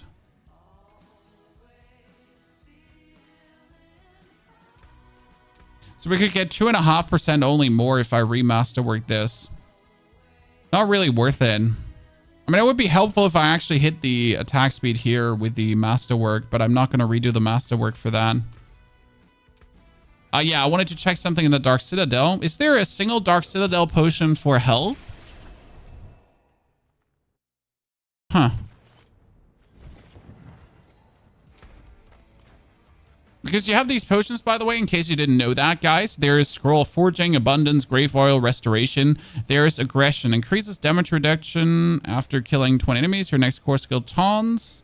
There is every 10 seconds. Your next core skill heals. That's useless.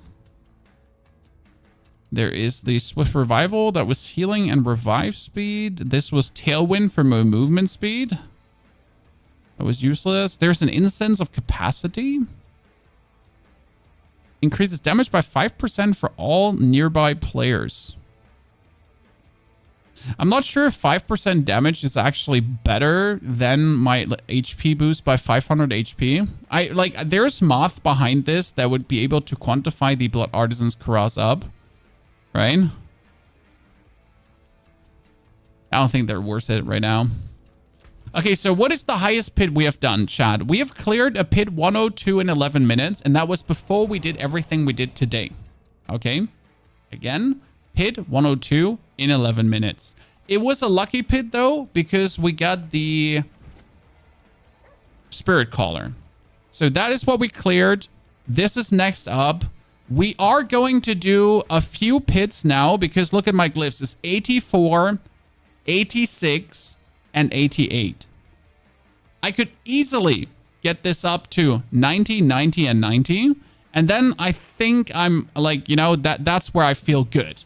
Now I'm running for the toilet first, and I'm getting water. Then we do the last preparation, and we're going crazy. Okay? Give me a short second. I need a PP.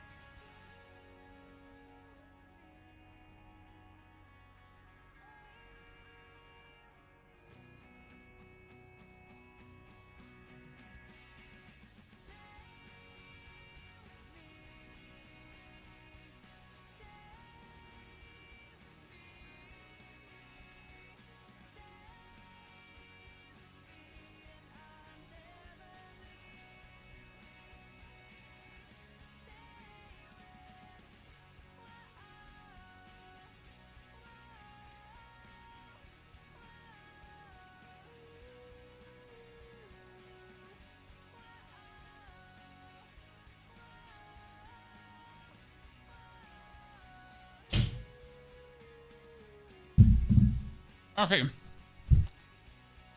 Is Quivolley still good without mythics? Yes. Spiritborn is broken. Okay. Spiritborn is broken. 84. 84 means I need to do a 97.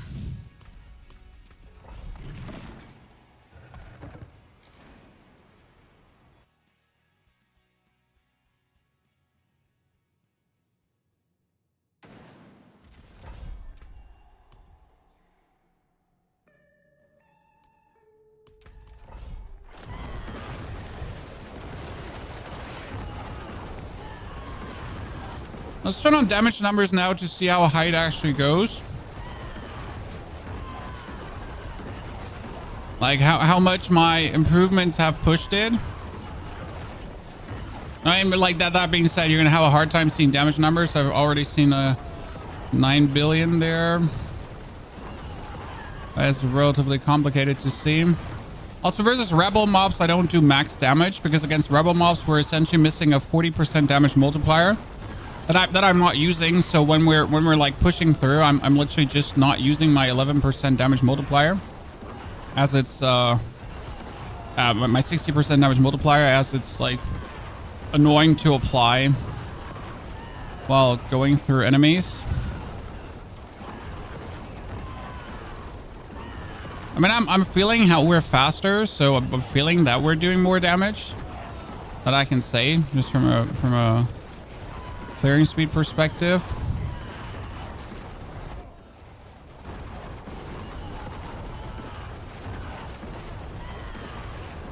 Everything just dies quicker. So that's for sure. Warrior of Elohim, good to see you there, sir. Thank you for your subscriptions.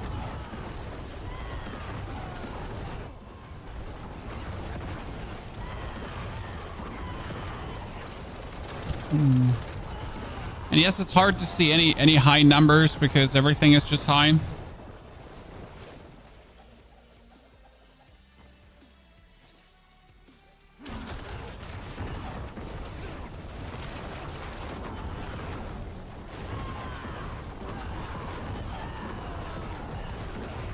But this is looking quite promising. I'm actually believing in the 105 today, ladies and gentlemen. I believe. He's starting to believe. It is me.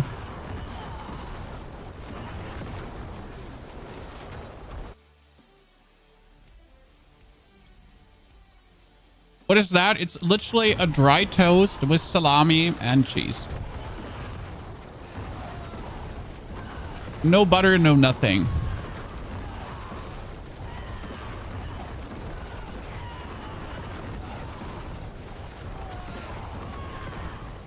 Perfect. I'm a very simple person. I don't need very sophisticated food. I just need food. You know? A dry toast with salami and cheese is enough. It's a very nice buttery cheese that essentially replaces butter and everything, though.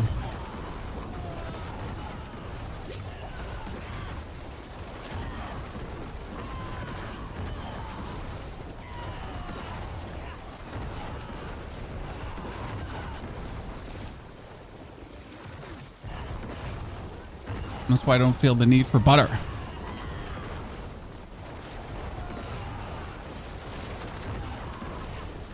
I mean, I'm just hungry, you know. When I'm hungry, I don't need fancy food. I just need food.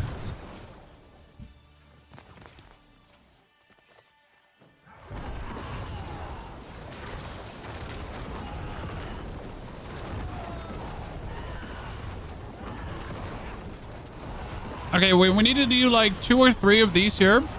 So another like 20 minutes of pitting. And then we're finally attempting the 103. I don't think 103 will be a challenge, so 103 should be relatively simple. Not sure how high the HP scales with 104 and 105. You know, when the next big HP scaling essentially happens. That's gonna make everything feel atrocious again. We'll see that. I see your Paragon tree. My Paragon tree is in the build guide, sir.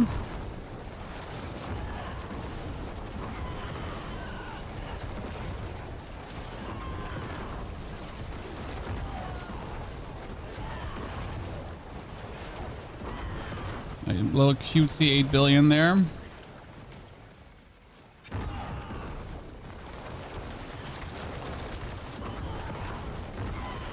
Keep pushing everything forward with our blood wave. All the way on this side of the room, and then you're essentially shoving everything below. So take your corpse tendrils to pull everything together, and then slowly shove everything towards the bottom of the stage.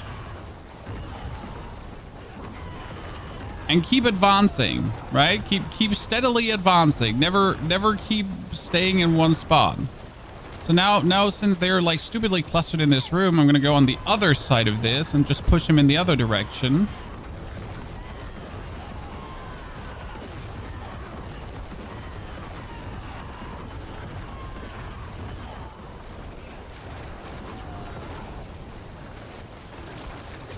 There's going to be one of these pits again where we're going to be missing the last opponent.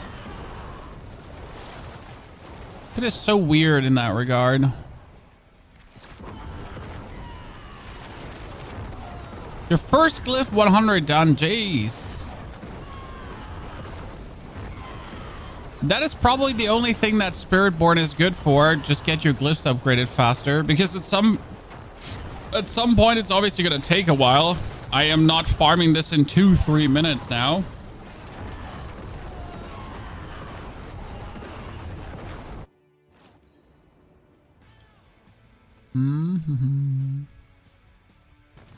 Oh, another one of these. Why is it always you?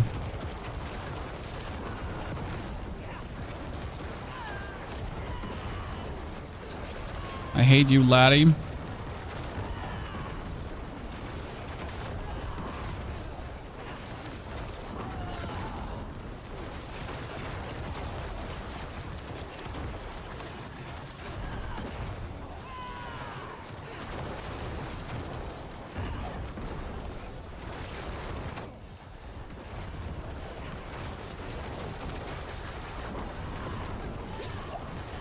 No, there was a 12.6 billion.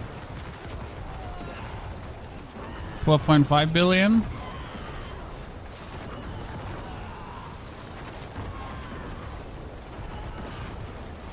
Why don't I stop casting? Because my casting doesn't depend on me actually, like, you know, I don't have to hit anything. I can just keep holding down the button and I can keep the cast up.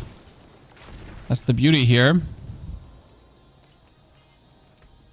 Okay, that's a 90% chance, so that's a 100% chance. Ergo, we're gonna go 1, we're gonna go 2. That's 1 and 2. So if I do a 100, no, actually, if I do a 99, I can get these 2 to 90. I can actually get these 3 to 90. It's gonna be 1, 2, 1, 2, or just 1, 1. Yeah.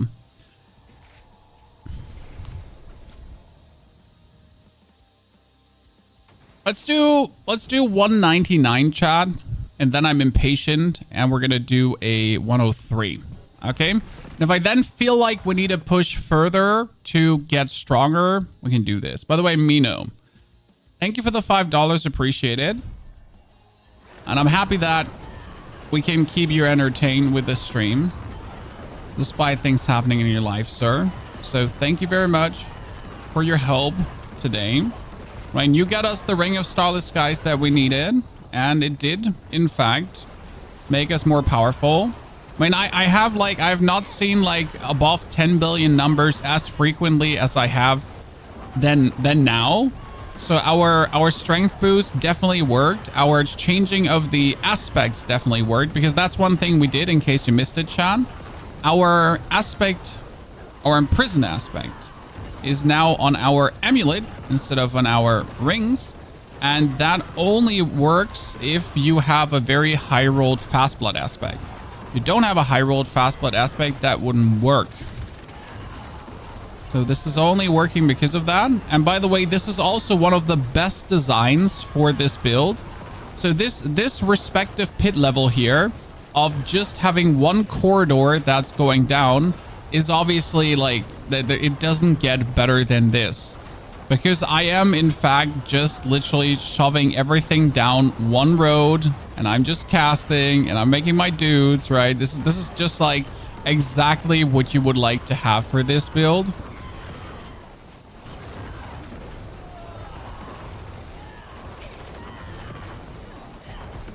Doesn't get better. This super on point. That dude just didn't want to like come into our friend group. He just got eaten.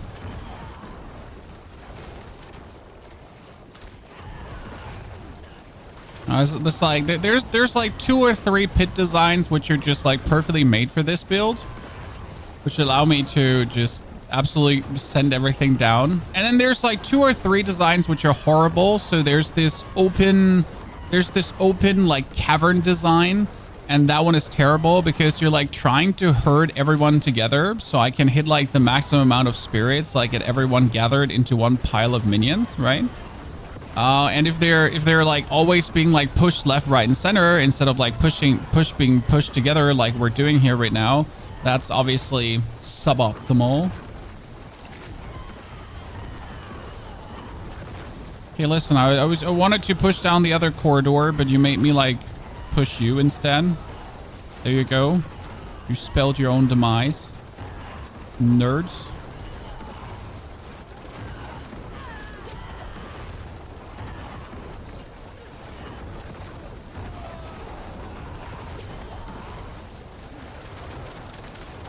Perfection.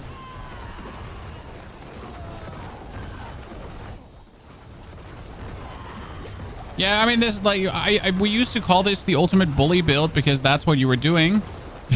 You were just going around and you're just pushing people. I mean, that's pretty much what you're doing. You're just bullying everyone around. And just sending them where they don't want to be. Like, oh, you want to stand there? Nah, you're not standing there. We'll just push you somewhere else. Take that. Stupid. Doesn't matter what torment you run the tribute in. No, that's the good thing about the tributes. They don't care if it's torment 3, 4, 5, or 6. They want to just be run. Okay? Tributes just want to be run. Okay, that was a good one. I mean, first floor, getting like half the thing done. See, this level here, for example, is semi-okay, because obviously these tiny rooms are shit. Like, I am trying to essentially push everyone together, right? I'm trying to push everything down a corridor, but we have these tiny side rooms where there's always pockets of enemies that I'm usually not going to go past. So, yeah, it's like too many alternate routes to make this good.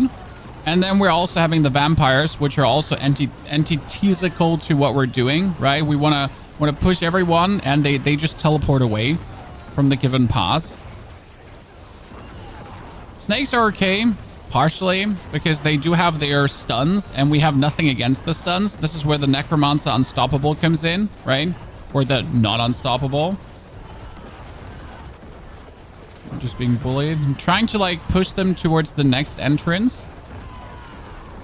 So already taking them with me, taking everyone hostage in this situation.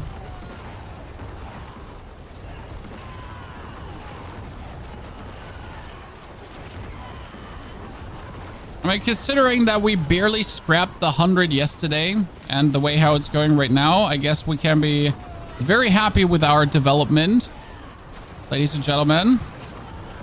Okay, let's take the 2 vampires with us. And by the way, if you wonder, why do we see everything on the map? That's Subo. It's actually one cool thing about him. Not only that he does push your crit up, it's also he actually gives you vision to where everyone is. To kind of like make you navigate the pit potentially better. Okay, I hate you so much that you just went into this tiny room. And that's why I'm chasing you. To now officially kill you. Because you should have totally not gone in that. Stupido. Let's get them all out. And hope that they actually follow us.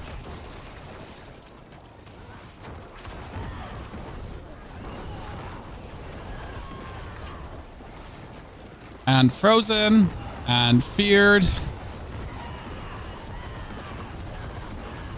the main reason why a lot of people give up on the Necromancer chat, because I can understand it. I mean, if you're permanently unstoppable with the other classes and you're just, you know, like every single little bump in the road is having you controlled, yeah, you know what? It gets annoying. I've stopped fighting certain elites.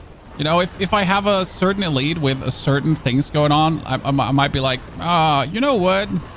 I really don't actually want to fight that one. Like, I'm good. Like, for example, this one that has Vampiric and Freeze and Teleport, you're kind of like,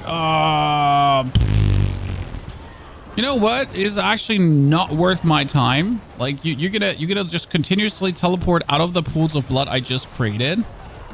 Right? Like, you're continuously going to be a pain in my ass. So I'd rather just like go somewhere else and have fun somewhere else than like keep bothering with you.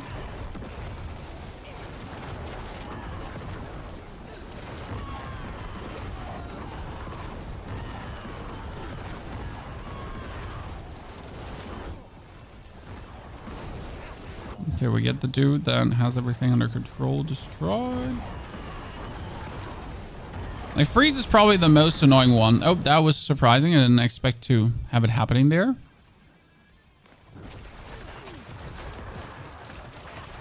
This boss here is so much better than the stupid wolf, as he's just essentially being in one place, apart from if he jumps. Wait, I need to go on his other side. Always go on the longer side because you want to have more blood orbs to spawn.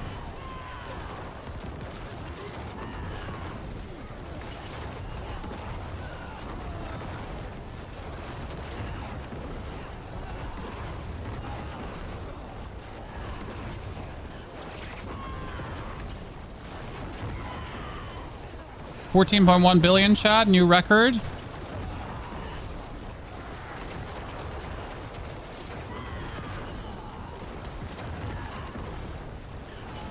And 11 billion. So by the way, these double billion hits is because of the imprisoned aspect, right? If I hit a 10 billion, then I straight up hit another 11 billion. Because that's how the imprisoned spirit works. If I do 105% of the damage, if I actually hit a very high billion hit, it just makes another high billion hit. Just like that. Double damage.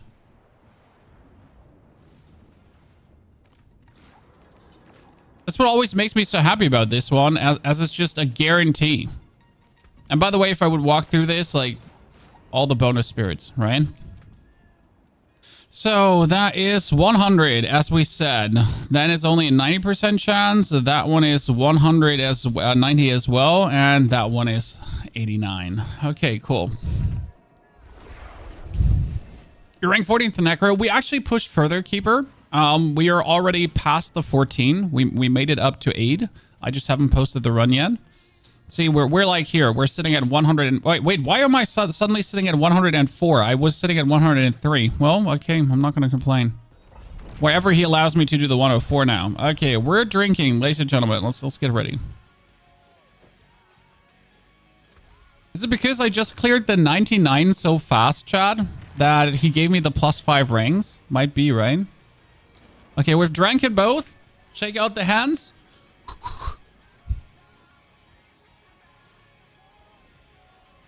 Can you drop mythics from the whispers? Yes, unlikely, but can. Opal of equipment works with tormented bosses. Yes, but not often. Materials is preferred usually. Oh, good map, good map. This is one of the good maps.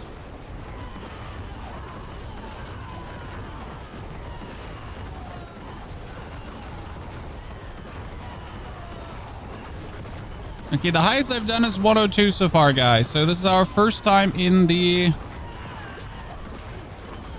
104. And we're taking everything with us. Actually, we're pushing everything in the other direction now. Because I need to take you out of here. You know, I don't want you here anymore. Because this start here is... So you come all with me. Okay, you come with me too. Because that goat, for example, these super elites, I see people wasting so much time with the super elites. So the triple thingies are the super elites, okay? The thing is, you don't actually have to kill a single one of them to finish the pit. I've noticed this now many times over. So you can actually completely ignore that guy and just have him like come with me if he then wants to come with me. But if he doesn't want to, then we're fine. Because we'd just rather kill the normal elites because that dude has just so much HP that it's sometimes just absolutely atrocious to even try to remotely bother with him. Okay, we're gonna try to squash everyone inside that wall.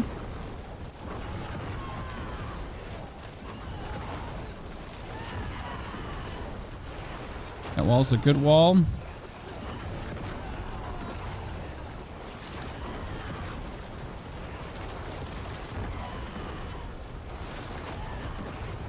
Okay, perfect. Let's take that one. That one with the multi-shot. Take that one with us. You're coming with me now, sir?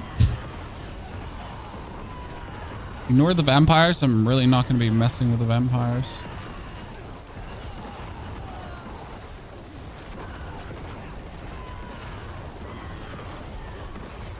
Oh, poison. Yeah, see, like that vampire, like they keep just teleporting out of your shit, so it's really not worth it to actually mess with them.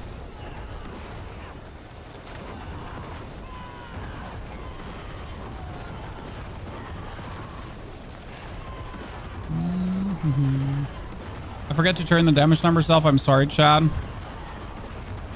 I know the only thing you're seeing is damage numbers at this point. Oh, frozen finally. That was that vampire from behind, huh? Annoying.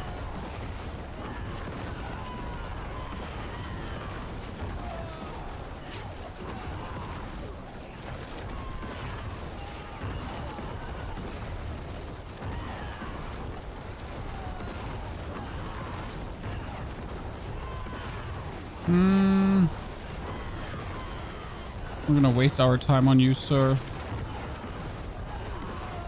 But that normal elite is really like something you can actually kill. Where again, the other elite I'm not even gonna bother up.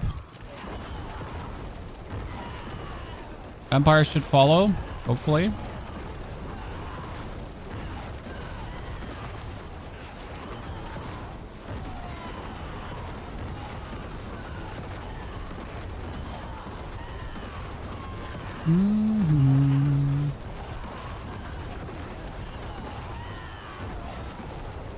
I'm not sure if I'm going to bother with that one vampire. I'm not going to bother with you guys. Now we're going to move on.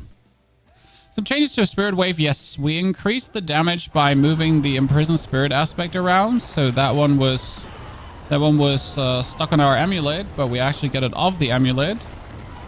We could still reroll one stat of the amulets currently for better damage. So that's something actually we forget, Chad. Thank you for reminding me. So we need to roll that one over. Yeah, okay, these tiny ones we need to kill. There's no world where we're not going to try to just destroy these tiny demons.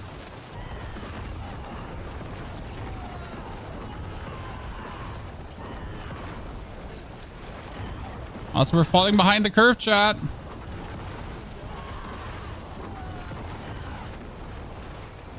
Right now, it looks like the power increase wasn't enough for 104, only for 103. Hopefully, they're all coming with us.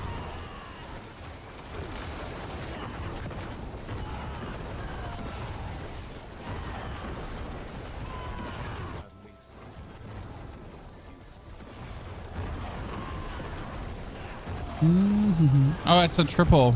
I just noticed it. Well, I'm just fighting that guy and it's actually a triple elite. As I said, don't really mess with them much. Ah, frozen.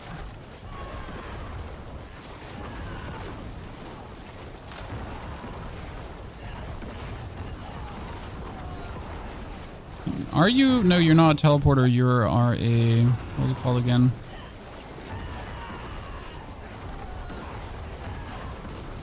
Might have to kill him. Okay, you're just stuck here on these stairs, it seems. Like, I don't think he's actually getting out of these stairs, Chad. Just living here at this point. Oh my. We don't need to avoid the freeze to, like, you know, to not get frozen. I just need to avoid the freeze to not die. It's just I don't want to get frozen. So annoying. Okay, let's shoot in that direction and just get them all in that one room. So I would like to have you all in that room, squished against the wall, because that is going to eat you so fast. Wait, is that another super elite? It is, right?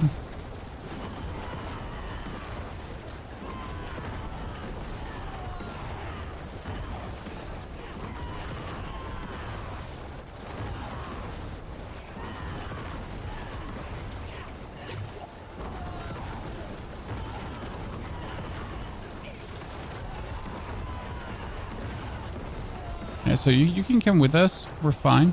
Just move on.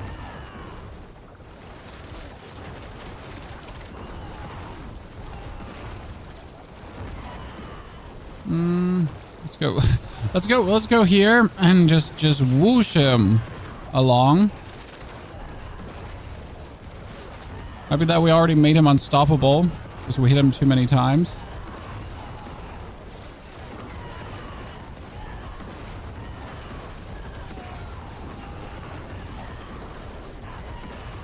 The one reason I'm trying to deactivate the numbers is because I genuinely don't see shit. But not only do I genuinely don't see shit, I don't see if my bone prison's actually up or not. Which can be a problem as our bone prison is double damage. So I'd rather want to see if it's actually there or not.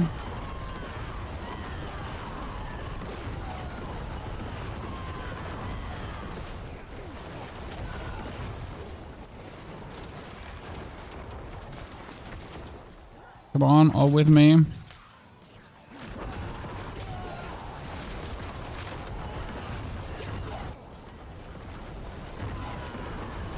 It's a fantastic amount of enemies together.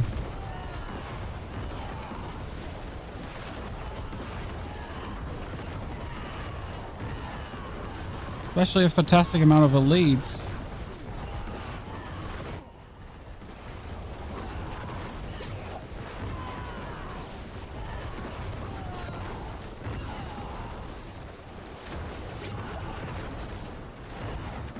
Okay, you two just died?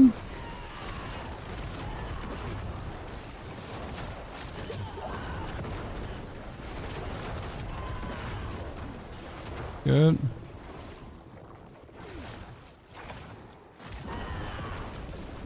Would they... Oh, no, don't lag. Would they come with me? What do you think, Chad?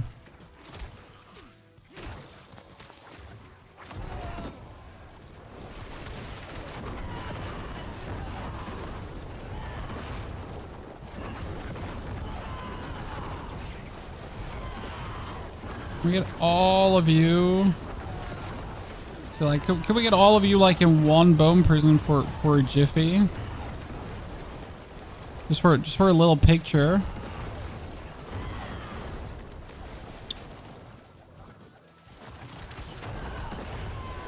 Okay, you just go in that room now, you nerd.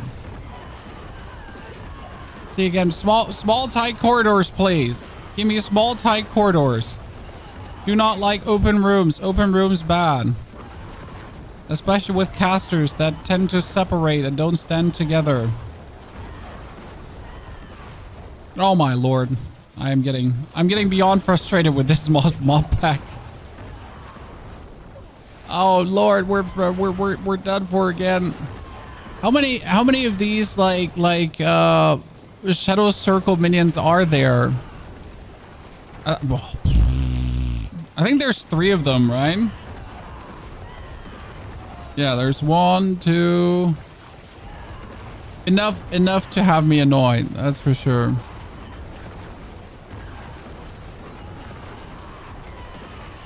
Spend half the day just running around.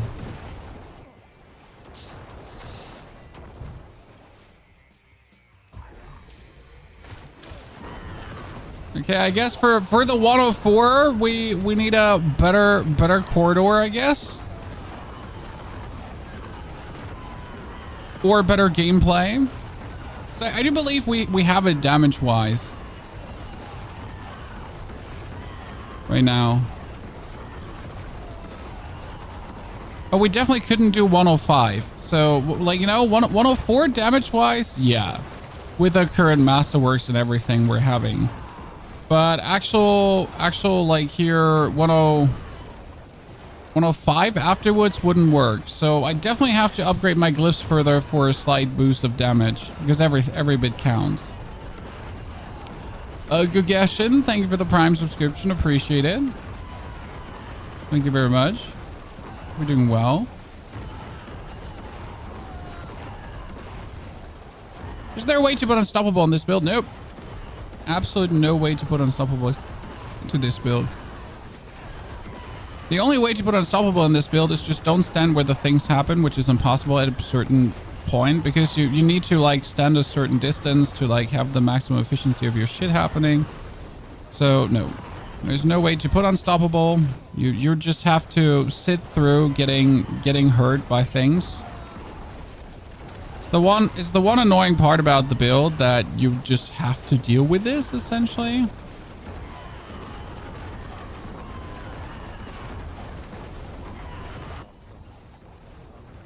The main problem is that the necro source of Unstoppable is Blood Mist. So what happens if I get frozen? I have to press Blood Mist, and then I have to press Blood Mist again to essentially be unstoppable. But alone, this pressing of Blood Mist and this letting go of Blood Mist sometimes just takes as long as the actual effect. So it's not like that I can just press a button and I'm instantly unstoppable. No, it needs to do the cast, and then the cast needs to end, and then you know, like, yay. So you're essentially like your source of becoming unstoppable is not really a solution to like not being slowed down, because now, like, again here now I would have maybe saved myself 0.5 seconds by using Blood Mist.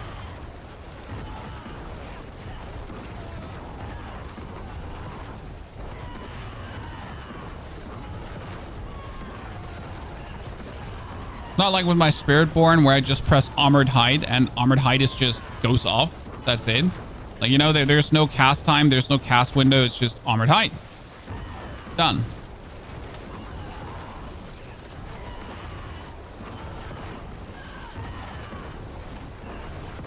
But do we still continue even though we know like that we're not going to make it? Well, the main reason is I need to see the boss fight, like how long that is going to take. Because I know, like, you know, this one can just be improved by gameplay and by the glyphs. But if the boss fight is too long, then we're screwed there as well. Let's just see where we're at. Performance measurement.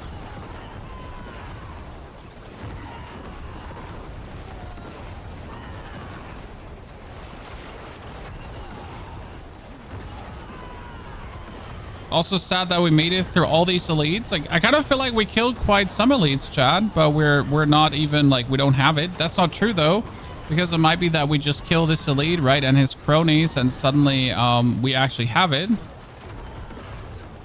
Because that's how the pit goes right now.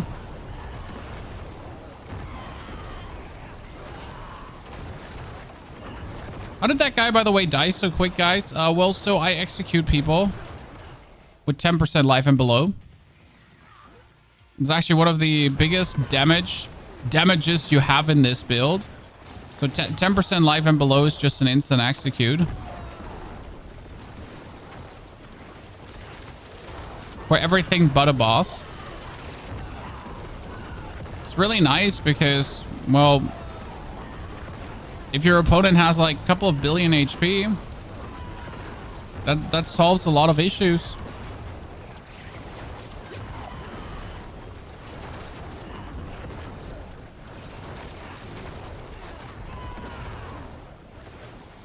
Okay, there's some more. Let's try to see how many of these weirdos we're gonna kill there. There's one like stuck in the very back end, right? We got like everywhere a bit. Oh, so we can just walk to that gallery on top of us. Oh, you survived? You did survive. Jeremiah.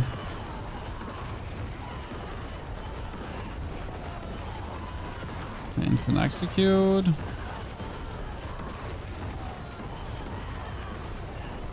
And we need to like do, I think, two, three more of these 99s. When I've seen most people that are currently pushing beyond 100, they actually have most of their glyphs to 100. So I know there's room for improvement, right? I got seven more levels on my main rune and so on. So there's clearly more damage to be gained like this. Glyphs, by the way, not runes. So there's clearly more damage to be gained with that. Relatively simple.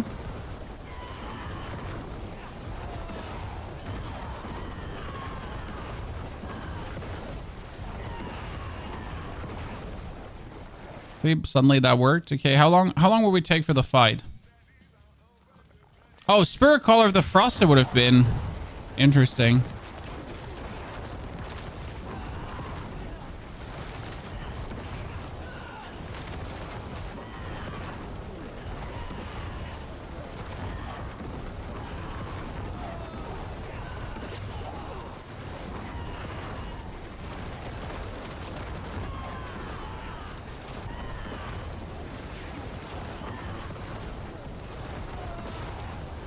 Yeah, that boss fight is going fast enough.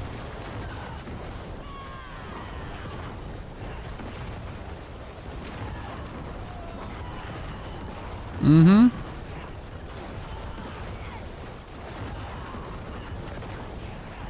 And before you ask, yes, I'm just standing AFK here. There's no need to do anything else.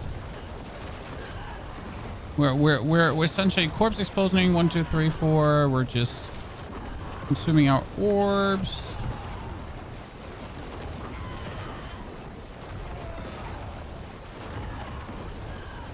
This is looking like a 2-minute boss fight currently, I'd say. So we need to go through the pit with like 2 minutes to spare.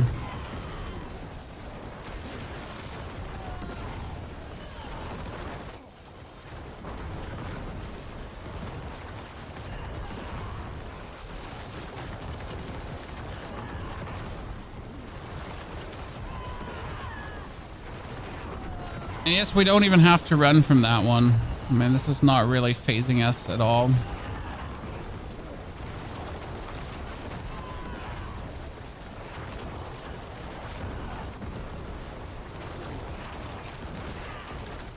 Ah, wrong button. That's obviously Spirit Call of the Frost, who has the lowest life total of them all, Chad.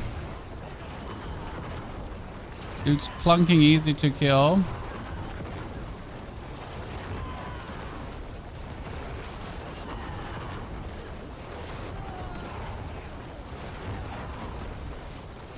Oh, I almost died, ladies and gentlemen. I wasn't aware you had it in you, Lilith.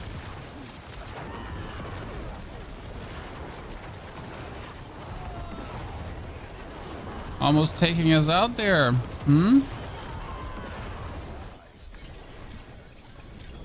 Okay, but that doesn't count. So we need to get a bit stronger, chat.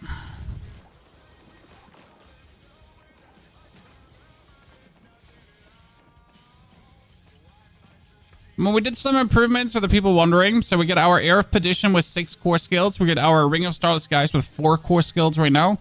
We did lose some attack speed, so 12 attack speed, 12% attack speed less, which is kind of sim thing. We leveled up our glyphs further, so we generally are better off now from a damage perspective. But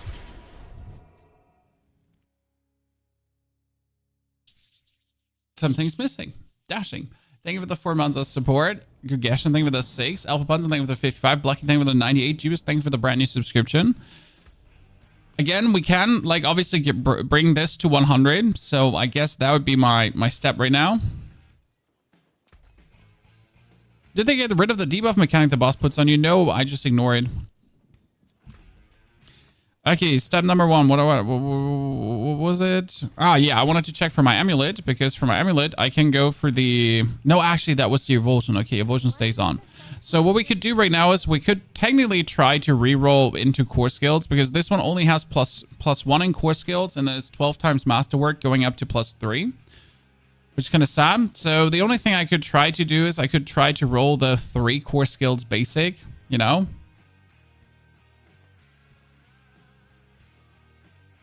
Something we've been lacking severely, sadly. So that would be the only thing to invest into that we could at this point still be getting. Because this only has +1. There would be a slight increase, but I genuinely doubt that I'll ever see the +2 because again, I've sunken 200 millions into this I've sunken 200 million into this piece of equipment, and for the love of God, I haven't seen anything, chat. It's bad out there. See, like we see the core skill, we see the severs and the surges, but the actual ranks to core skills, that's +2. Wait, is that now worse, or is that the actual +2 to core skills? The actual +2, chat, or is that the boosted +2 with a 12 times masterwork already?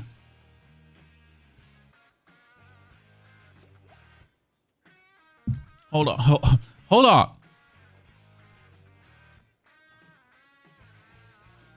Do you not need your armor to be 1,000? No, I have Barrier. So if you have Barrier, Barrier ignores and missing elemental resistance in anything. No, that was the actual +2, yeah. So we actually get worse there now, Chad. we actually get worse there now. Interesting. I thought it shows different. We get robbed, see? Let's look 2. Actually just show different. Well, I'm confused. I was as you under the awareness that it shows the base skill. Huh. Oh, we are wrong, Chad. We actually robbed ourselves damage now. That's interesting. I mean, that's not anything that influences what's going on here, because the damage after like 28 ranks or so is neglectable. So we're at 30 ranks by now, by the way. So that's definitely neglectable. What we need though is we need to push the glyphs up. So that's definitely something to go for here right now. We were stuck with a 86, 89. So I need to do at least a 99 again. Whee!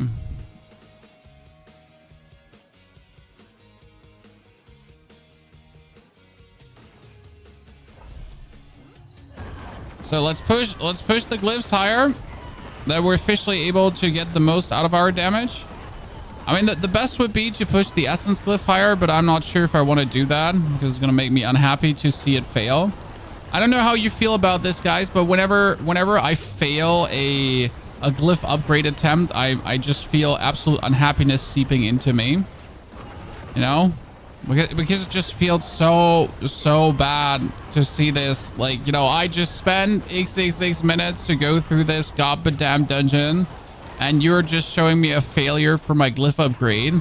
Like, why don't we just throw it down here straight away? You know, why do you hate me? What is this? Oh, we need to turn off the numbers. Thank you for reminding me, Chad.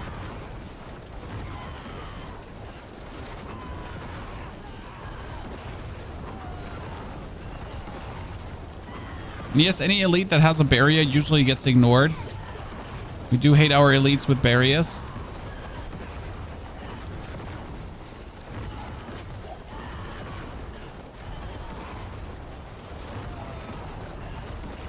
Like, it doesn't value your effort. I was actually pushing actively against this change because I just never like something that doesn't give you a chance, you know?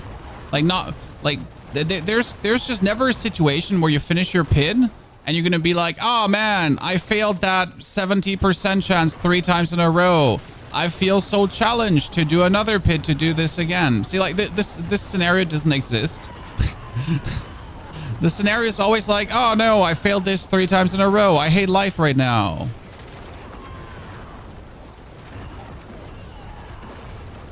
But they decided to keep it in. It is what it is. I tried really. I very vocally tried because I'm just very unhappy. Like, I sat down with the devs and was like, please don't do this to us.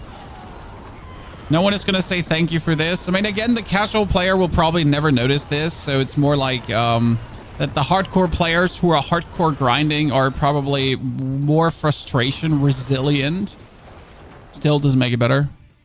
How many hours do you have with this tune? 60 plus.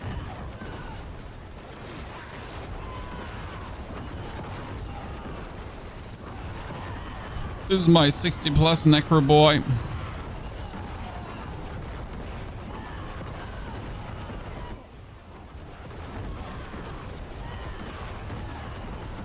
He's doing a splendid job.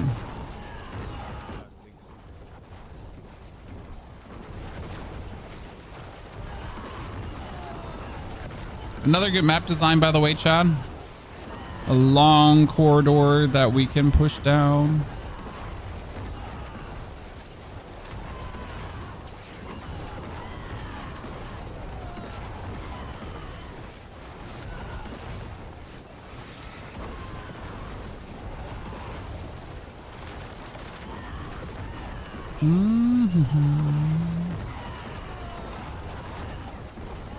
Like when you're doing a pit 99, you would not feel like that a pit 104 is hard, right? Like surely a pit 104 is not going to be much harder than a pit 99. It's only 5 pit differences. But honestly, it feels like in this case, like the difference between a monster has like 50 billion HP to a monster has 500 billion HP. That's how the change feels. Like monsters actually do die reasonable, right? And everything's sub 100, and like as soon as you hit 100, it's kind of like, oh wow, what are you? I mean, obviously, Spiritborn don't know what I'm talking about. Spiritborn don't understand. I'm sorry if I'm speaking a foreign language for you, dear Spiritborn class.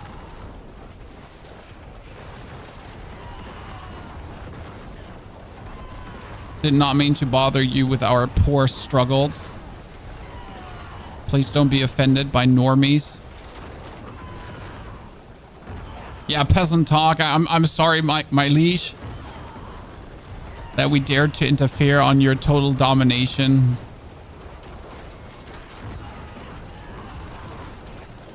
Please forgive thy servant. Yeah, that's gonna push everything up to, like, I think I need to do 2 of this, and then we're gonna attempt another 104. Probably.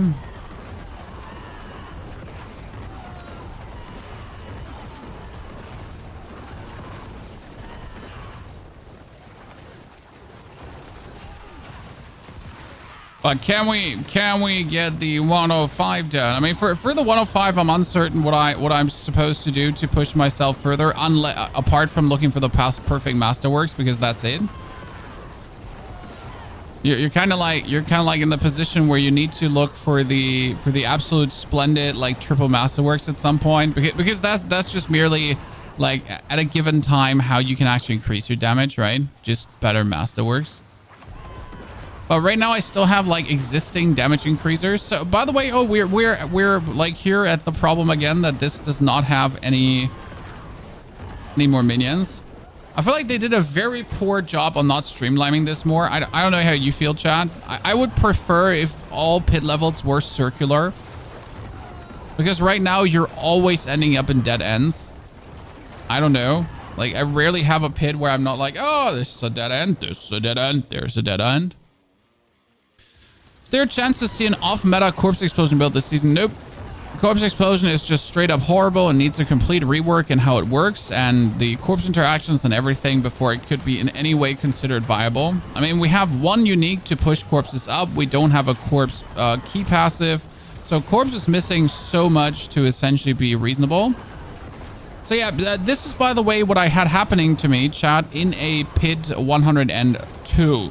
So I did a pit 102 and I was at this situation here. Okay. And then suddenly I killed these 3 minions. Okay. So all 3 lats that are close to me, and it just brought me to the boss. Yeah, that's what I'm talking about. Is this an intended game mechanic, guys? Or did it just show wrong? Is this a bug? What just happened there? Explain.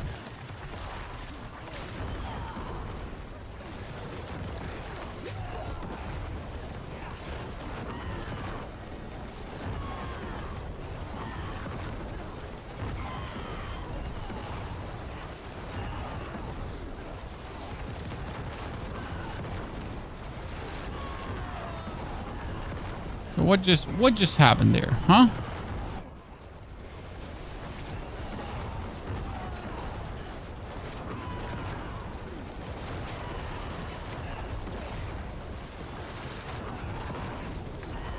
Anyone know? I'm certainly interested.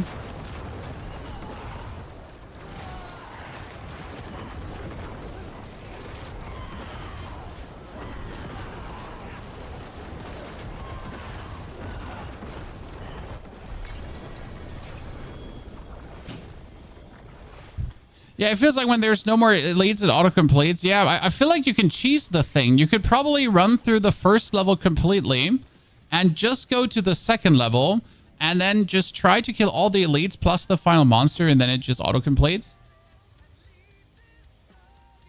Okay, so 90 chat achieved.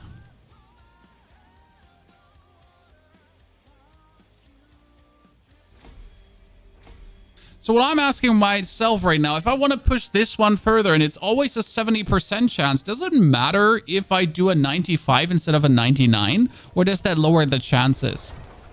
Right? The Doombringer is not needed, Tana. In the Spirit Surfer guide, it's actually perfectly explained that you do not, for the love of God, actually need the Doombringer. I'm not even sure if the Doombringer is actually the better option partially over something else, as the aspect of Corpse Tendrils and the aspect of the Great Feast are both good choices.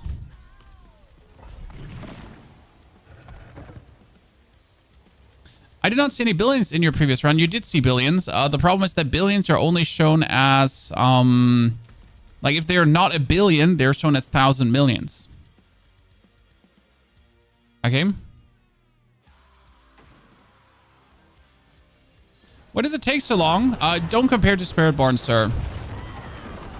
I mean, I see like every comment I see about someone having a negative experience is people chasing the meta and being unhappy. Like, I'm sorry, at this point, I can only say it's like people are making themselves unhappy. I have no other words for this. Like every comment under a YouTube video I see, every negative stream comment I've seen so far is from people playing meta Spiritborns and being unhappy with the state of the game. So at this point, I gotta say it's like it seems like a you problem to a degree, where you are chasing the absolute cracked super #1 top best build in the game, don't even consider a single second having fun, you know, and then end up with being miserable for some reason. That has been a staple like over the 1 year of Diablo's lifetime yet, the way how people make themselves unhappy.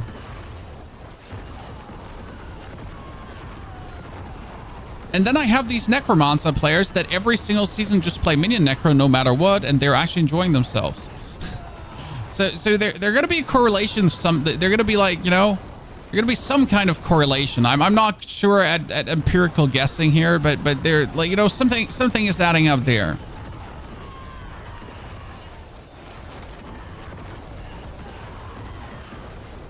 Somewhere there's something going on for sure.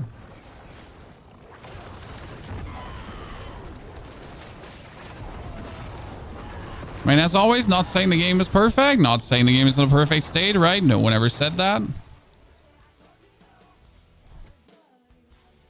You failed on the last run, your 99 glyph. I mean, let me just fail a 70% upgrade 3 times in a row and then just old man yells at screen, essentially.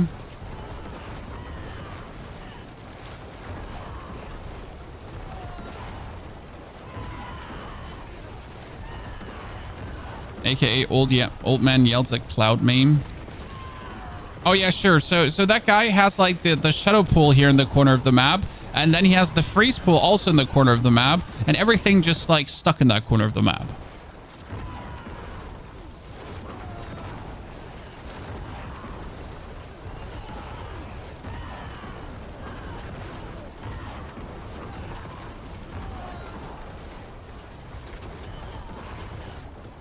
Oh, hello, Mr. Damage Reduction.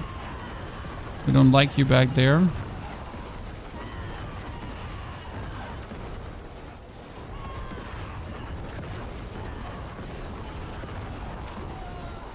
My favorite thing with the build, just to bully like one whole stack of minions into like a single corner of the map. And then to just jump on them and shotgun explode every single blood orb that's essentially there in front of their feet. And then you create this cascading boom effect where everything just vanishes in a cloud of awesomeness. To these here.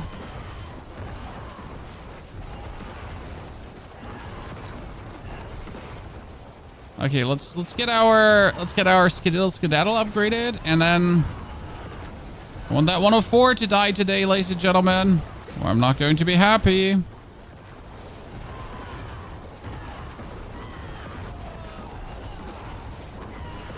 Funny, once in a lifetime, actually try-harding. Would this work with Grandfather? No, not at all. Grandfather is a horrible choice in 99% of all Necro builds. There's a minion build which can play Grandfather, but even without Grandfather, you're doing equivalent damage without Grandfather, so Grandfather stings. Main reason why Grandfather stings is because it's a two-handed weapon, and Necromancer has good two-handed aspect. So if you're taking a two-handed Grandfather over any two-handed aspect that the Necro has, you're usually neutering Necro hard. We are not the barbarian who just wields more weapons. So why don't you just wield more weapons? Right? Just bind that Grandfather on your back together with your double Doombringers and all the other stuff, and then, you know, why don't you just equip more weapons? I don't understand. Don't you just have two-handed aspects, Chad? Don't you all just have two-handed aspects? No? Wow. Wow.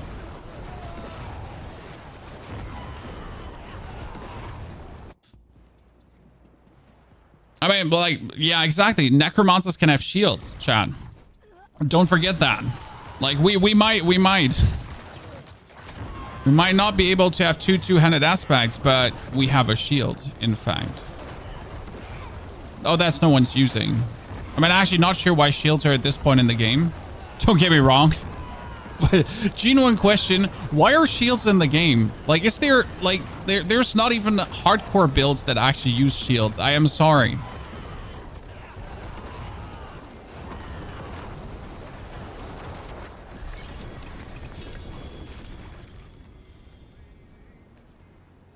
Right?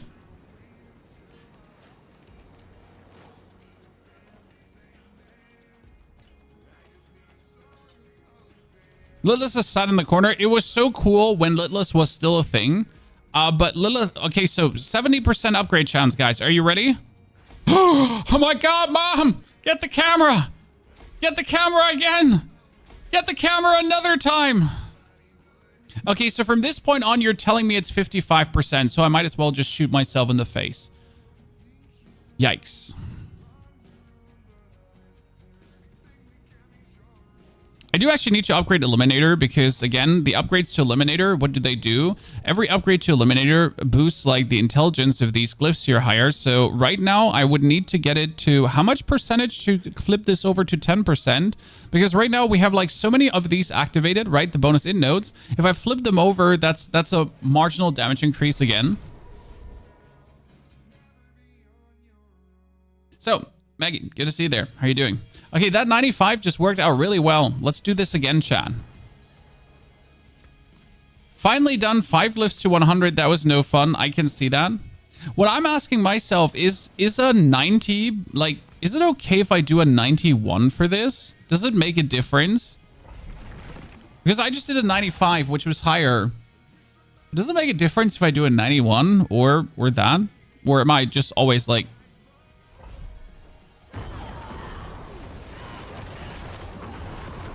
I want to know, so I try this out.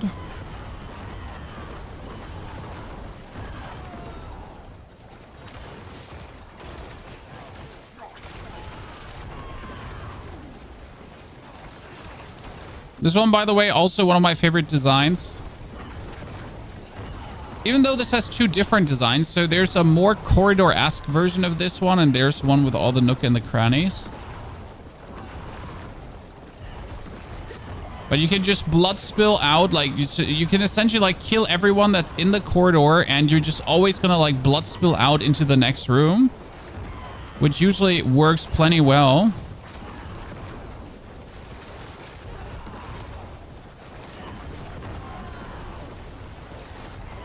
And now we're going all the way, shooting the blood all the way down the road.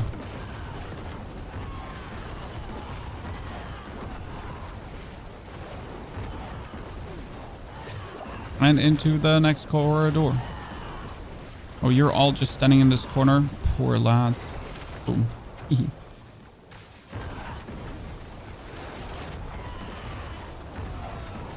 All I know that from 111 and 101 was 70%. Yeah, that didn't change anything, Piotr, exactly.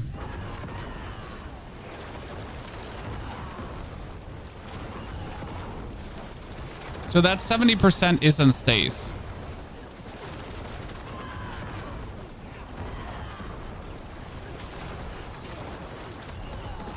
I mean, apart from if you're lower level, because I was actually like, I was there, what was it? I was,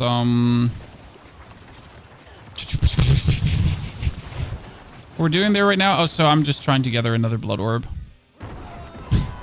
I was just there gathering another blood orb. Didn't look like it, but was exactly what we were doing.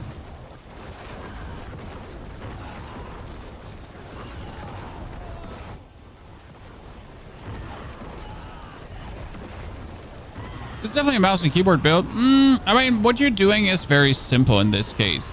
You are pressing your blood wave button whenever it's available. Then I'm holding down the button for Bloodlands the whole time.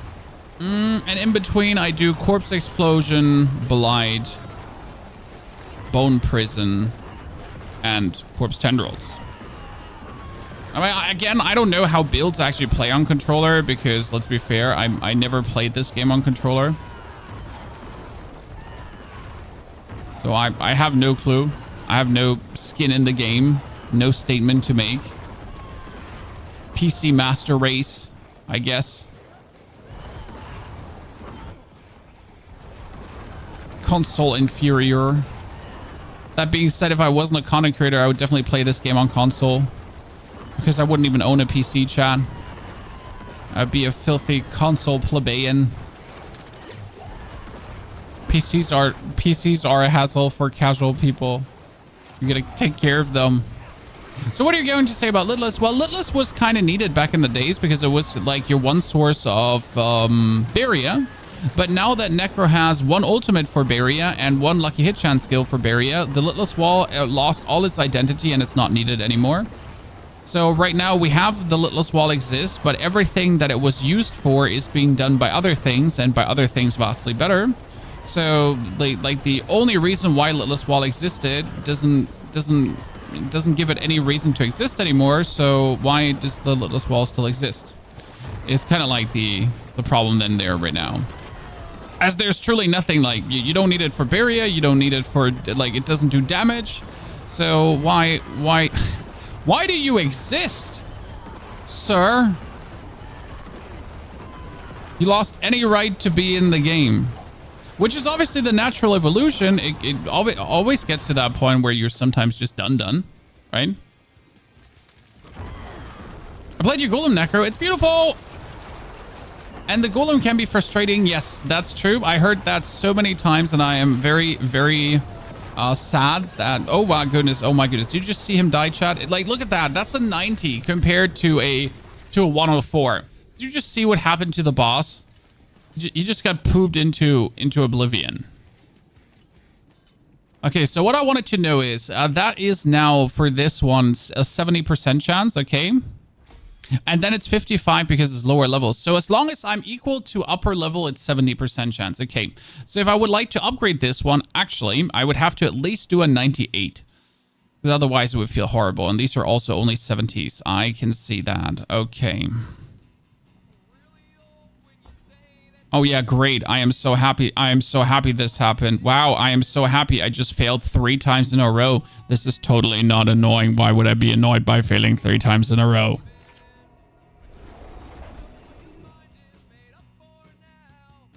You know? Why would this frustrate me? This just motivates me even more to do another pit run now. Because failure is the fuel for success. You heard it here first. This is what gets me hard in the morning. Failure. Yeah. Even insinuating anything else is just ridiculous on your side.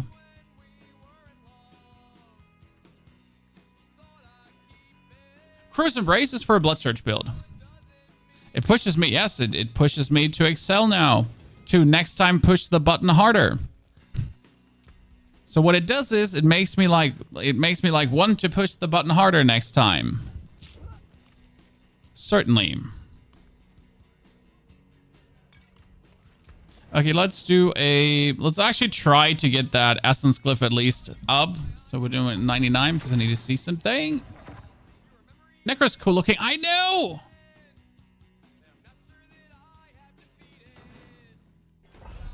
It's a mishmash of money.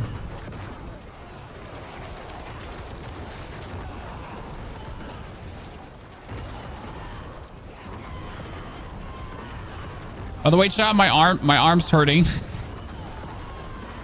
My arm's hurting from all these pits. So after this pit, we're gonna do like some chillax piece of content quickly. Just rest the arm for 2 minutes, and then we're gonna do that pit 104. Before I get my hand hurting, because we'll need it for this.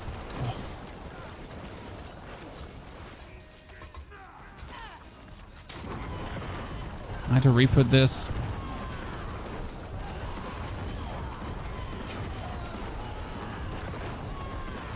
My hand hurts. I'm getting old, you know?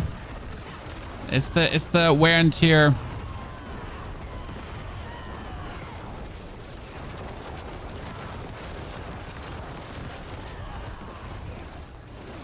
Not my spry 20s anymore.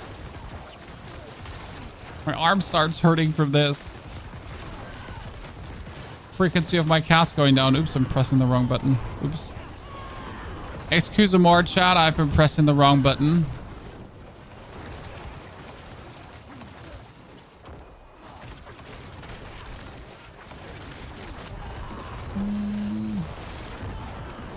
I'm so going to get used to this actually being on 4 that I completely will forget like where it actually belongs, and then I will have screwed up my whole playstyle. Can't wait for that actually happening.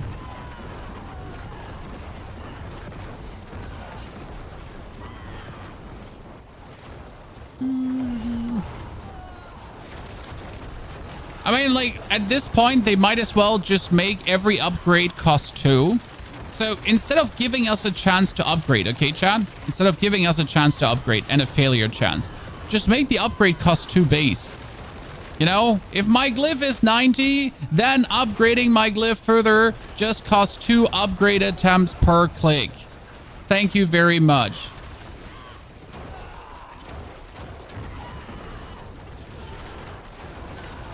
That would be definitely better than, you know, giving me any chance to fail.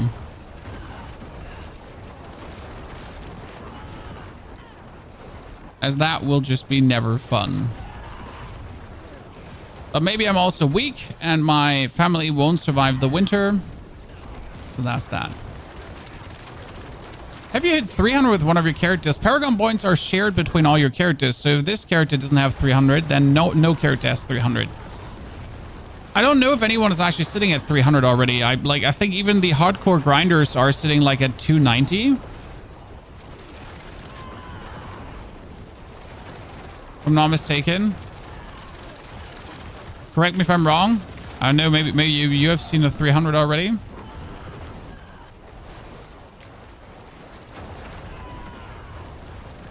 I think there hasn't been any yet.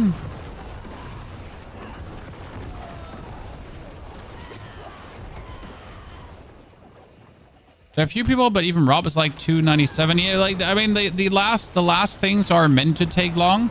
Also, it's not only meant to take long. Technically, like, getting to 300 is a seasonal task.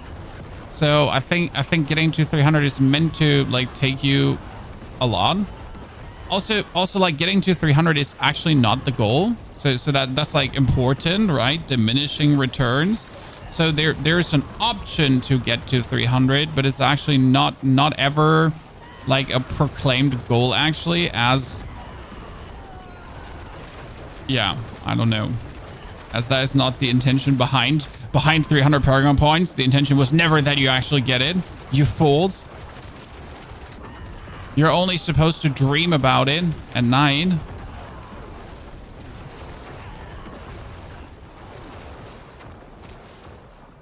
You're not supposed to get it.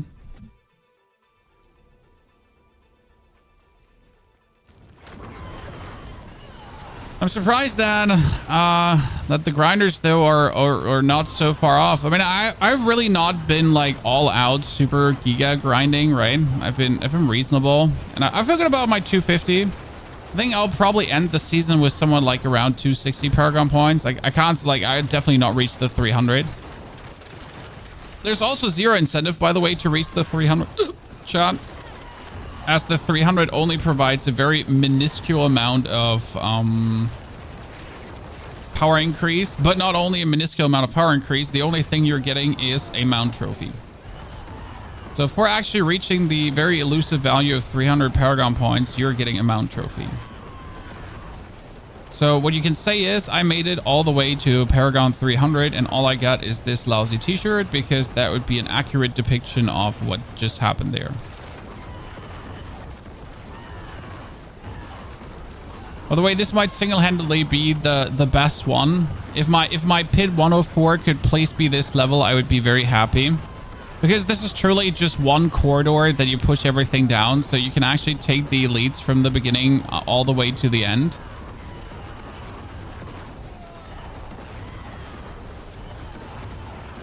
Truly remarkable. And what you want happening.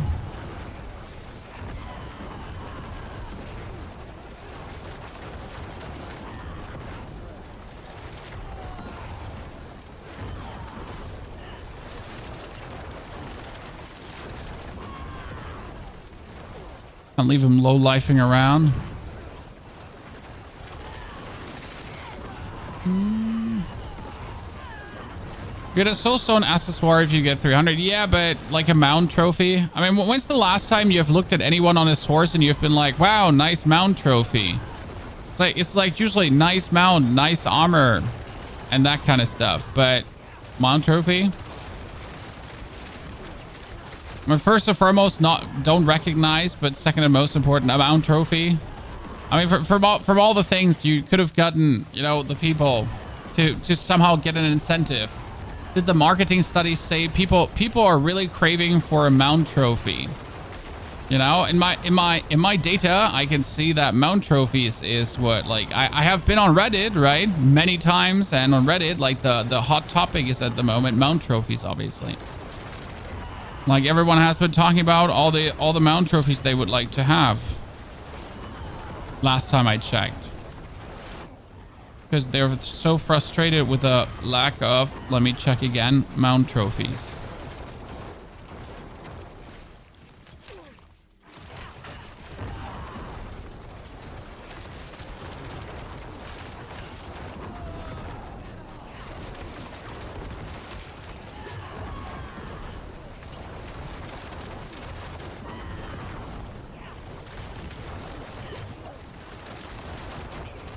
I want an elephant mount or something. Yeah, me too.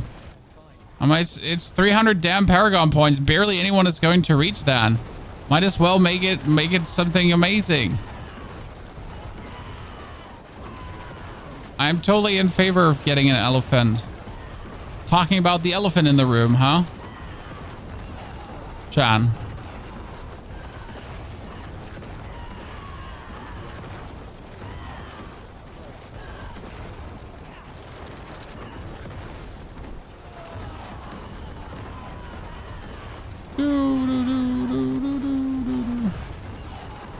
Here we got this.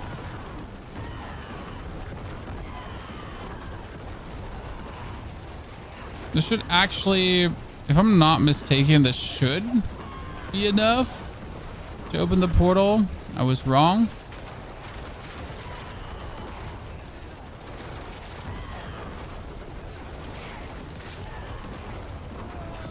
Yeah, that's randomly enough. Is tier 99 the highest? No, tier 150 is the highest. Tier 150 is also the only one that can clear that is Spiritborn. No one else can clear that tier currently. Strike that. No one else will be able to clear that tier. So Spiritborn is truly the only one that can clear it and that will clear it this season. Unintended. Keep that in mind. It was never that Spiritborn was actually supposed to get that piece of content done. They just did it. They broke the rules.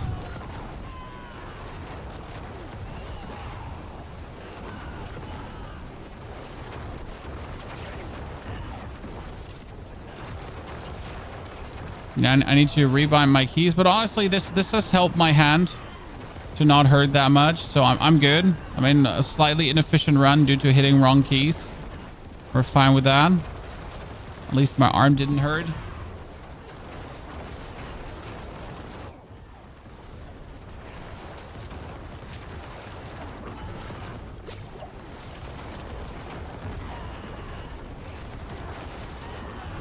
Oh, ow, you stunned me.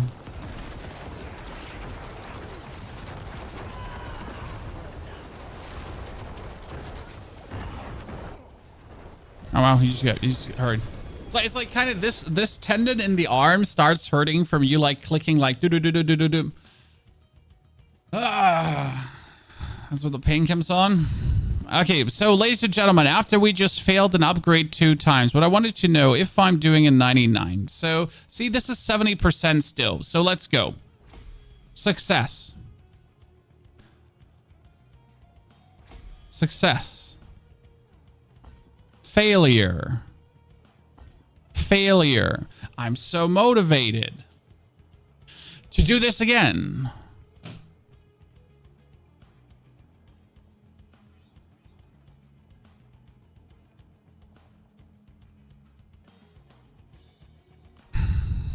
Again, just make this cost 2 upgrades, right? Because then you know, like, I need to do X of this. Because right now I might take another 5 runs until I get it upgraded if I fail all the time. If.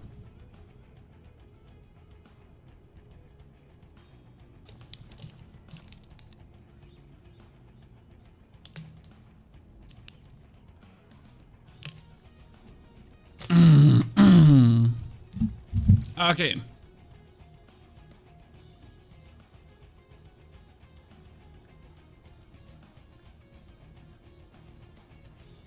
So, ladies and gents,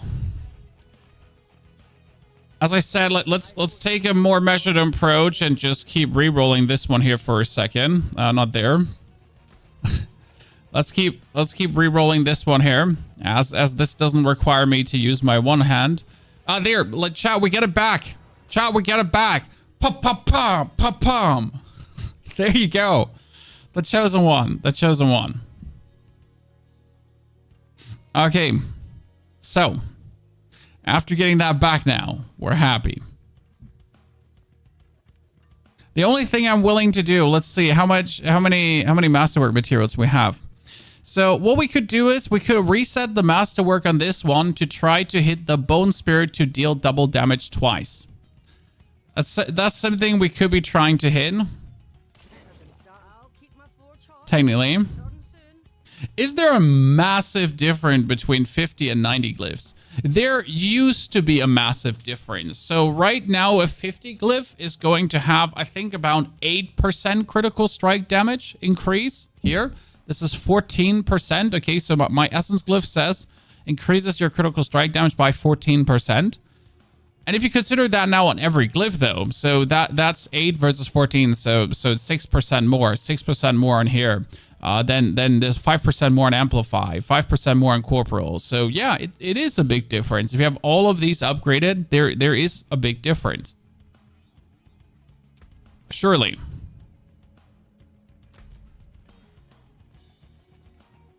As there should be. Wow, the Dark Citadel is also able to be a whisper? Since when? Oh, that's my children. Be right back.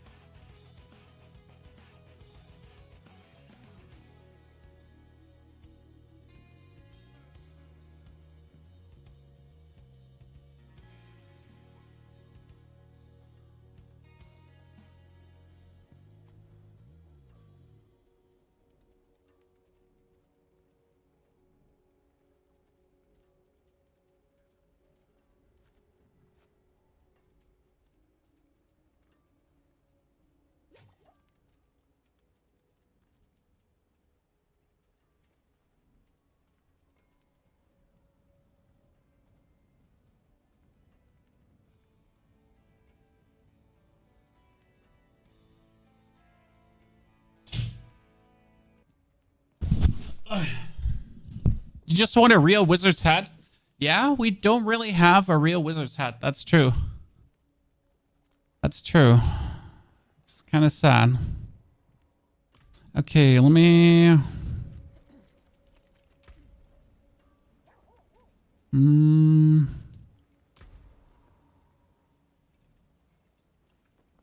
94.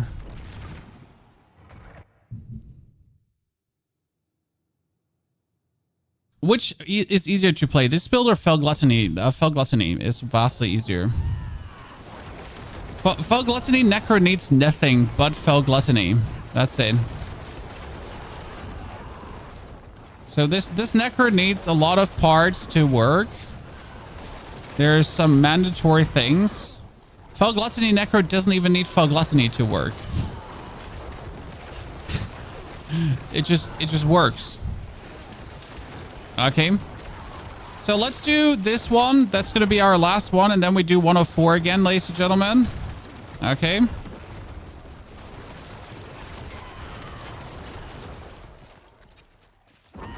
I'm going to have to swap it away from 4 to 5 again.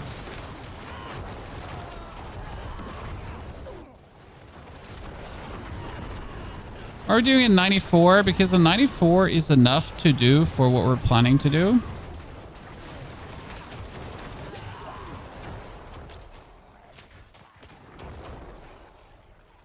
My children have a real wizard's hat. Don't worry. I have a real wizard's hat too. Seriously. We're talking about Diablo not giving us real wizard's hat. I mean, everyone needs a weird wizard's hat. For, like, special bedroom cosplays. I don't know.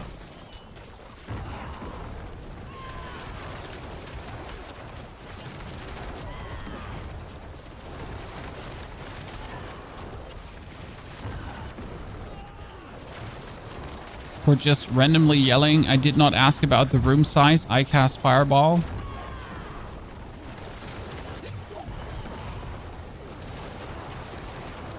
If you don't get that, we're not friends anymore. I'm sorry.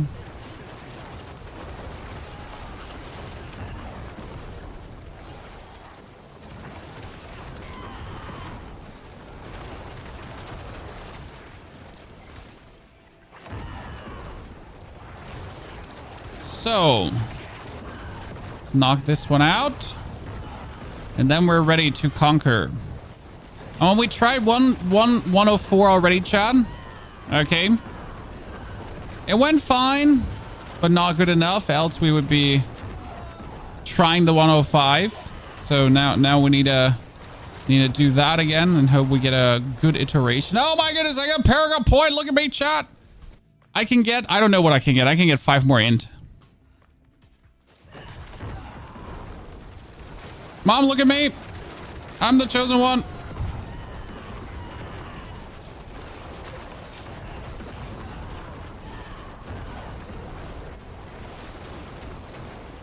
I can get 5 more int now. That's so useful.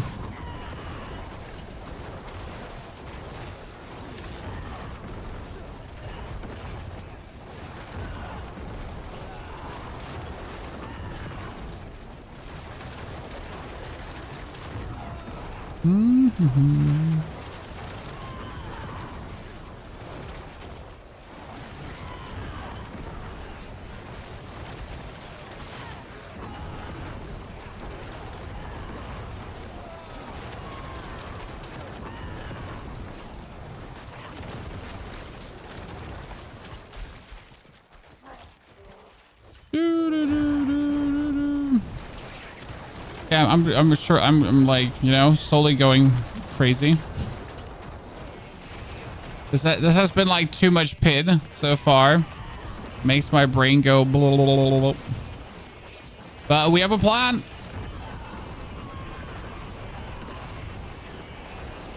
We wanted to achieve something today. Also, I gotta be beating Neil thoroughly because Neil is trying to catch up to us, Chad. Can't be having that.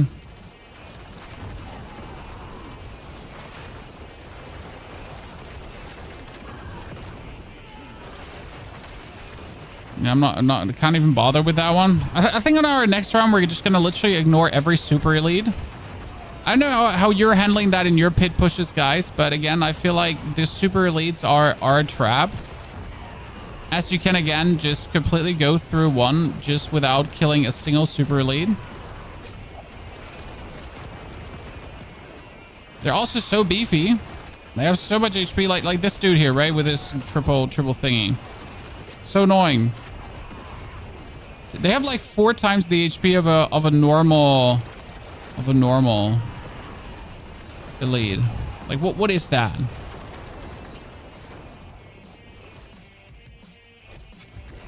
Like, unless they're going to come with you because you're spirit waving them along, right? Can't be bothered. Okay, great. So we're at this point here where we have killed everything again, but we are actually not able to. So, oh no, there's a little pocket dimension all the way back. Let's go. Last pocket dimension.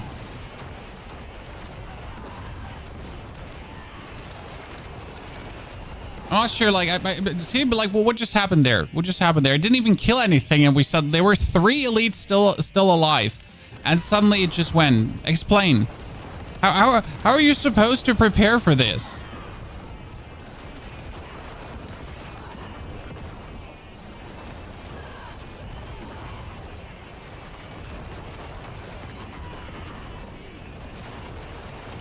I don't know.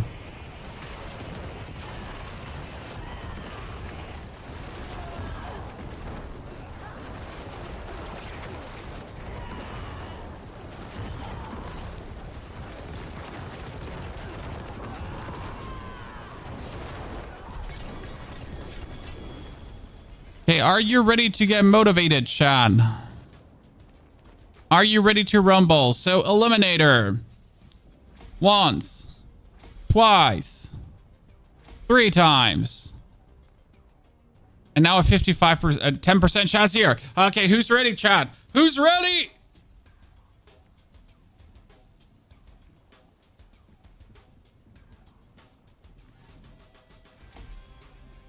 Okay, 90, 90, 90, 95, 98. Done.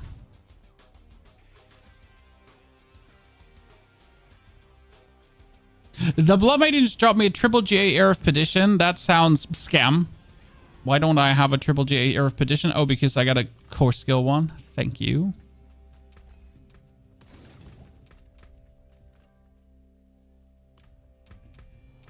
Okay, where are we putting that Paragon point? I can put it in Ind, as that boosts our Ind further. There's nothing else where I can put it in. Like, we don't need resistances. We don't need more blah, shebang.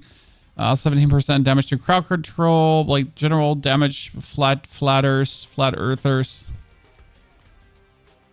Okay. So, ladies and gentlemen.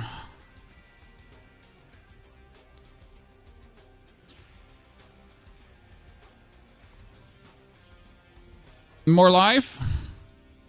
Our incense. 32,500. 104. Are you ready to mumble jumble?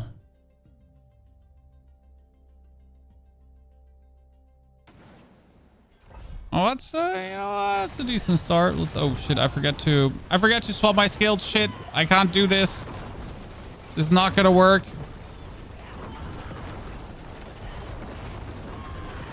I'm so unhappy because this was a good start, but I can't do it this way. Just literally my muscle memory is just built different. Get away from me. I need to get out of here. Leave me alone. I need to leave this.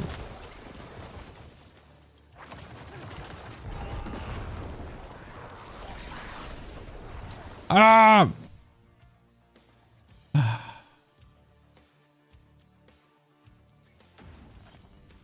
Your Spark is glitched. If your Spark is still glitched, I have no solution for you. I am very sorry.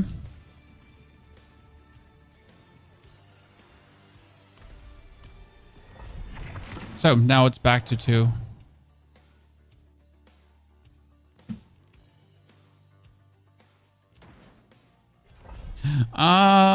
Do we...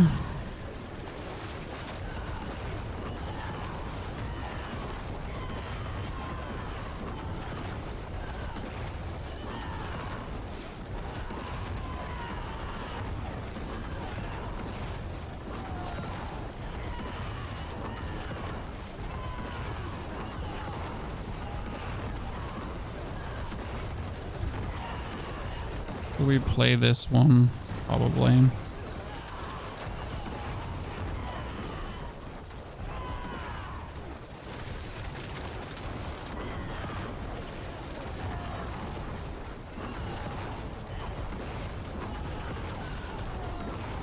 It's like when I have this one on 2, my whole clickety clacketing is just vastly smoother and everything.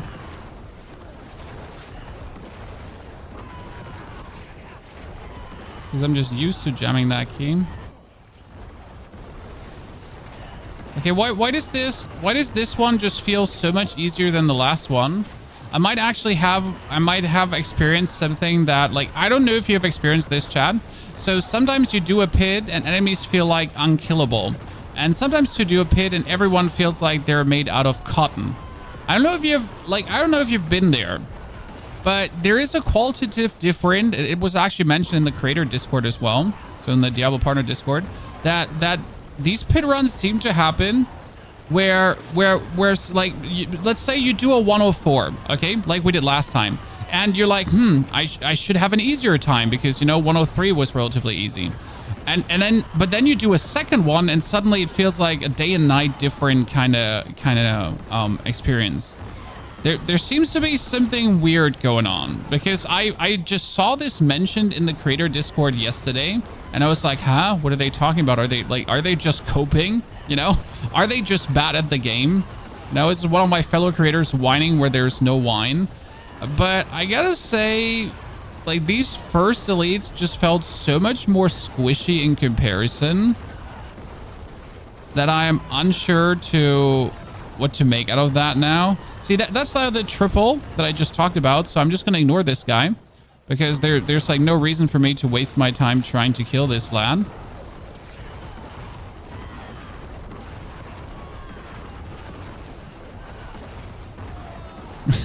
By the way, it looks so weird for the blood wave to be going over the railing like that.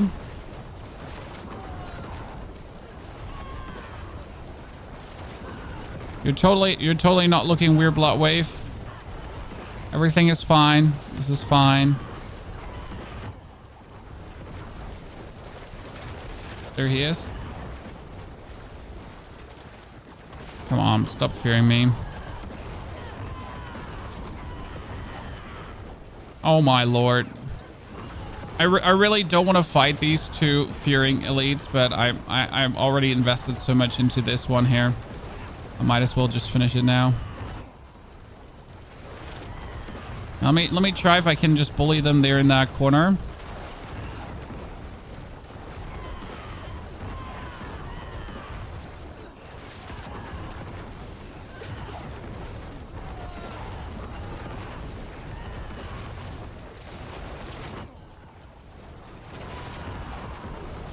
Oh my lord. You know what? I kind of would like to have you in that corner on the right. Yeah, there. You two, go in that corner and play there. Oh no, the weird big elite came. No one likes.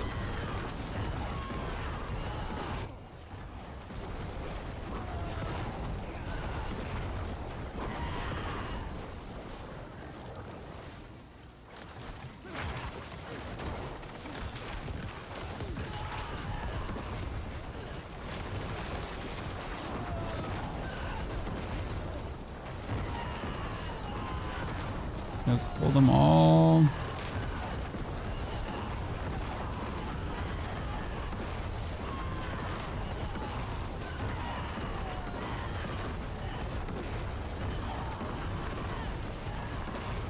You know what? If you're not vampiring me, then I might actually kill you.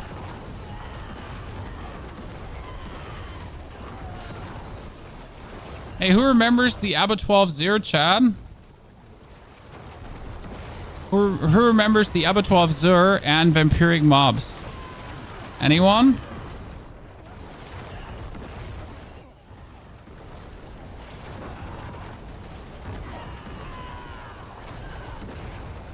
You know, those mobs that could refill the whole HP with one single hit.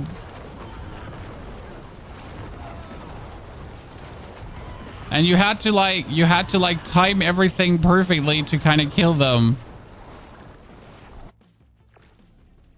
It was so great. It's like, okay, so if I now go into my blood mist and I time my stun, and then when he attacks, I turn around the corner and then I wink, I might actually be able to kill him. And then, oh no, he touched me with his left pinky toe. He's full HP again. Unfortunate. Let's do this again. Let's do the rewind again. Next try. Okay, I have 5 minutes left. We can do this.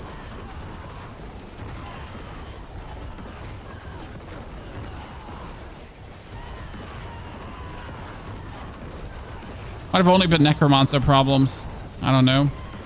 It's like you literally had to time your stuns and your blood mists in a way that would allow you to like do damage to him without him being actually able to retaliate. But as soon as he was able to retaliate, you wouldn't be getting him down. Oh yeah, and if you didn't stun all these three dudes straight away at the beginning, you would straight away die. You know? So like if you walk it, like you spend like 10 minutes fighting through the ABBA 12-0, but if you actually made the wrong move on spawn, you might just be dead straight away.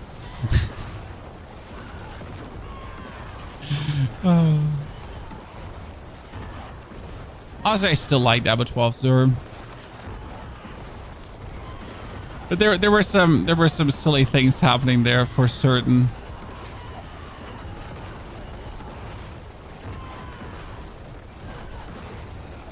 Blizzard did actually respond in a timely manner, though, to these issues. Like, we're gonna give it to them.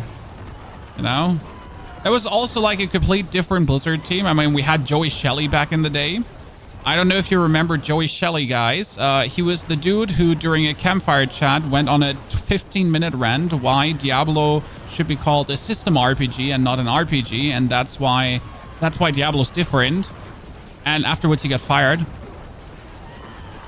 It was actually the last campfire chat where we ever saw him, so I guess that was the moment where Joey was like, I mean, cool story, bruv. Here's your retirement papers. It was a pleasure to have you work in Diablo. Now, there's the door. Get the hell out of here. Yeah, I mean, Joey was Joey. I don't know. Never knew what to make out of that one, to be honest. I mean, that one stream literally just made him go from like any like, you know, sure, we understand you as a dev, and then you had like that moment where he just, I don't know, like, yeah. That deleted him just out of perception into what a goddamn weirdo. I'm sorry. Shouldn't say things like that, but it is what it is.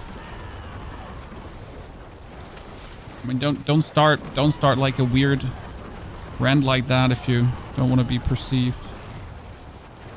Oh, artillery shrine. That's nice.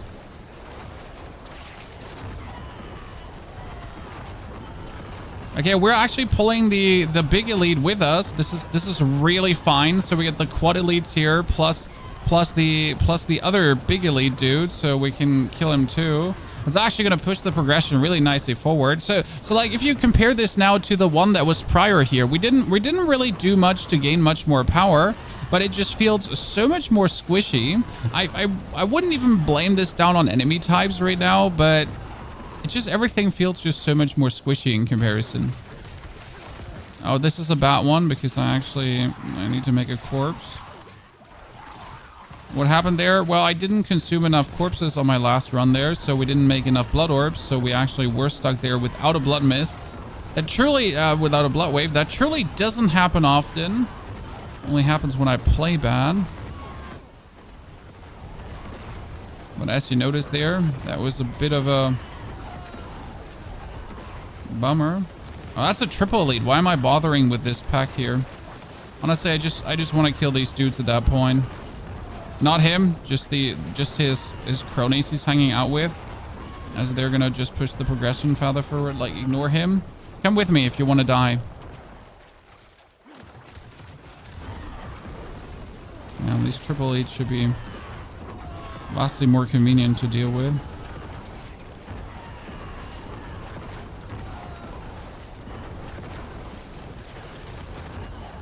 Yeah, look at them die, chat. Look at them die. Paper elites.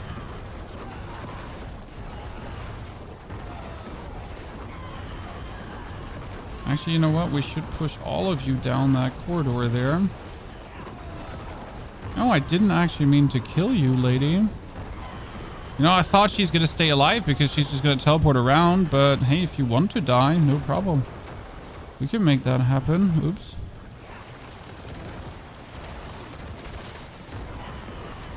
Another elite. Let's kill his friends. Let's kill his friends, shall we?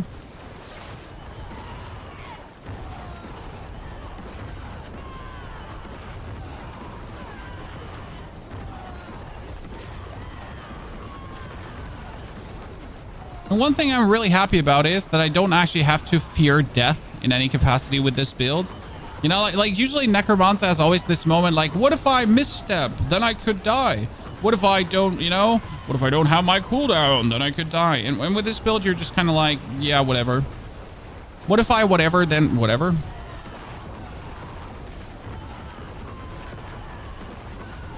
Oh, you damage reduction minion nerd. You just came there out of nowhere. I was just about to like completely annihilate this whole pool of minions and just be able to push into the boss area, and all you shield minions would have to appear, yeah, and die.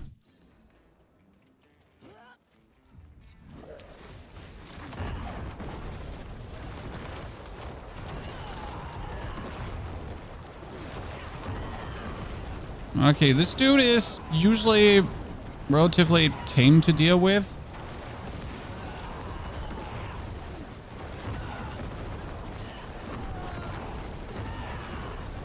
Like, his main attack can't kill me, so that's a good thingy.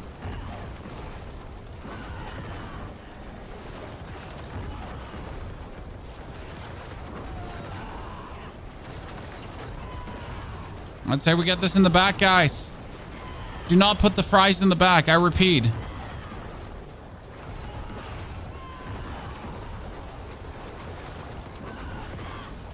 Thank you, Mr. President.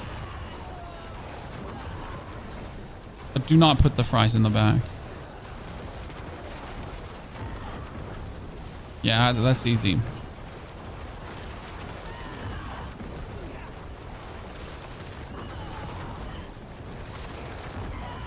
Also, is it silly that you can just ignore every boss mechanic? Yes, it is. But I don't mind. You know, don't get me wrong, but it feels really good to just focus on maximum DPS.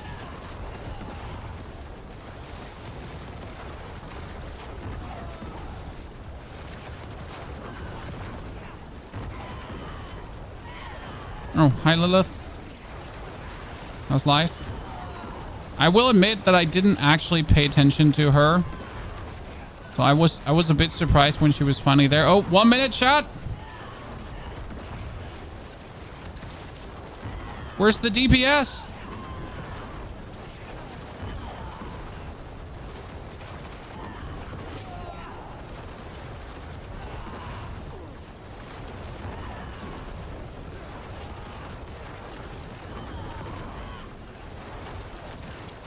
Oh, I'm not gonna get snatched up by you. 30 seconds.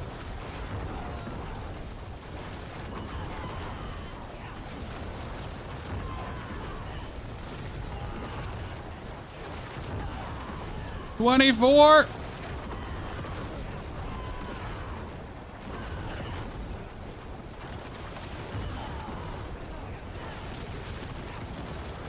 $12.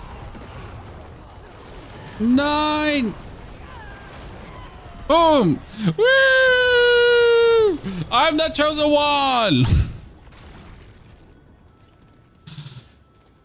There's no clutching happening here, Chan. Nothing, nothing.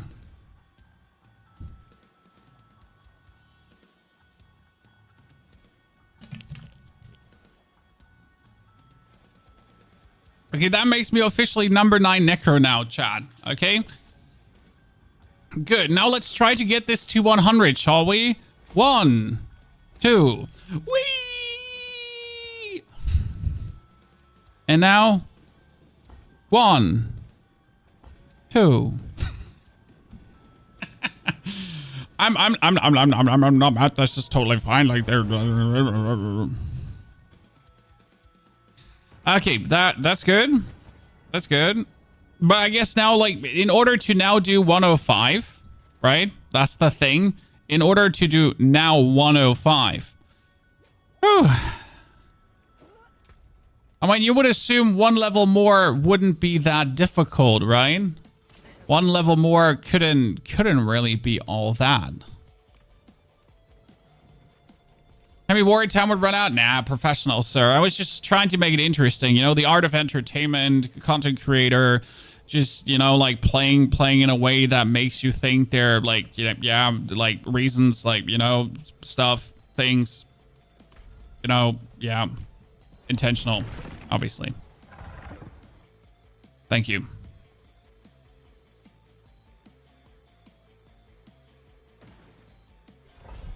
Now, realistically, though, getting higher is, I guess I need better Masterworks at this point.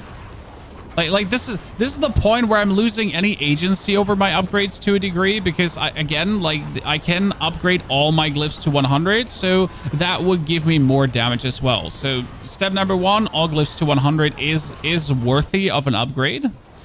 Possible.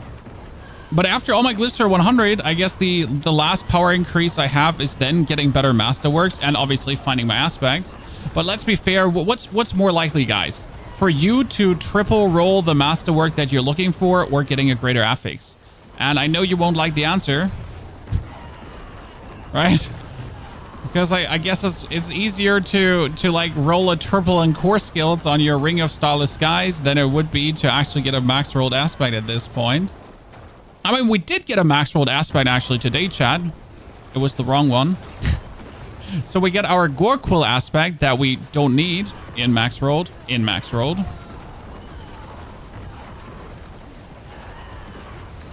So congratulations on that one, Pony. You're the chosen one. Yeah, at this point you can call them greater affixes. That's true. Ancestral affixes.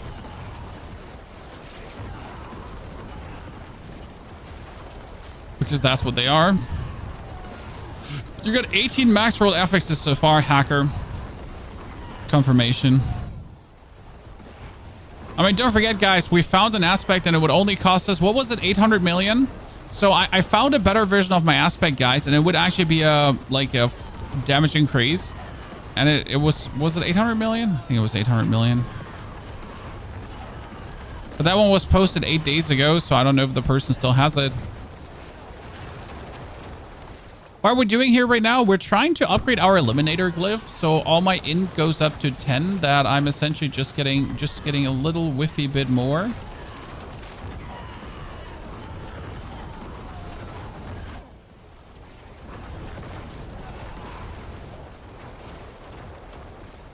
Will you play Stalker 2? I had it on my list, but I don't know the release time right now.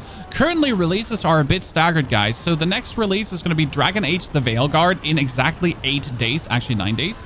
That is what I got on my list, because in 9 days, let's be fair, if I play Diablo 4 now for another 9 days, then I have done every single thing I can do this season. So there's not much more to do. So in 9 days, I'm essentially already waiting for the mid-season update.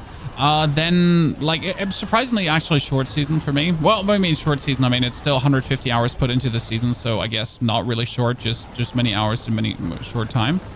But yeah, like a 200-hour season. So we're gonna do Dragon Age the Veilguard probably. Then there is also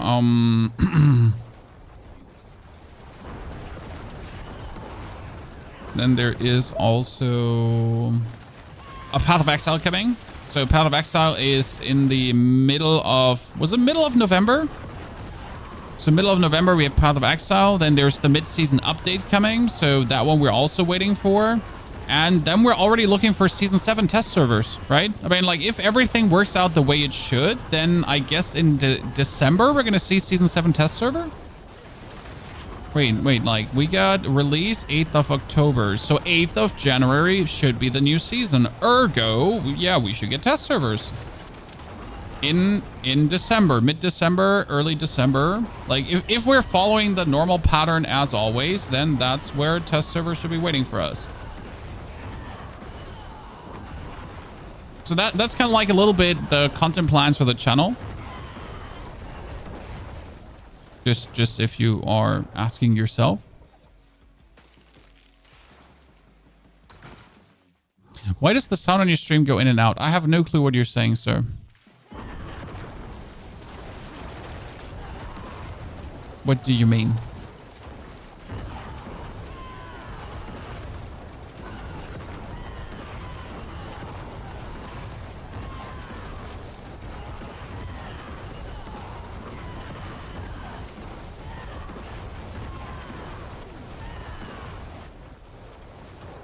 Please precise your statement, as your statement does not compute. Wait, is this the one pit level that only has one pit level? No, it always has two pit levels. You've not seen a 2 GA item. I've seen a triple GA item. It was trash.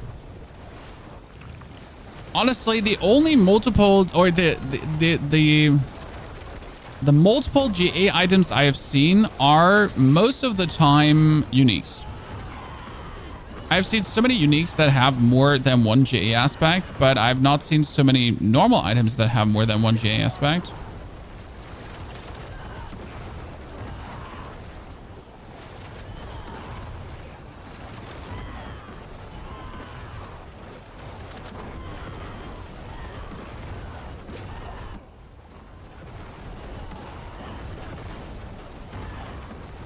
Okay, so who do I have to go kill now?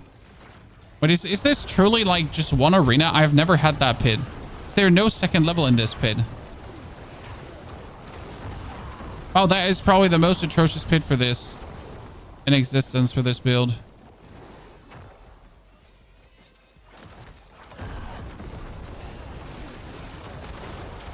Wow. This is your favorite map? Then not for this build. Certainly not.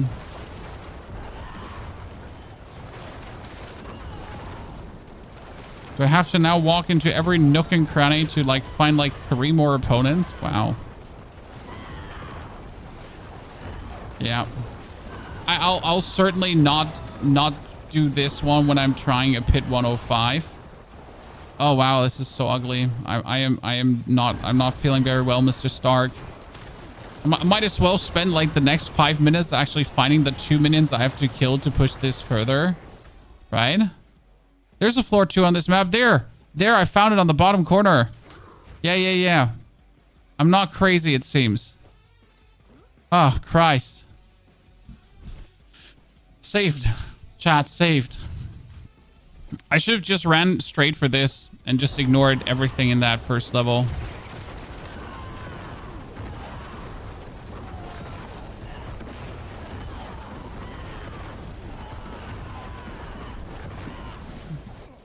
Oh, that one is the Blood Orb one.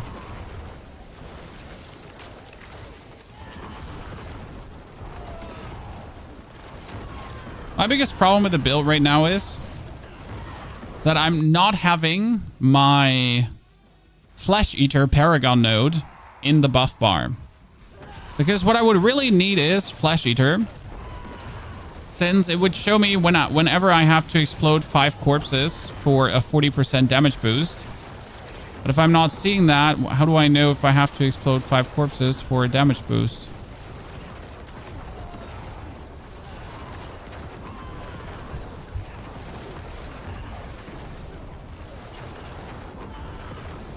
So I always have to guess on that one.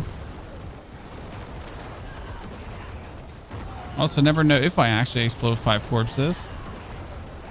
1, 2, 3, 4, 5.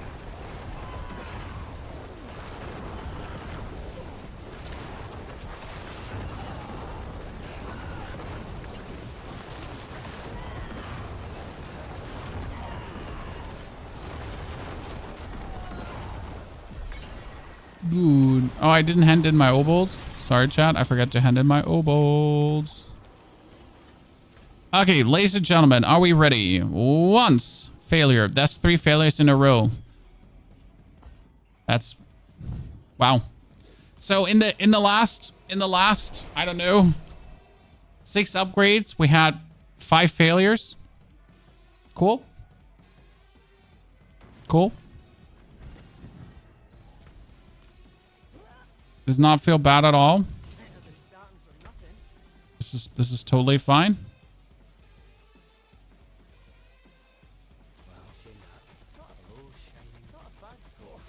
I feel almost like focuses can't be greater affixes. I mean, I've gotten so many rings greater affixes, but focuses?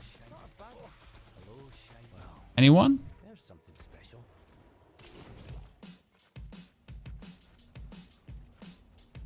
Okay, ladies and gentlemen, are we ready to try a pit 105?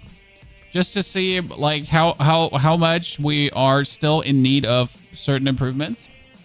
Thank you, Fear Modder, for the 67 centuries of support. Fear Modder, good to see you there. Get it going. This is what we need for the top 5 Necro, ladies and gents. That's not a bad map.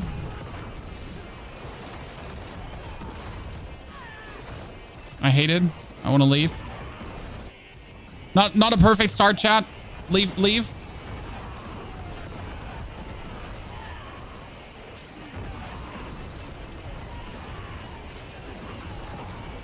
Yeah, I'm just trying to cast, but they're doing this thing where they don't allow me to cast.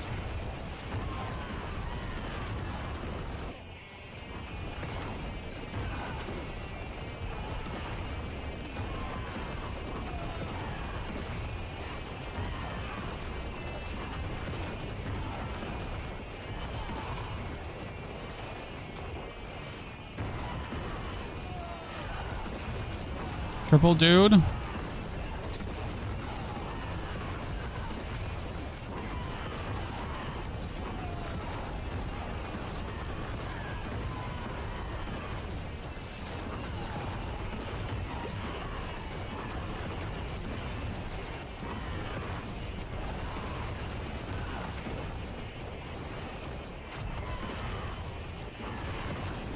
Oh, great. That teleporter just teleported onto me.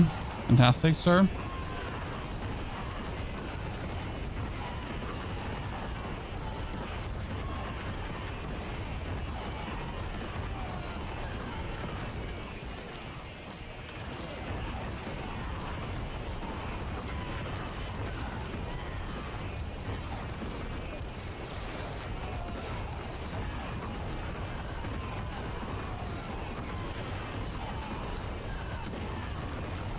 I'm surprised. I would have assumed that a 105 like just goes a bit harder, right?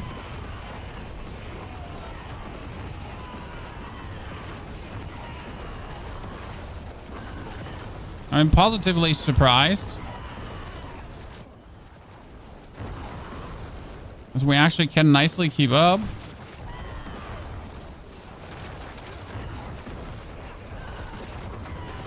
We just had some luck with the packs there. Who knows?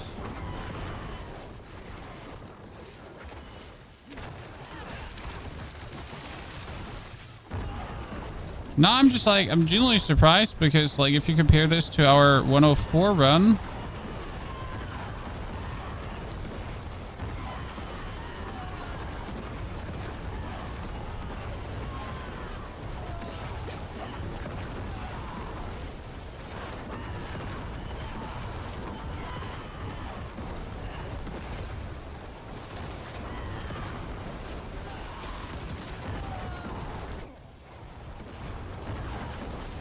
Nice. You know, that 10% bonus execute is just doing wonders right now. I was saying. So what are we doing, by the way, for the people that wonder? So we're cursing with our blood wave, okay? And by cursing with our blood wave, we're actually applying both curses. So we apply the hard decrepify, and at the same time we're applying the cooldown reduction decrepify. So we're getting the best of both worlds, And therefore, we have the cooldown reduction. But on top of the cooldown reduction, we have that 10% HP execute. And that works quite well. Again, if your opponents have billions of HP, and if you then suddenly execute them with 10% and below, that's quite significant, I'd say. Especially since it's not a chance to execute, it is a guarantee to execute. Right? It's not like we have a chance that we could execute at 10%. It's just like if we hit a cursed enemy, he just gets executed.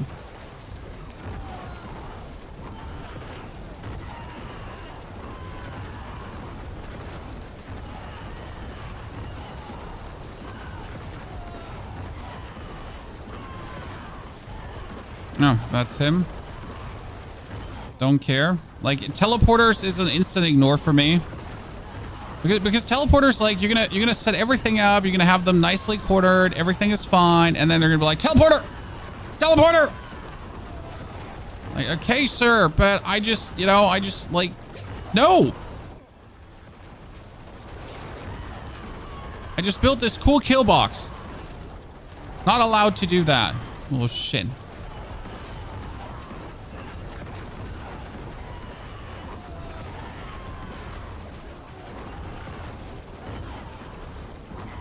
Yeah, are we gonna like bother with this guy now? And the answer is no. We're gonna move on. Uh-oh, goes.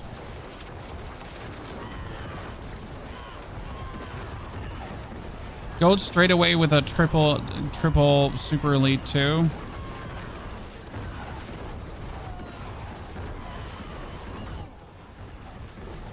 know what it is? I think the first pack of mobs, they didn't just have any CC effects, you know? That's probably hardcore responsible for us just not feeling like this is atrocious right now. Okay, because like if the enemies have CC effects, it's just always gonna feel bad, right? For the necro. And I think that's what it is. Just that first pack of the elites did not have any CC effects, and therefore we're feeling like this is so easy because we actually didn't get stopped from our damage that we've been dealing the whole time. Right? Nothing just suddenly jumping down our throat and trying to strangle us, or like freeze, fear, freeze. Nah, just good old maximum damage the whole time.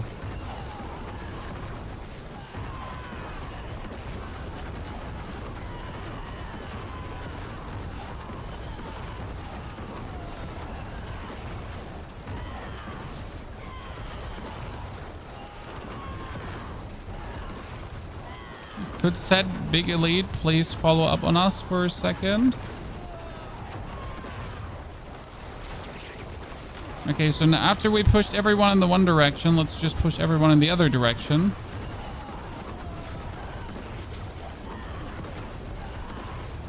It's like an absolute reasonable thing to do here right now. Okay, whoever that waller is, I hate you.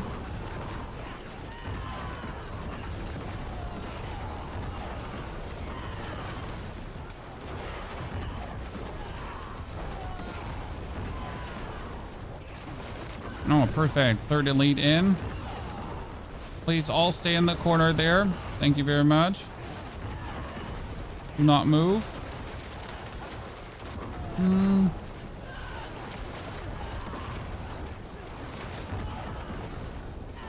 Nah, he needs to die as well. He's like so low that he's like close to that 10% mark where he would just die technically. Oh no. I don't have time for this. Are you running exploiters? No. I don't have the boots to do that.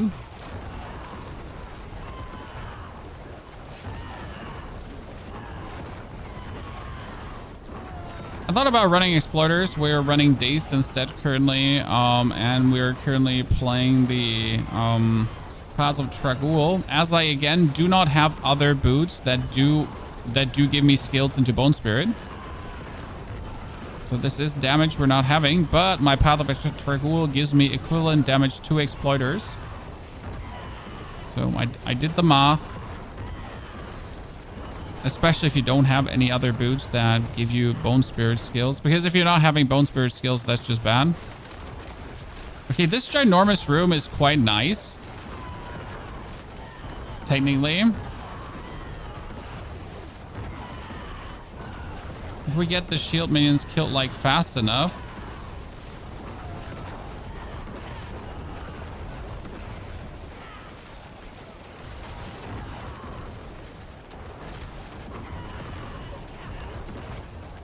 Oh my lord. This is going to be horrifying because we just have like 50 billion elites here that are all doing an effect, and I don't even see a single one of these effects, right? So I don't actually know who's doing what and where's doing where and when's doing what. So we know that we have tons of elites. We know that we can do damage to all of them at the same time, but we also know that they all can like kind of like freeze us, stun us, do whatever to us, and we have like no overview over who's actually doing what, where, when, why. Because we see squad.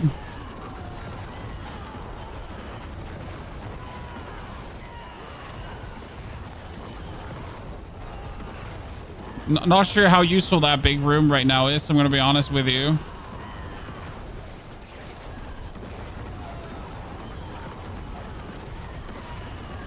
Can't really build a proper kill box on those as well.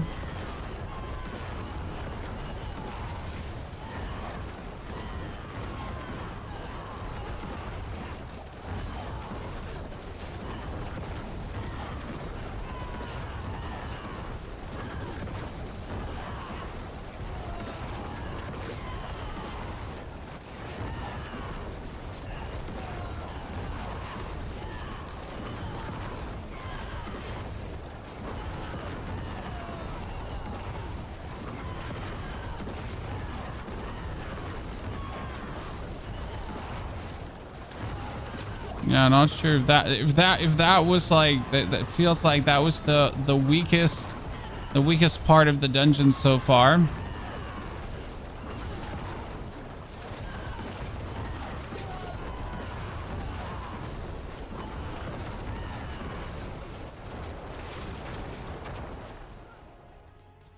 Or more time wasted here than gained.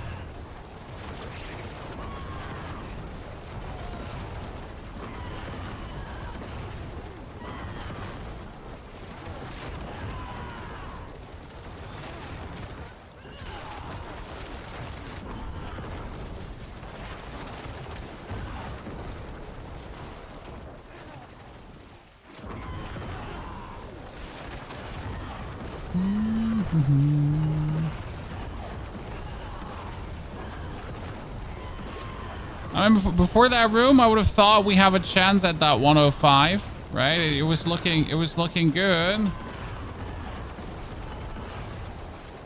We lost so much timing there.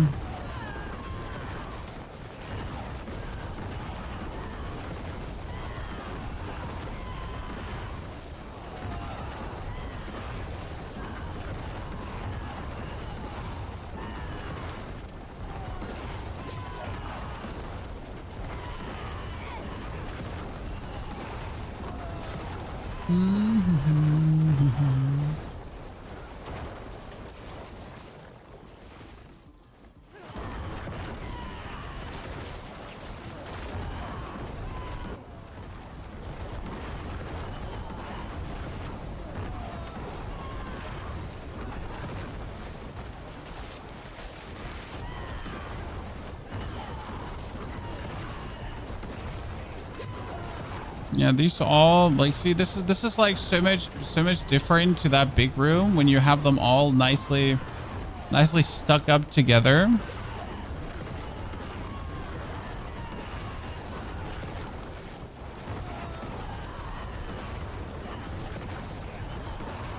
That's what I like to see.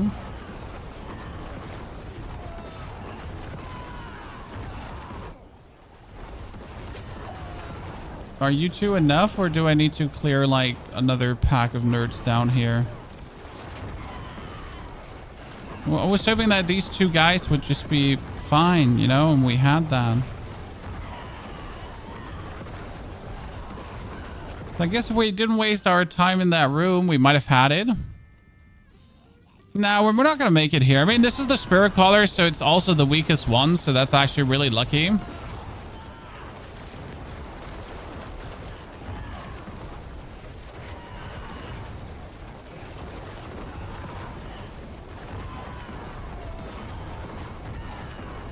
Makes a huge difference that it's him in your general damage output.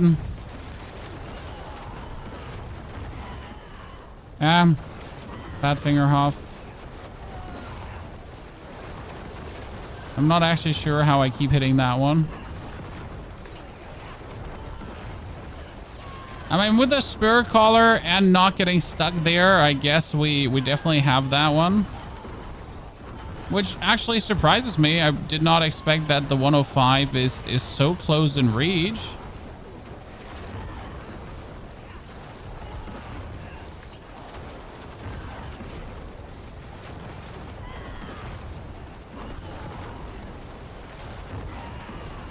So the DPS we did there is quite amazing for this sort of a fight. That one can't kill me.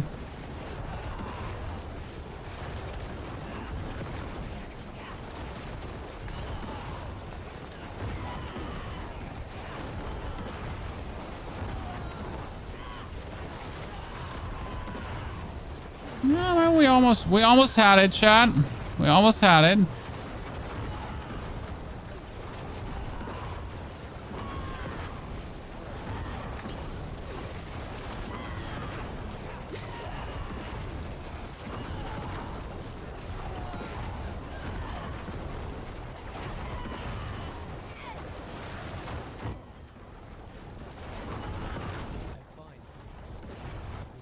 Oh, you actually managed to almost kill me there. I guess minor glyph upgrades and we got this covered, chat? Huh. Surprise. That's actually interesting.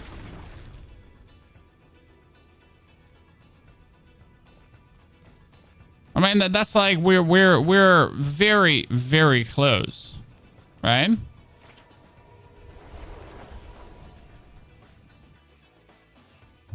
Hey, Scribbler, by the way, good to see you there. Yeah, it's way higher than it, Scribbler. So what we're doing different is we're playing these because I don't have good boots. But Scribbler, by the way, guys, Scribbler is the OG that made the concept of this build. If I get them versus the Spirit Caller, I get 80 Essence Plus, which is a 40% damage multiplier. So it kind of works. It doesn't work the way we want it to, but, you know, kind of works. Okay, I think like in order to where are we stuck? Where are we stuck? Let me double check. It's still 9. So we need to we need to push a 90 as we keep failing this one. This is 90. Eliminator is 96, so we need to do a 98. Actually, we need to do a 99. So to finally get the Eliminator after 5 fails upgraded. It's hard to nerf Spiritborn and doing the right decision at the moment from lots of factors. Spiritborn is probably not going to get nerfed or ruined this season. It would be the biggest mistake Blizzard could deal. Because right now, so many people are playing Spiritborn. So many people are feeling powerful. If they actually nerf Spiritborn too much, they're just going to like literally demolish the will to play of most of the player base right now. So Spiritborn will get nerfed for sure, but I wouldn't call it nerfed. Like it's more like the bugs will get fixed.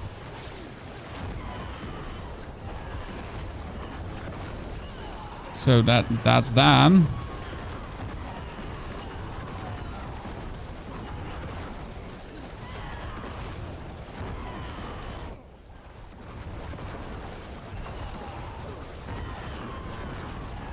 Which they should. But I don't want to call that nerfing. It's more like just putting the class to make the class do what it's intended to do. Because right now the class is not doing what it's intended to do.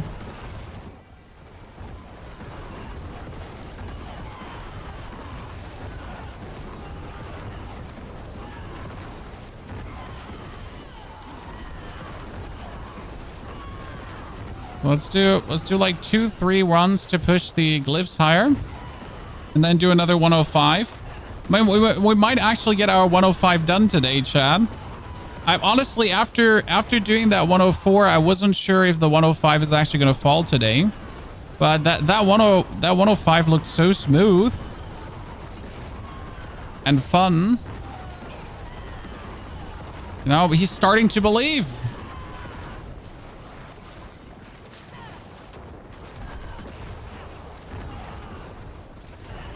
Q, he's starting to believe memes right there. I think you should abandon those boots and get GA Bone Spirit. How? How, Steven? How should I get some boots with GA Bone Spirit? Please educate me. Should I just pull them out of my butthole?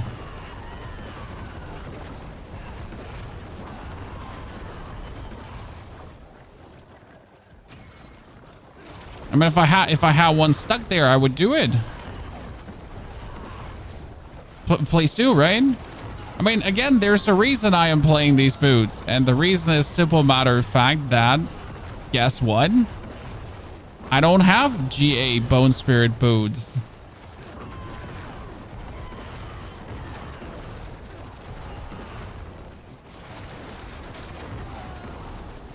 Now, obviously, I could just buy myself some money in the real money trading. Then I could just buy myself a triple greater affix Bone Spirit boots on the internet, which are probably duped.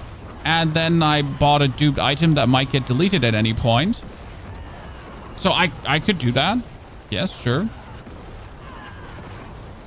Nothing of what I just said seems like anything I would like to do, though. Ah, Scribblet, good to see you there. You missed my explanation on the cool path of Dracul giving me 40% bonus damage in boss fights and also here. Because it provides me enough essence to be plus 80.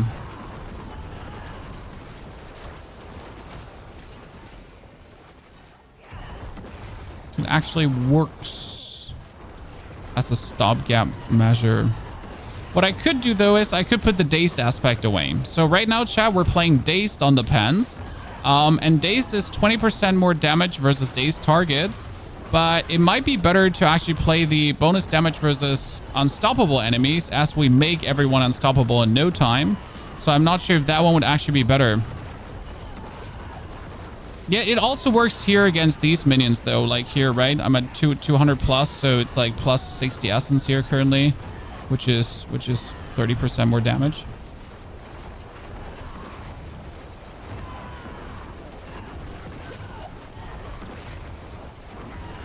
So what I'm thinking about is like maybe we could drop Dazed, but I'm not sure if that would be the play. Because I feel like Dazed is always active while the Unstoppable is not always active. Where the Unstoppable, though, is the higher multiplier for higher ceiling damage. The Dazed might just be better DPS. Exploiters a big boost for bossing. Yeah, but did they fix it? Because Exploiters didn't used to work while bossing. Right? So bosses didn't used to be unstoppable. So, like, I mean, there were so many instances where we actually tried out Exploiters versus bosses and it didn't work. Did they change that? Did I miss this? Am I behind the curve again? Because I was so surprised when everyone started playing Exploiters. Like, didn't we agree on that it actually doesn't work? Yeah, bosses aren't unstoppable, exactly. Exploiters actually only works not against bosses because, you know, Exploiters is being used here because we're making everyone unstoppable. Like, the elites are essentially, you make them instantly unstoppable and then you just get 40% bonus damage.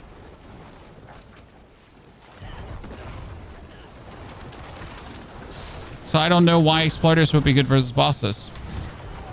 I mean, my understanding was it's being played to make mobbing easier.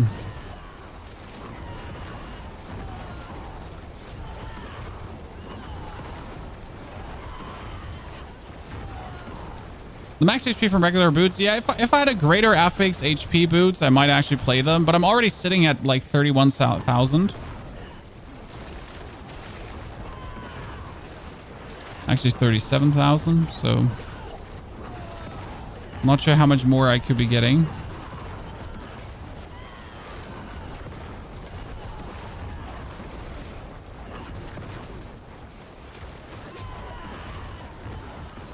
And again, every piece of HP I get more, so this is something to be considered. Since I have like so much HP multiplier, 85%, guys. Every single point of HP I get more is so much worth it. So that's something to consider. Because we do have the Doombringer, we do have it masterworked, we do have it like we double crit the masterwork on the HP. So it might be wholly worth it to actually consider more max HP.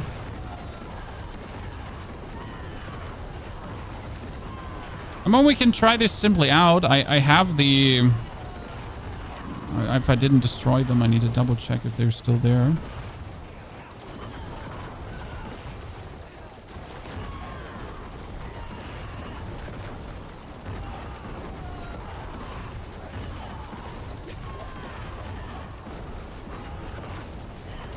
I mean, I should have a pair with... I should have a very basic 750 item pair of boots that I could use. Also, this one was so slow. I am so unhappy. Oh, Mother's Judgment. At least you suck.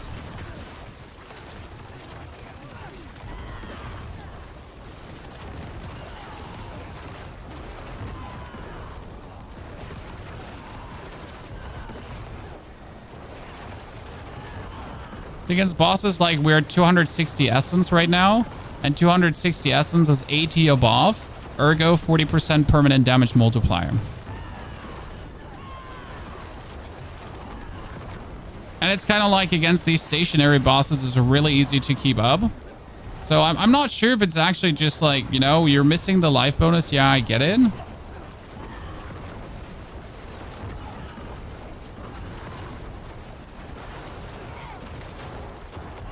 That 40% damage multiplier is actually working.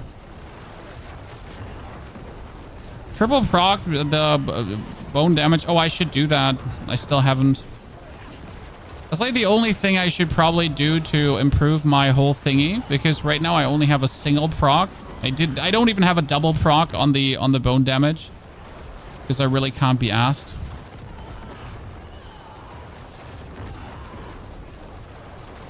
Is there a build for you, Necro? Videos uploaded, sir?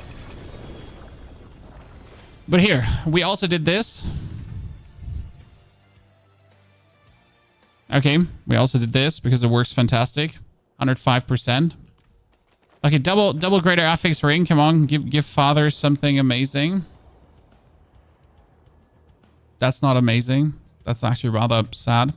Okay, eliminator and success and fail and success and success. Okay, did we get it up to 10? No, we still don't have it up to 10. Do I need one more level? Or are you gonna tell me I need one more level? Okay. So what we could try as a difference, as Scribblet has been mentioning. So our resident Necromancer. We do have boots, if I still have them and didn't destroy them. Bone Spirit, let me check. So we have boots. We don't have them anymore. Great. Yeah, so we don't have these boots anymore. I used to have boots that had Bone Spirit on it. So these are truly my only options. Now, I could obviously keep masterworking them because currently, as you can see, they have like the cooldown on bone prison, which is useless. So I could get 6 to bone skills, which is actually only 2 less. So that's kind of nice. Don't use the sacrificial glyph? No. We got essence, eliminator, amplify, as we always have amplify going, corporal, and exploit. Sacrificial is essentially the same. I mean, like amplify or sacrificial, take your pick there. I have them always cursed. Right? What weapon are you using? We're using Doombringer because we double critted on the masterwork, so that brought us up. I mean, right now I could get more maximum life on...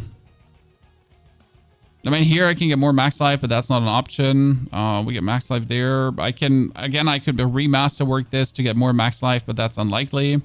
Yeah, the only masterwork we should do is this one because we have currently maximum resource masterwork, which is useless. we should get the double bone spirit damage. So that's like the only one we need to essentially work on. There's a chance to get bone spirit double. Oh my. Okay. Easiest. Triple. It's a triple, baby. Okay, well, yeah, so we could just do that, chat. We could just do that. Yep, surely. No, we're not off chunks. We have the chunks. We're out of Opticite, so I just need here quickly some Opticite. I have actual chunks. Okay, let's quickly get them. Mythics are compound.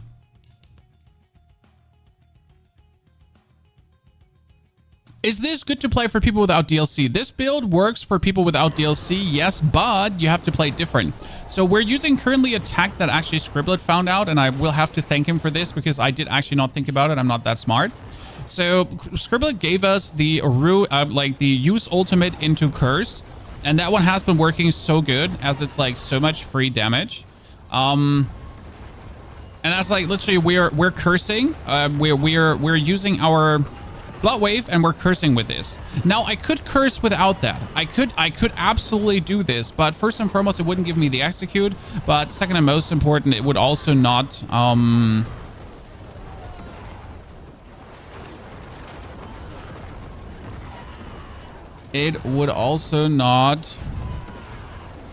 make this feel smoother, because one important thing about playing these builds is they're not supposed to feel unsmooth.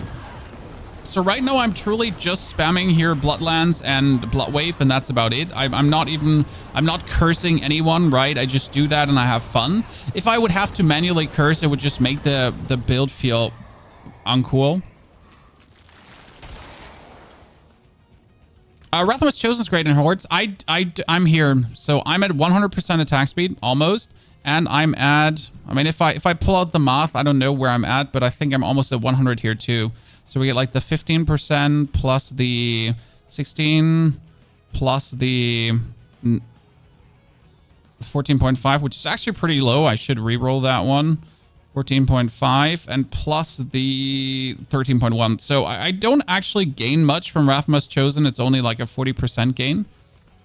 But this is, by the way, what we could increase. So I was mentioning this earlier, guys. There's 200% attack speed. So there's your main attack speed that you see in your stat sheet, but then there's also your temporary attack speed, which is attack speed cap 2, which, for example, is your blood attack speed tempers. And I could increase on these blood attack speed tempers right now because I am, matter of fact, actually not having the maximum attack speed running that I could.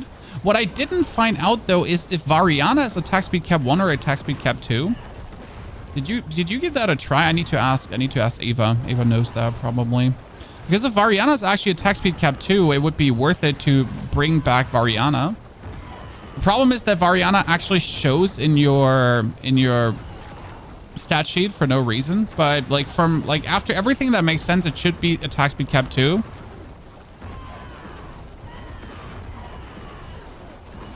Because then I should actually put her back in over Subo. I mean, we've been using Subo now, but might be better to get Variana back in action.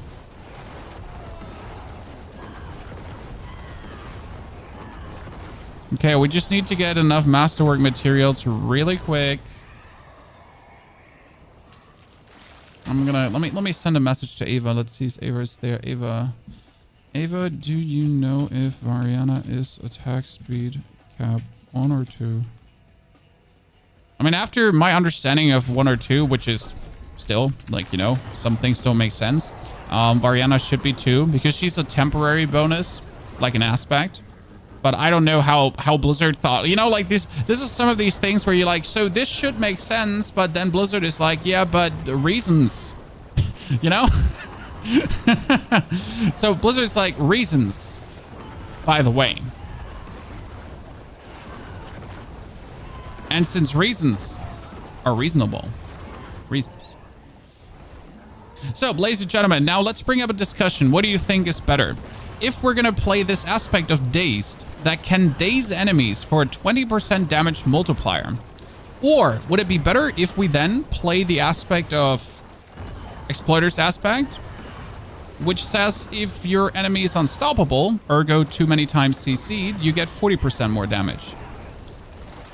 Now the problem is that Dazed is like a permanently active thingy, whereas the other one wouldn't. But would that 40% make up for it? That's what I'm asking myself. If you land like a killer crit, would that then be so much better?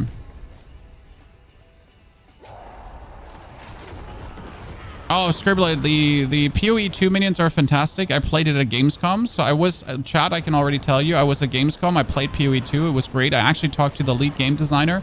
He showed me a lot of interesting things.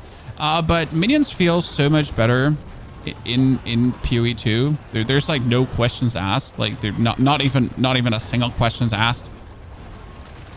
Like honestly, Diablo wishes it was PoE 2 in that regard. So I'm definitely going to play a witch in PoE 2, by the way. The Ether Lords are just getting so bullied. But don't worry, the Necromancer will continue in PoE 2. As Pony's just a big Necro fanboy. All season around, every game.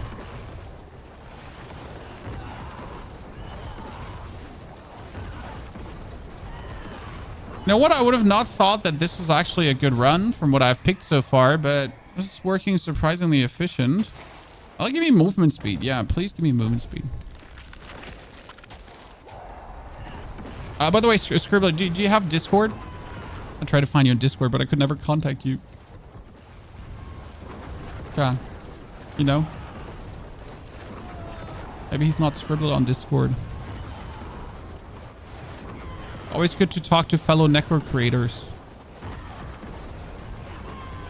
If in D4 you were able to control your minions, it would be so much better. Yes. I mean, anything, like at any tiny scale.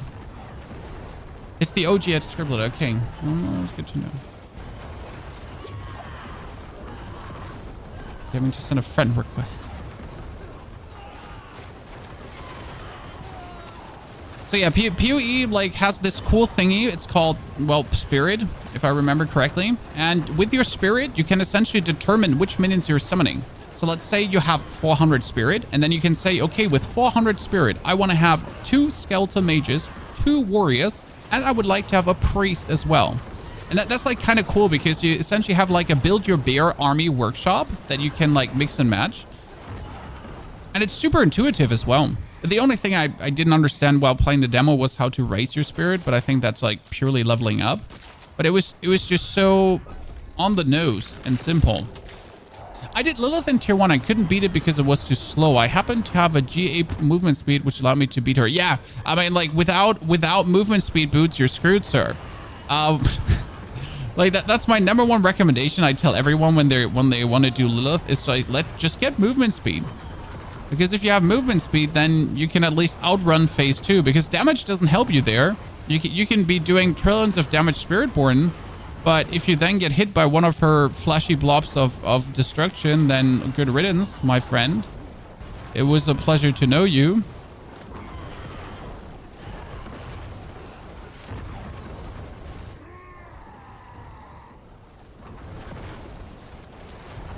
What I'm really excited for is currently season 7 again, Chad, because we were promised reworks.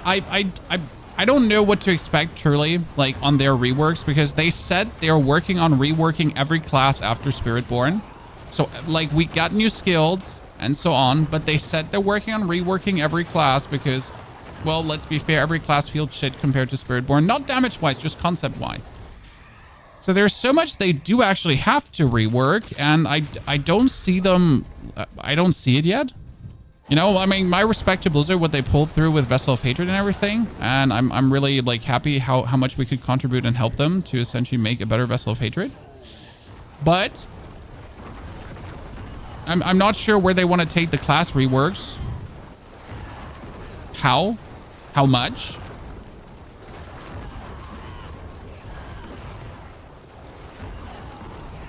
I think the main complaint on Sork is that you don't really have many enchantments that are useful. Because let's see, how many like of your key passive enchantments does Sork have?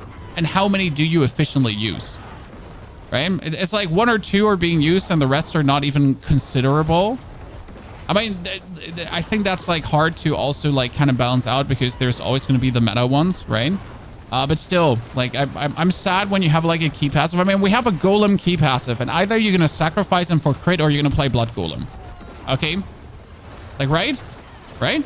So we have a golem key passive, and it's blood golem or sacrifice for crit. That's it. There's nothing else. By the way, sacrifice for life may be an option. Oh shit, I never thought about it. No, but you know, like that's it with our key passive. Wait, sacrifice for life action option? I never did the math. You could get 20% more life.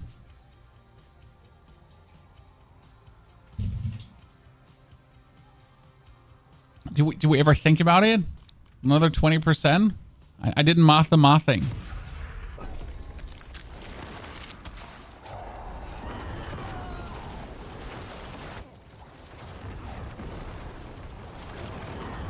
So now we're going to be able to mastercraft this one, guys. And you might see what just happened there. So we went from a 33% chance to... No, actually, what was it? 29? 32% chance to do double damage to a 36% chance to do double damage.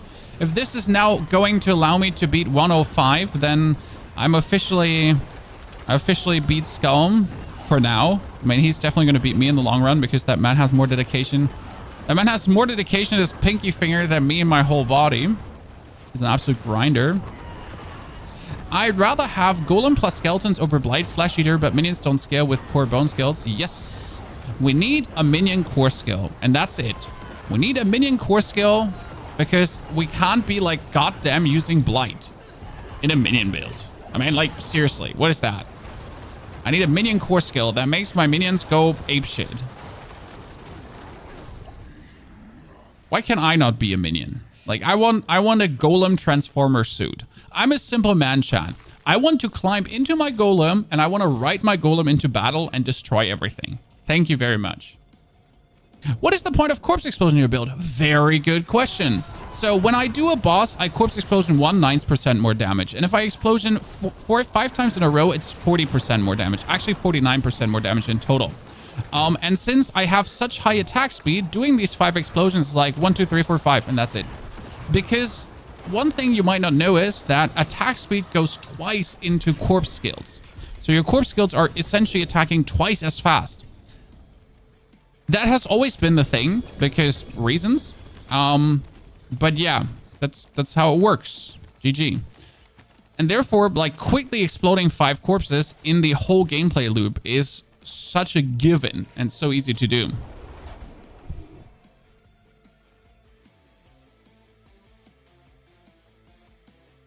Also, very important, what we need to change is the race skeleton. The race skeleton can't be what it is. I don't want to raise a skeletal priest every 8 seconds. Just for 30% bonus damage. Probably the most unintuitive gameplay loop I've ever seen. Okay, ladies and gentlemen, I don't want to ask you for your prayers, okay? But let's just hit a triple on this, okay?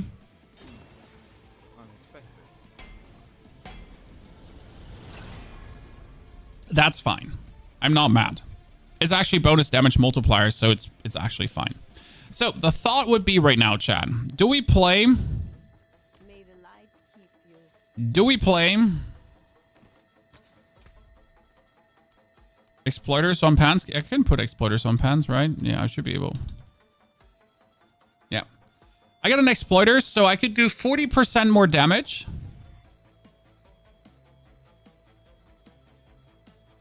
Or the days for the 20. I mean, we can just do a run with the exploiters if it just feels better.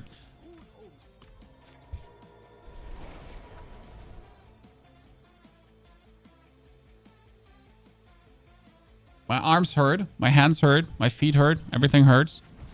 Do the Undercity for the boots? Nah, I'm not fussed about the boots. My solution is solid. It's working. 105. Not the best, but it's working.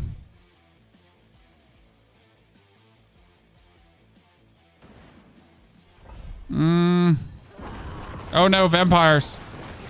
Back out. Don't do this level. Vampires and a waller to start the round with. Not abused. Don't want to.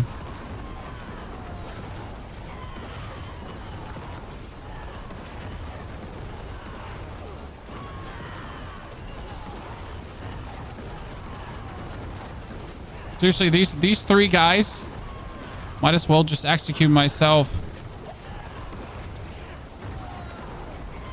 Absolute pain.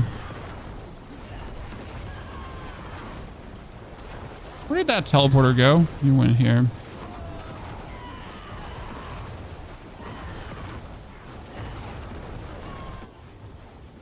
Oh, I forget to take Variana. No.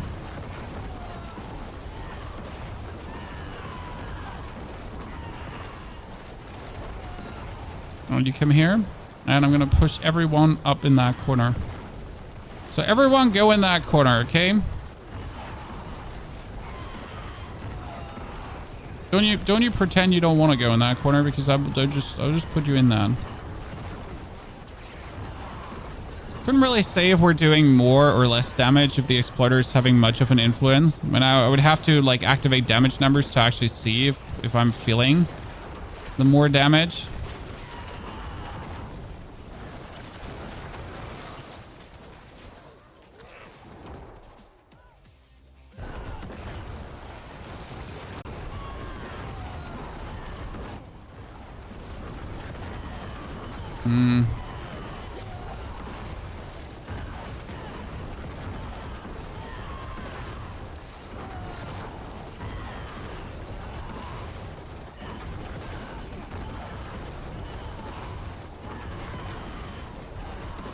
Well, it's running good. Vampires. You know which opponents I like the most? Spiders. Why spiders? Because they try to crawl up your butthole every single time.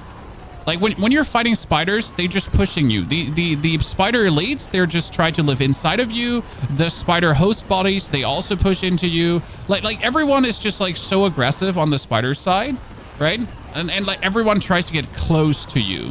And then you have like these vampires where like everyone tries to get away from you at maximum velocity. The vampires teleport away. The other vampire dudes, I don't know, they're vampire duding around.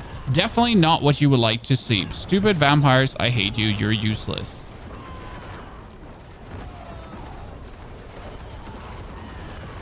Me no likey, por favor. That's for sure. Yeah, please come with me. Sir, it would be my honor if you would just like keep walking alongside these lines. You don't usually enjoy it if something tries to crawl up your butthole. In this case, you'd better enjoy it because you don't have to chase after it. It makes life vastly easier.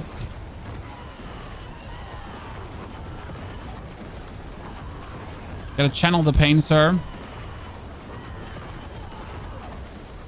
Especially if you see the alternative with these vampires. Oh god, did you just put up 2 wind walls? It's 2 guys with wind walls. I mean, despite really everything being stacked against us in comparison to the other 105 push, I have to say this is going rather solid still. I mean, we're probably not going to get this one done. I'm also not sure if like the exploiters is doing what I needed to do.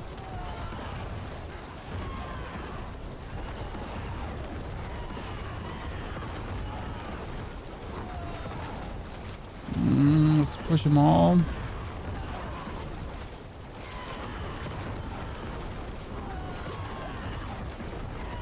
See, there's these shamans too, like the goat shamans and the goat spearmen. They, for some reason, have this tendency to also just walk away.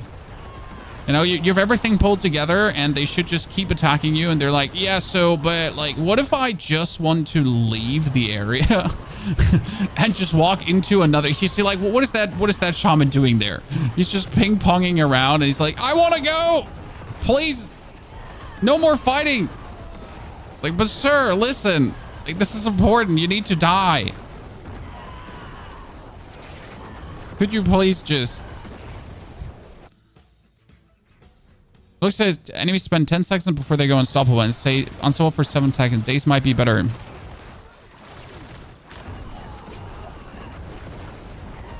Might be. Then again, if you're using it against bosses and bosses become staggered, it's a 40% bonus, right? So if we consider exploiters against bosses, it's a net total success, because in the phase where he's staggered, he's then going to take a huge amount of bonus damage. That's I guess how we would have to look at that.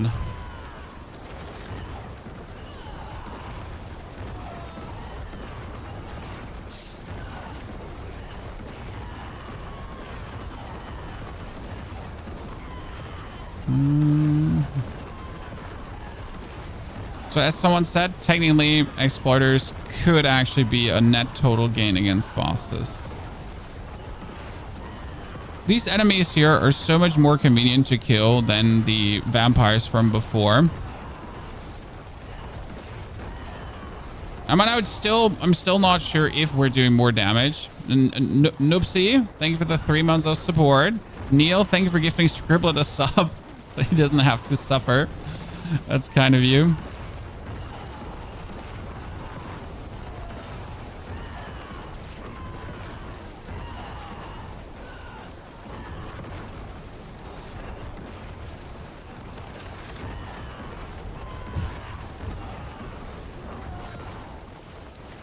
I mean, right now it looks like at 4 minutes I would be at the boss roughly.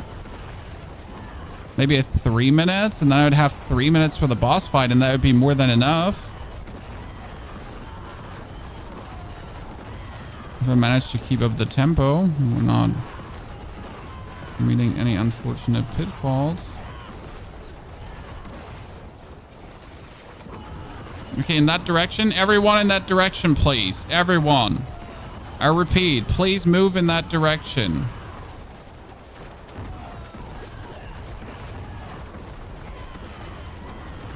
Okay, that one wolf is like, he's so stunned against the wall, he's not leaving that. he's so mayorally confused.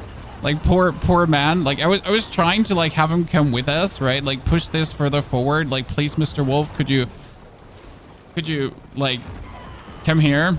And he's like, just having intercourse with that wall. Heavily intercourse with that wall. He was not letting go, chat. He was clinging for his life. Like a drunk on a ship. No, I was perfectly having everyone locked in there. Do not push me away, Frodo. This is my moment of glory here. This is going to be pushing the whole progress so much further. Yes, thank you. I knew that would happen. Oh no, bunch of nerds.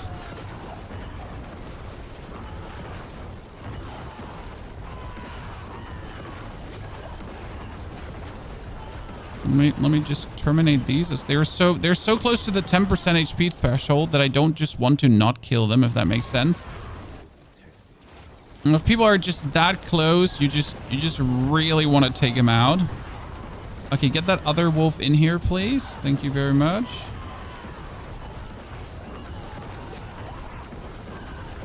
Oh, you're useless.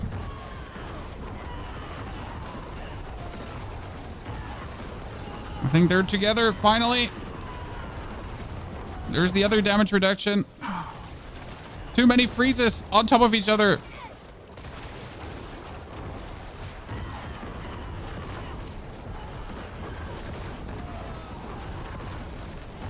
Okay, where's he, chat? Can anyone see him?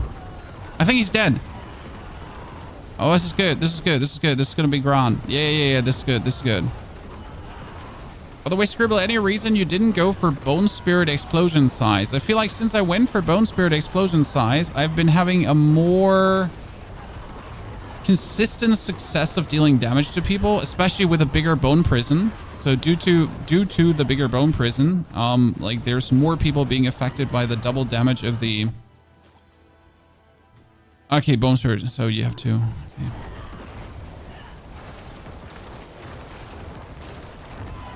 If I have 100% attack speed swap out Variana, see, I can't give you a 100% on that because I don't know if the Variana might be going into attack speed cap number 2. If the Variana actually goes into attack speed cap number 2, there is a solid thought to actually just keep playing her regardless of having hit 100% attack speed because she's an attack speed cap number 2.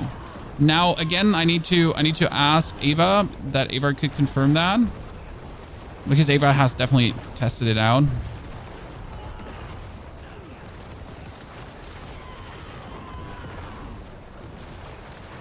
And when we arrived here at 5 minutes, somewhat, we have 1/3 of the HP deleted. I think we get this.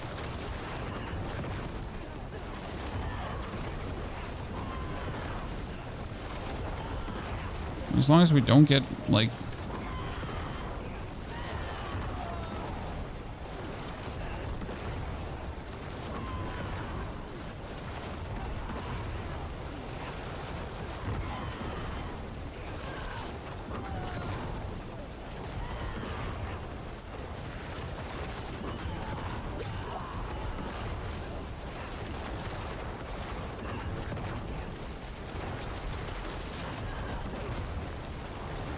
%50 down, ladies and gentlemen.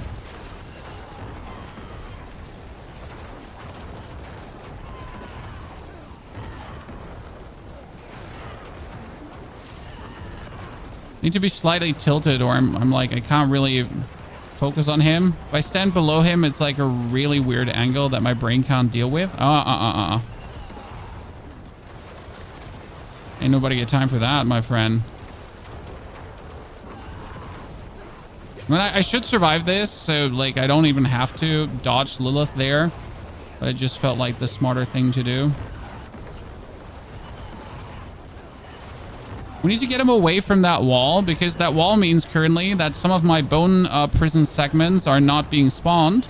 And if the full bone prison is not being spawned, I'm not getting the full resource bonus, and then we're not getting not the full damage multiplier. So this area is actually really fucking uncool for what we're doing here right now, as it's actively preventing what we want to do.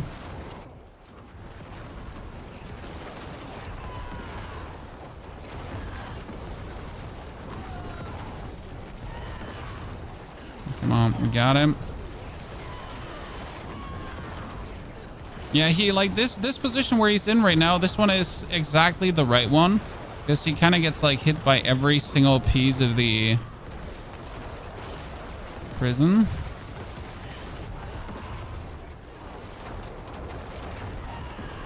You know, if I could get him staggered like here one more time, that would be the damage I need to just finish him off.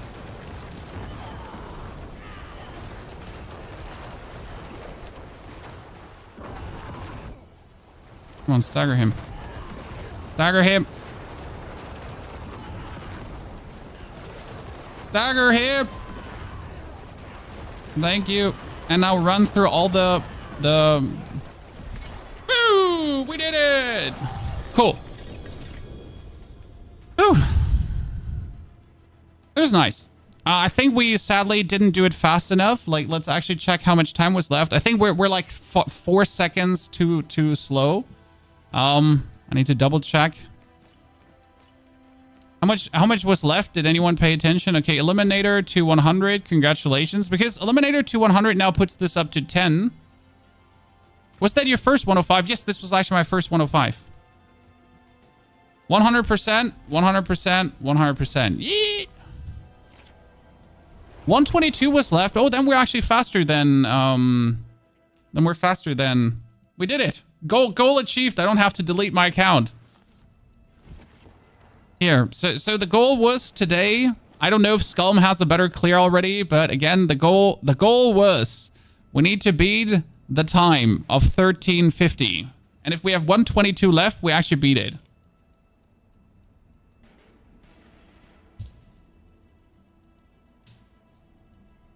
So that was the only thing we needed to beat today.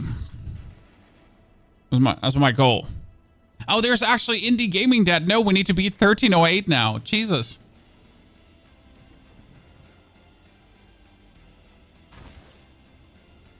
Yeah, Indie Gaming Dad is new. He just came in like a wrecking ball. Shit. Well, what a shame. I guess we need to do another one. A 118. Well, so the 118 player is the Chinese player, and his gear is incredible. So that's that. Also, you could, like, the problem with the Chinese players is you know, there's a lot of duping going on. There's a lot of RTM market stuff going on. So, I mean, it's deserved ranked, but just keep that in mind. Okay, Chan. 106. No, 106 won't happen, right? RTM, real money trading. So, like, I know it sounds crazy, but the Chinese players are just buying themselves money and then buy equipment with that. Oh no, we wanted to swap Subo out. Wait, since I hate this type of enemies, we're just gonna... Yep, so... No, let me out! I need to leave! Let me leave! I need to leave this hellhole. Leave me alone.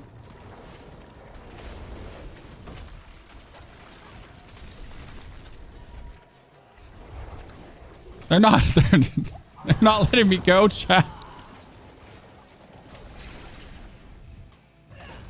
Okay, we got this. It's perfection.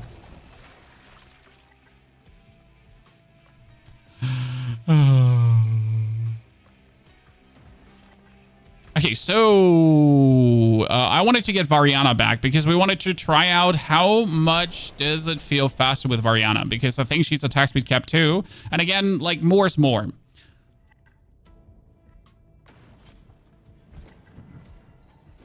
So we're getting Variana back in action for the attack speed. Actually, yeah, for the attack speed.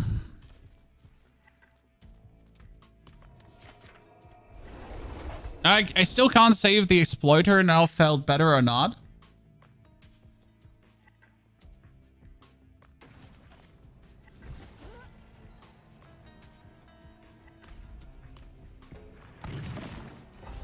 Doop.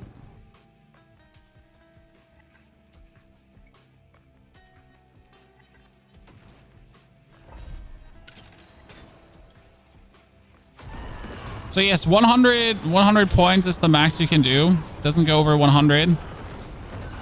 And honestly, 100 already takes long enough. So be happy that there is nothing over that, because Jesus Christ. 100 is already quite the endeavor, let me tell you that much for free.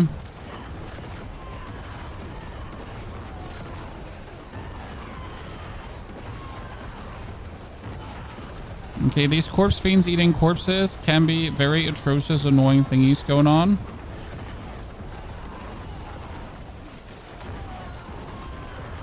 I wonder how much more HP a monster has in 106 over 105.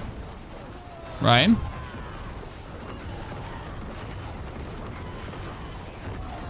Does anyone feel like we're attacking vastly faster, or is it just me?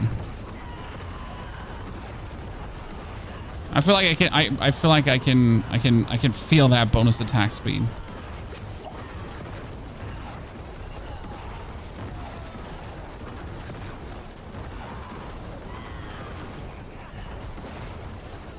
Yeah, we're like, again, they're so close all to 10% HP that we just have to kill them.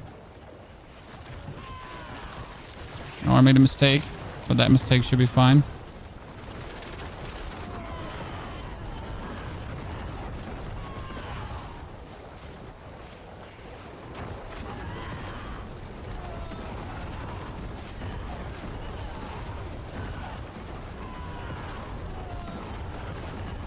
That's a triple elite. And that's a Waller. Okay, so we're going to leave the triple elite behind. We're just going to focus on the other dudes here.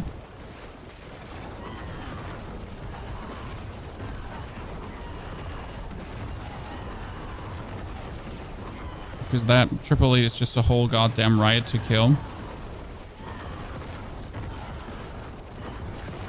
But these are definitely not the elites you're looking for. I mean, we've been getting like shortcut by Waller now multiple times. We have the fear. Like, how many times did we get feared? Harsh stud. Yeah, totally being put in this direction. So I'm just going. I mean, the game was like, do you want to run there? And I'm like, no, but anyways.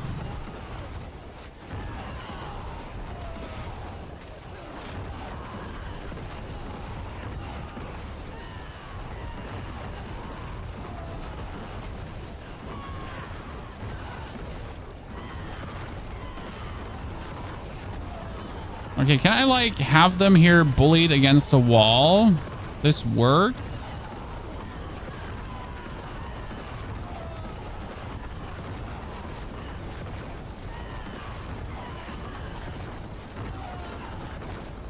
Now that honestly that pit 106 might feel a bit too rough.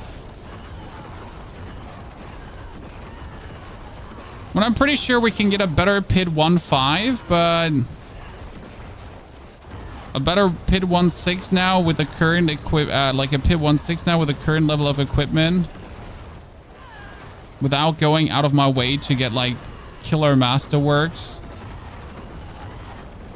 I mean, at the end of the day, there might be no further progression at some point if I'm not willing to get the triple masterwork into bones do double damage. But that's really the thing, right? So unless I'm willing to get that one, we're just stuck.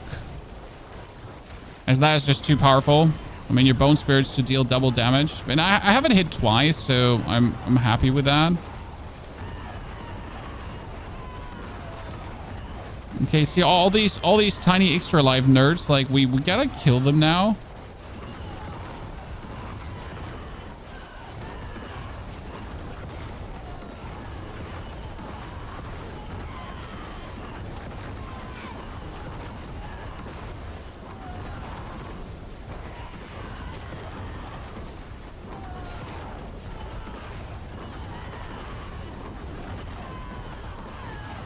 I feel like my bone prison needs like an outline, chat.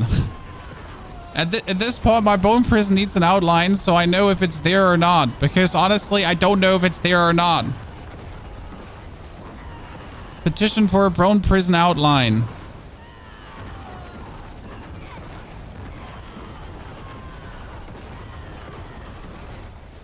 I'm pretty sure half of the time I'm like deleting my bone prison to remake my bone prison straight away. Mainly for the reason that I just don't know if it's there or not.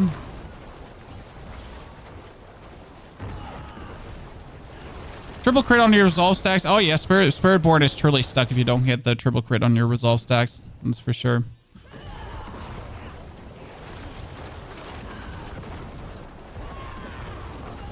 There was a bug, by the way, how you could get more resolve stacks easy. If I'm not mistaken. I've seen something actually in the leaderboard where they were talking about, like, you know, people that abuse this are not eligible. For some reason, the top 3 all abused it. Surprise. Who would have guessed?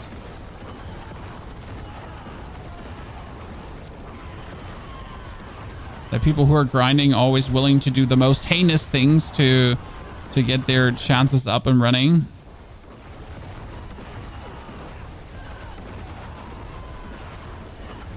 Okay, you stupid thing that's going around that needs to die so I can do damage to everyone. Stop moving around.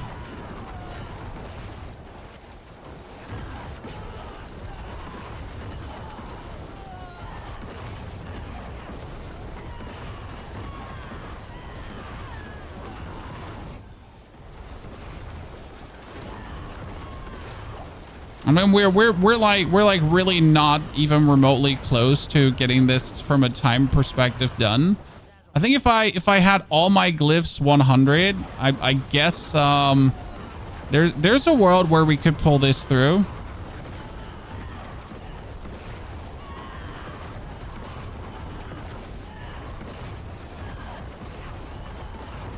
Without essentially masterworking further.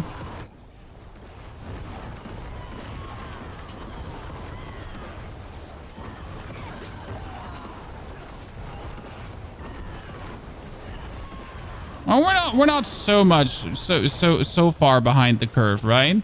We're just almost on par with it.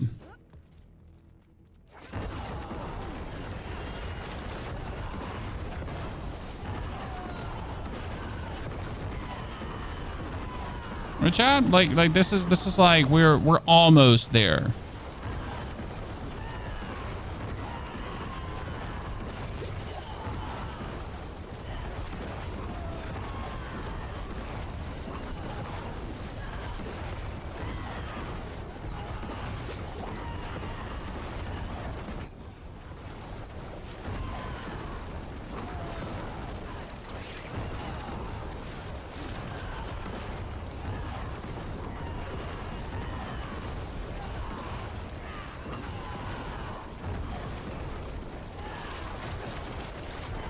Oh my goodness, we actually made it in front of the curve, Chad. I mean, we wouldn't have enough time to kill the boss, but we pushed it in front of the curve, so it's possible.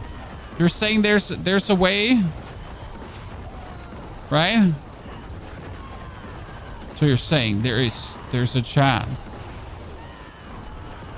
Interesting.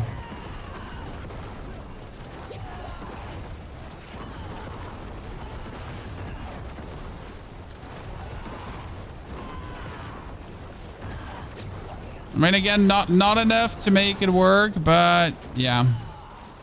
So let's go out. Let's do a better 105 then.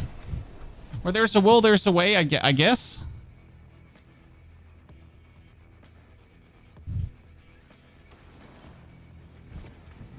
Okay, chat. Let's drink these potions. Well, let's do the 105. Okay, this is it now.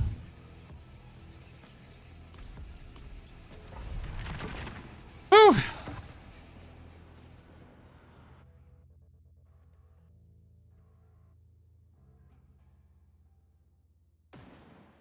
Oh no, I'm out. That's not the nope. Nope. Pibble, nope. Thank you for your sub, but nope. We're not going. Not doing that.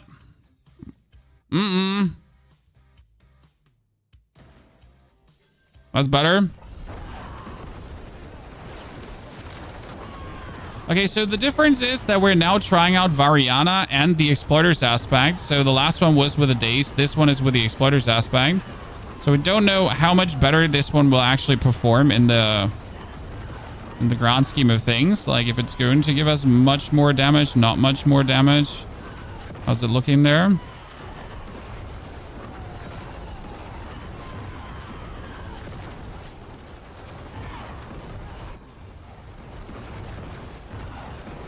I mean, I like that we have tons of elites here, but none of them is actually like a debilitating elite.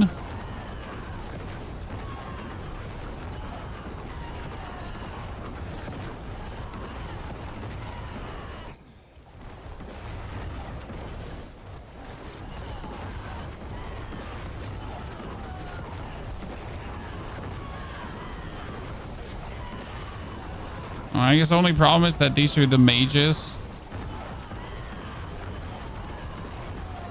And the cultists that like to separate.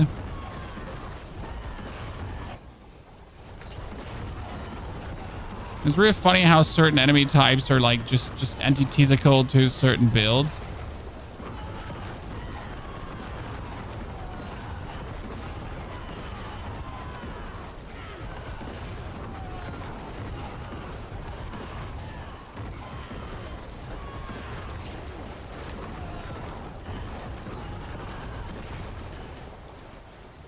Okay.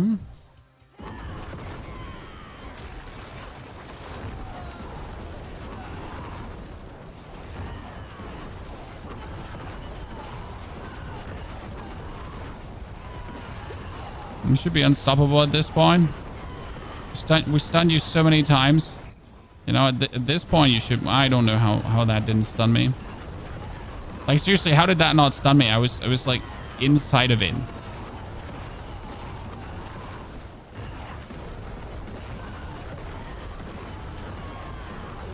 Are you not freezing me when I'm standing inside of your ability?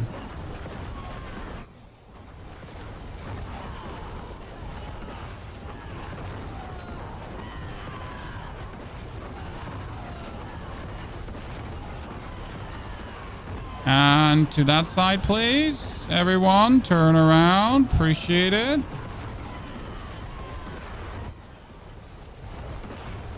Surprised that I would be happy seeing these scoundrel robber dudes, but let's be fair, those ones are just better than the cultists because they at least don't run away.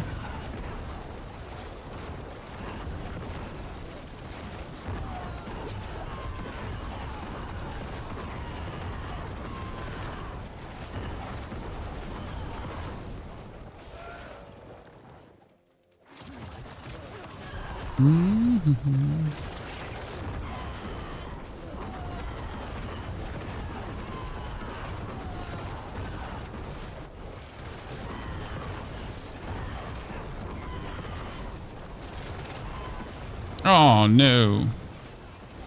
I really didn't feel like getting frozen there. Okay, so that's one freezy and another freezy. That already makes me question if I do want to spend time here because like you're gonna essentially just like see, this is just such a DPS loss getting hit with that freeze. Might be better to just leave this area for the next exploit, as I'm probably not going to kill that elite. Yeah, again. I mean, this is like just so many seconds being lost, right? Due to this, it's just horrendous. Who is even the second freeze guy? No, does he freeze so fast in a row? That seems not okay, sir. You're just like, what the fuck? Not okay.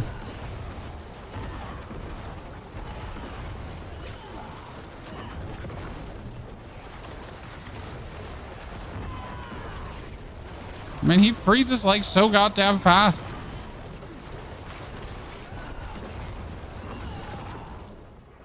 Not with me. Alex, it's been a while, my friend. It's been a while.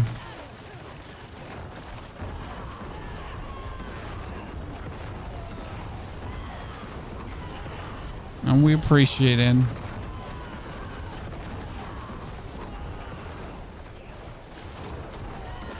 Okay, this is demons, which is technically perfect because we're doing bonus damage against demons due to the Air of Perdition helmet. Yes. Does that actually play a big role? No, it doesn't, but hey, like every piece of cake is worth it. And more cake is always better.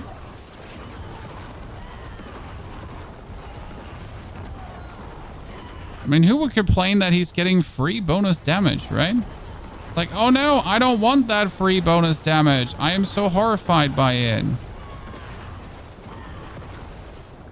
No, please don't. Free bonus damage sounds so bad to me.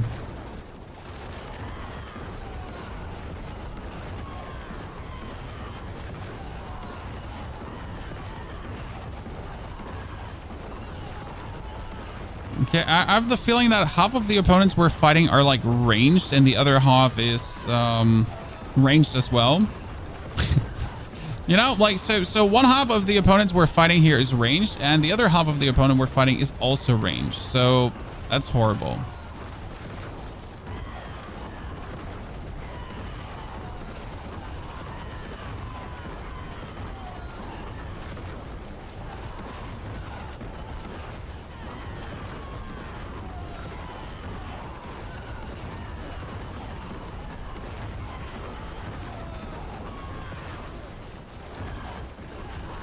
We're totally not getting this one done, I guess.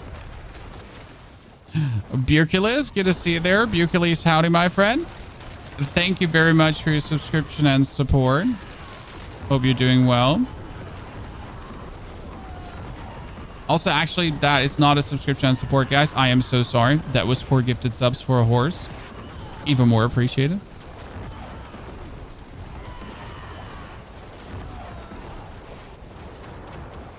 So, I reckon this one is a no finish.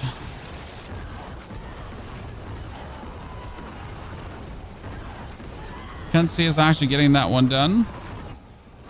Which really makes me want to pick, like, you know, I wasn't expecting to have to cherry pick my enemy type up here already, but it seems like I need to cherry pick my enemy type already here to just make my clear more secure.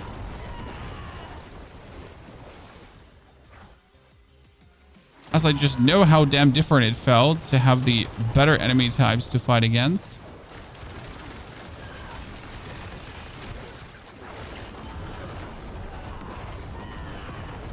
Everyone in that room. Everyone in that room. No one resist. Gather up, nerds.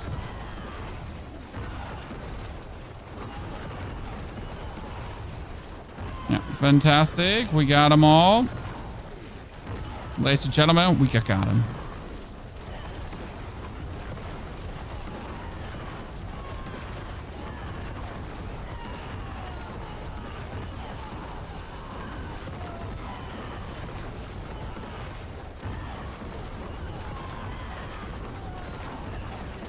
I wonder what I'm getting stuck on, and it's actually the traps in the ground I'm being stuck on, Chan.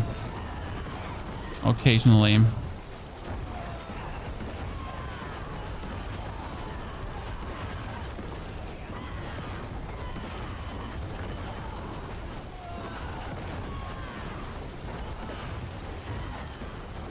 Okay, I wasn't sure if I wanted to kill that super elite, but here we are actually murdering him.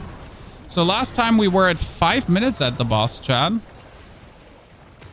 This time we're 5 minutes not even there yet.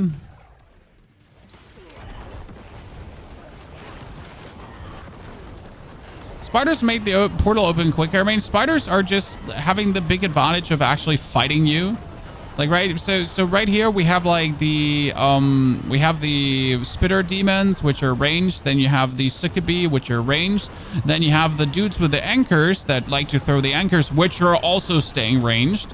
So spiders have the advantage that they just run into you and they actually attack you, right? They're not staying at any fringe benefit at this side of the room for no reason.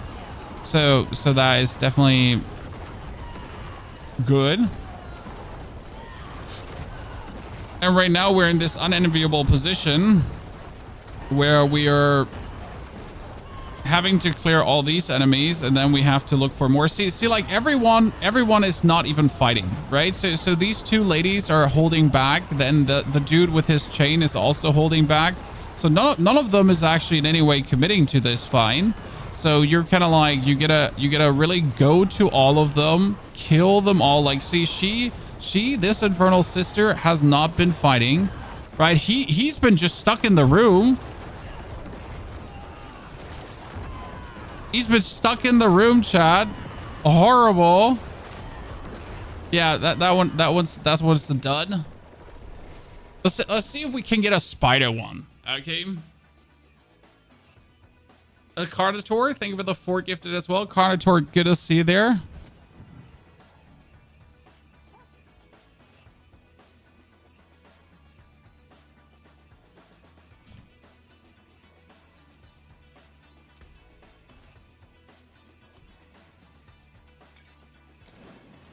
So can we get a spider one?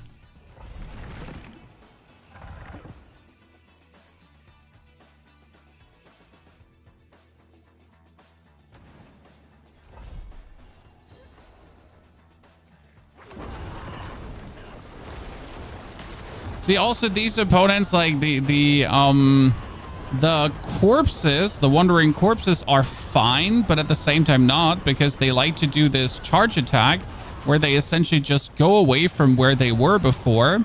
The dudes with the pillars, they're at least attacking you, so that's a good one. But yeah, the corpse fiends, they're okay, but they tend to like do this charge and then just completely leave the middle area. But at least they're coming back, so it's like it's fine-ish.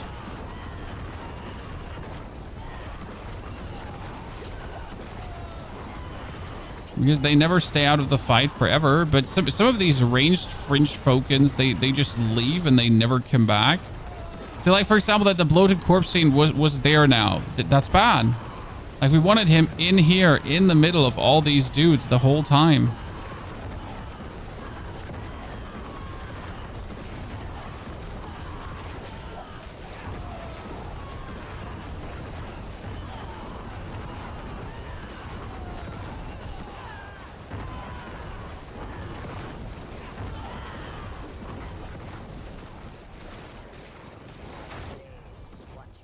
Yeah, could that bloated corpse just please come up to us? Thank you very much. See, and then you get these dudes. So these tiny arm monkeys, and they're kind of like ranged attackers. So they're gonna shoot at you, and if you're unlucky, they'll just run away.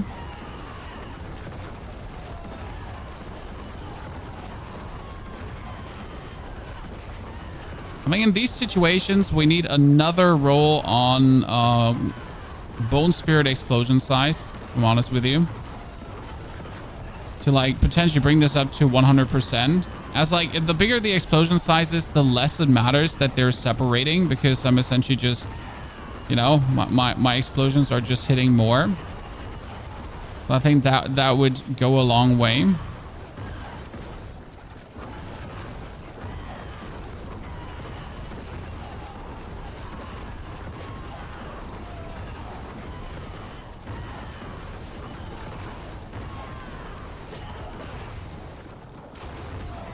Yeah, I'm good. I'm good. I'm good. Nothing happened there. We're fine. All planned.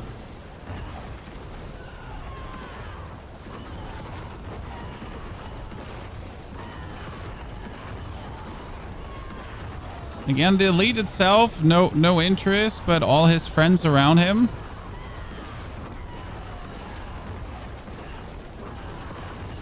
Actually, the elite himself is dying also relatively quickly. I'm surprised.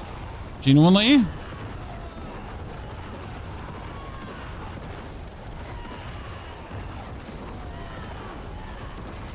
Why that super elite would be taking so much damage. He just got executed despite you two corpses being here.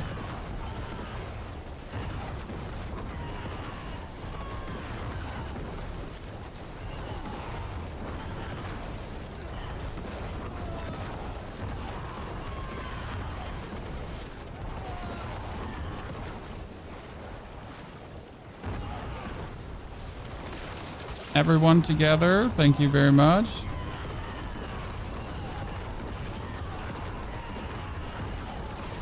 First Corpse Tendril still works. After the first Corpse Tendril, everything is out of the window.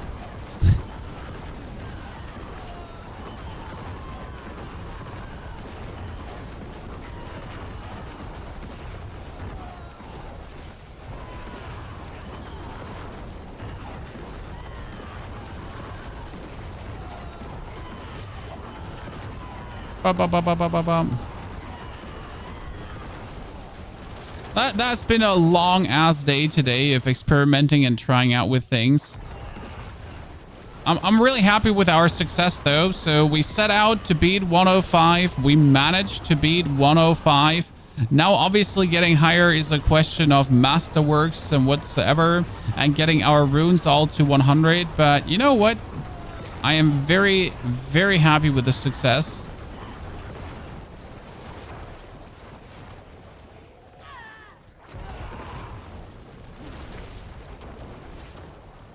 But I don't know how much higher we would go from this point on, right?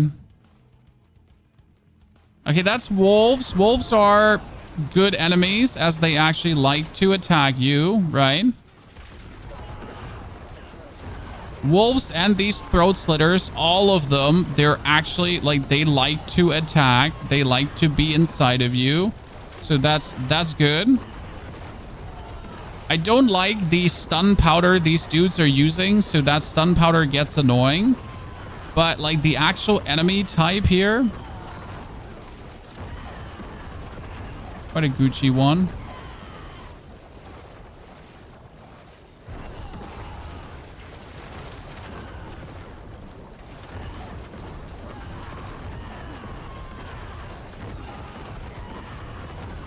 Wait, where's the...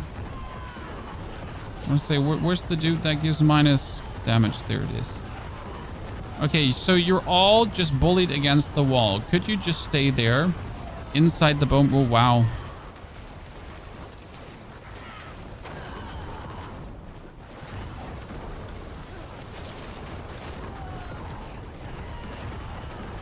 That was a lot of damage they took there, clutched against the wall. That's for sure.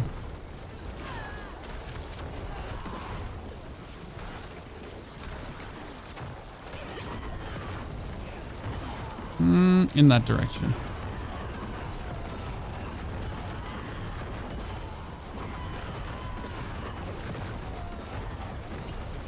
Don't freeze me.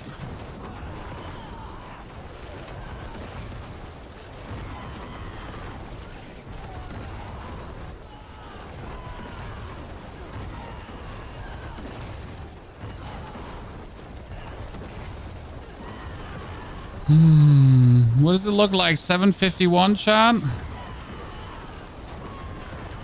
it look like we have a chance?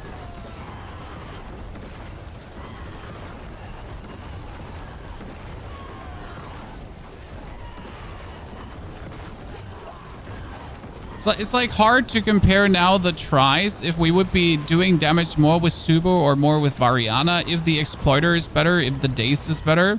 Because the data sets are so different, like really, like it's level design, enemy types, like lucky chance, what kind of elites you're getting. All that is really factoring in a pit run to like say, man, was it now better to play Variana? Was Subo performing, you know, above what we expected him to do? Hard to say. Answer is mostly, I don't know.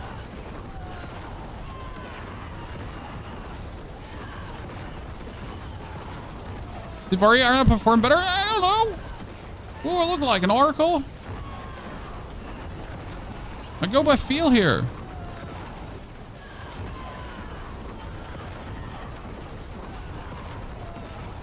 The moments you actually wish to have a damage meter for these situations to be like, is that DPS higher?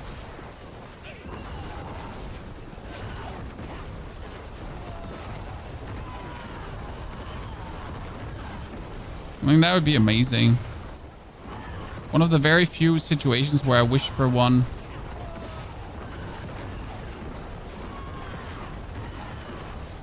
Is that triple elite? No, there's a normal throat slitters. Please with me. Sirs and ma'ams. Everyone follow up the blood train. Thank you very much. Please no one resist. Necromancer brutality.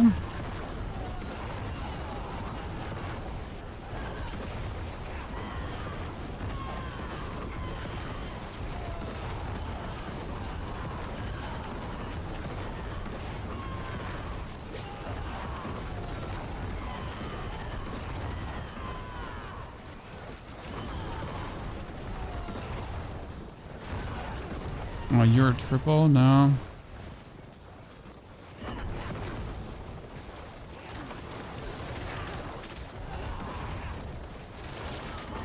Oh, you're all in one room? Interesting.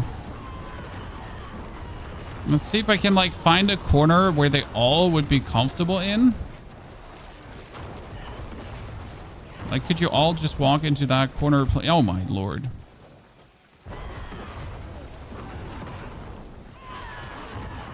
Okay, everyone in that corner. No one moves a finger.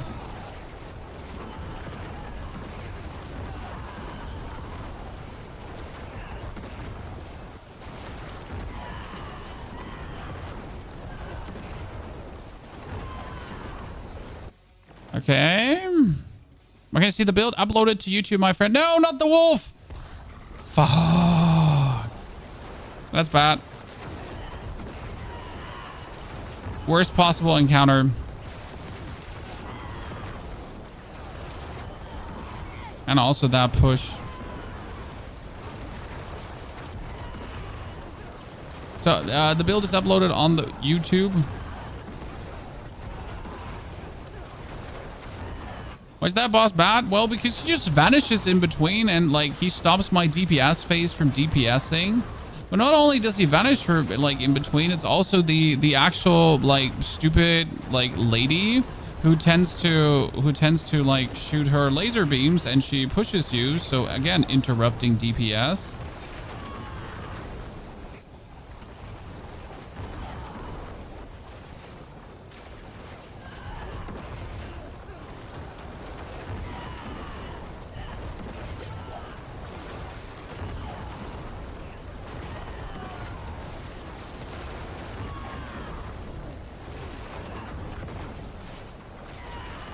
You get like that interrupting your DPS and him like interrupting your DPS.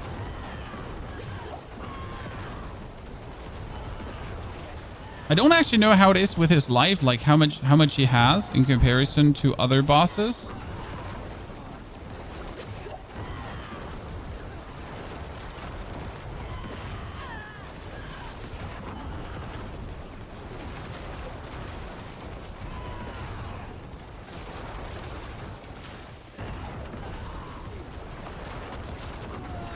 But yeah, same like no DPS again. Oh, he just jumped out of my bone prison. This is truly for trying to kill him like fast for anything quick.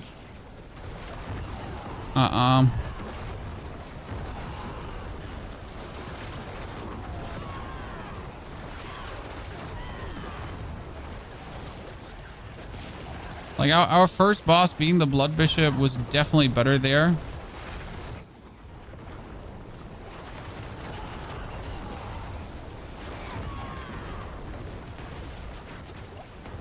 Wow, finally almost died.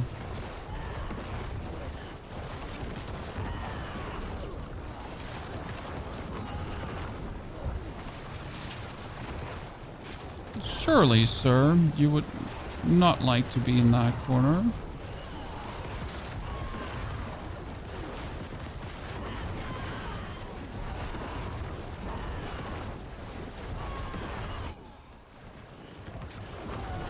Oh my lord.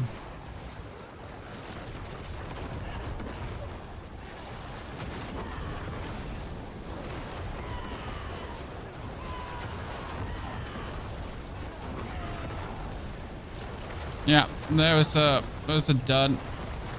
Chad. I mean, the push was good. I couldn't say like again damage better with Variana, damage better with Subo. Where are we sitting at with this one right now? Could genuinely not say.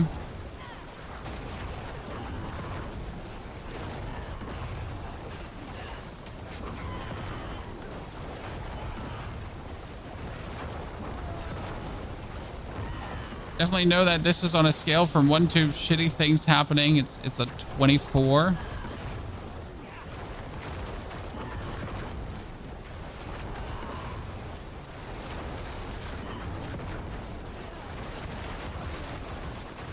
My arena is just dying like essentially before we can do anything with it every single time. Yeah. The first 105 try was definitely better. I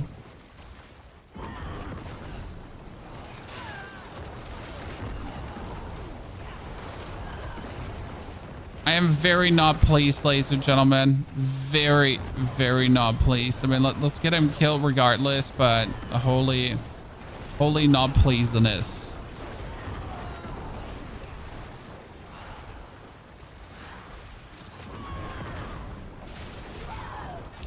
Oh, we actually died in the end. That's very upsetting, but we're fine.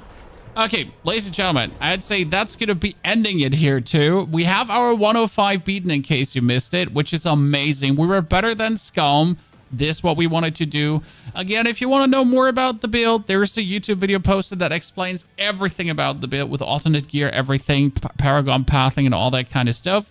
One thing we did as a heads up, we changed our amulet aspect to the ring aspect and vice versa, but only because we actually do have a good fast blood roll. That being said, I'm done for today, so take care, have a good one, and I'll see you all tomorrow again. Rest well.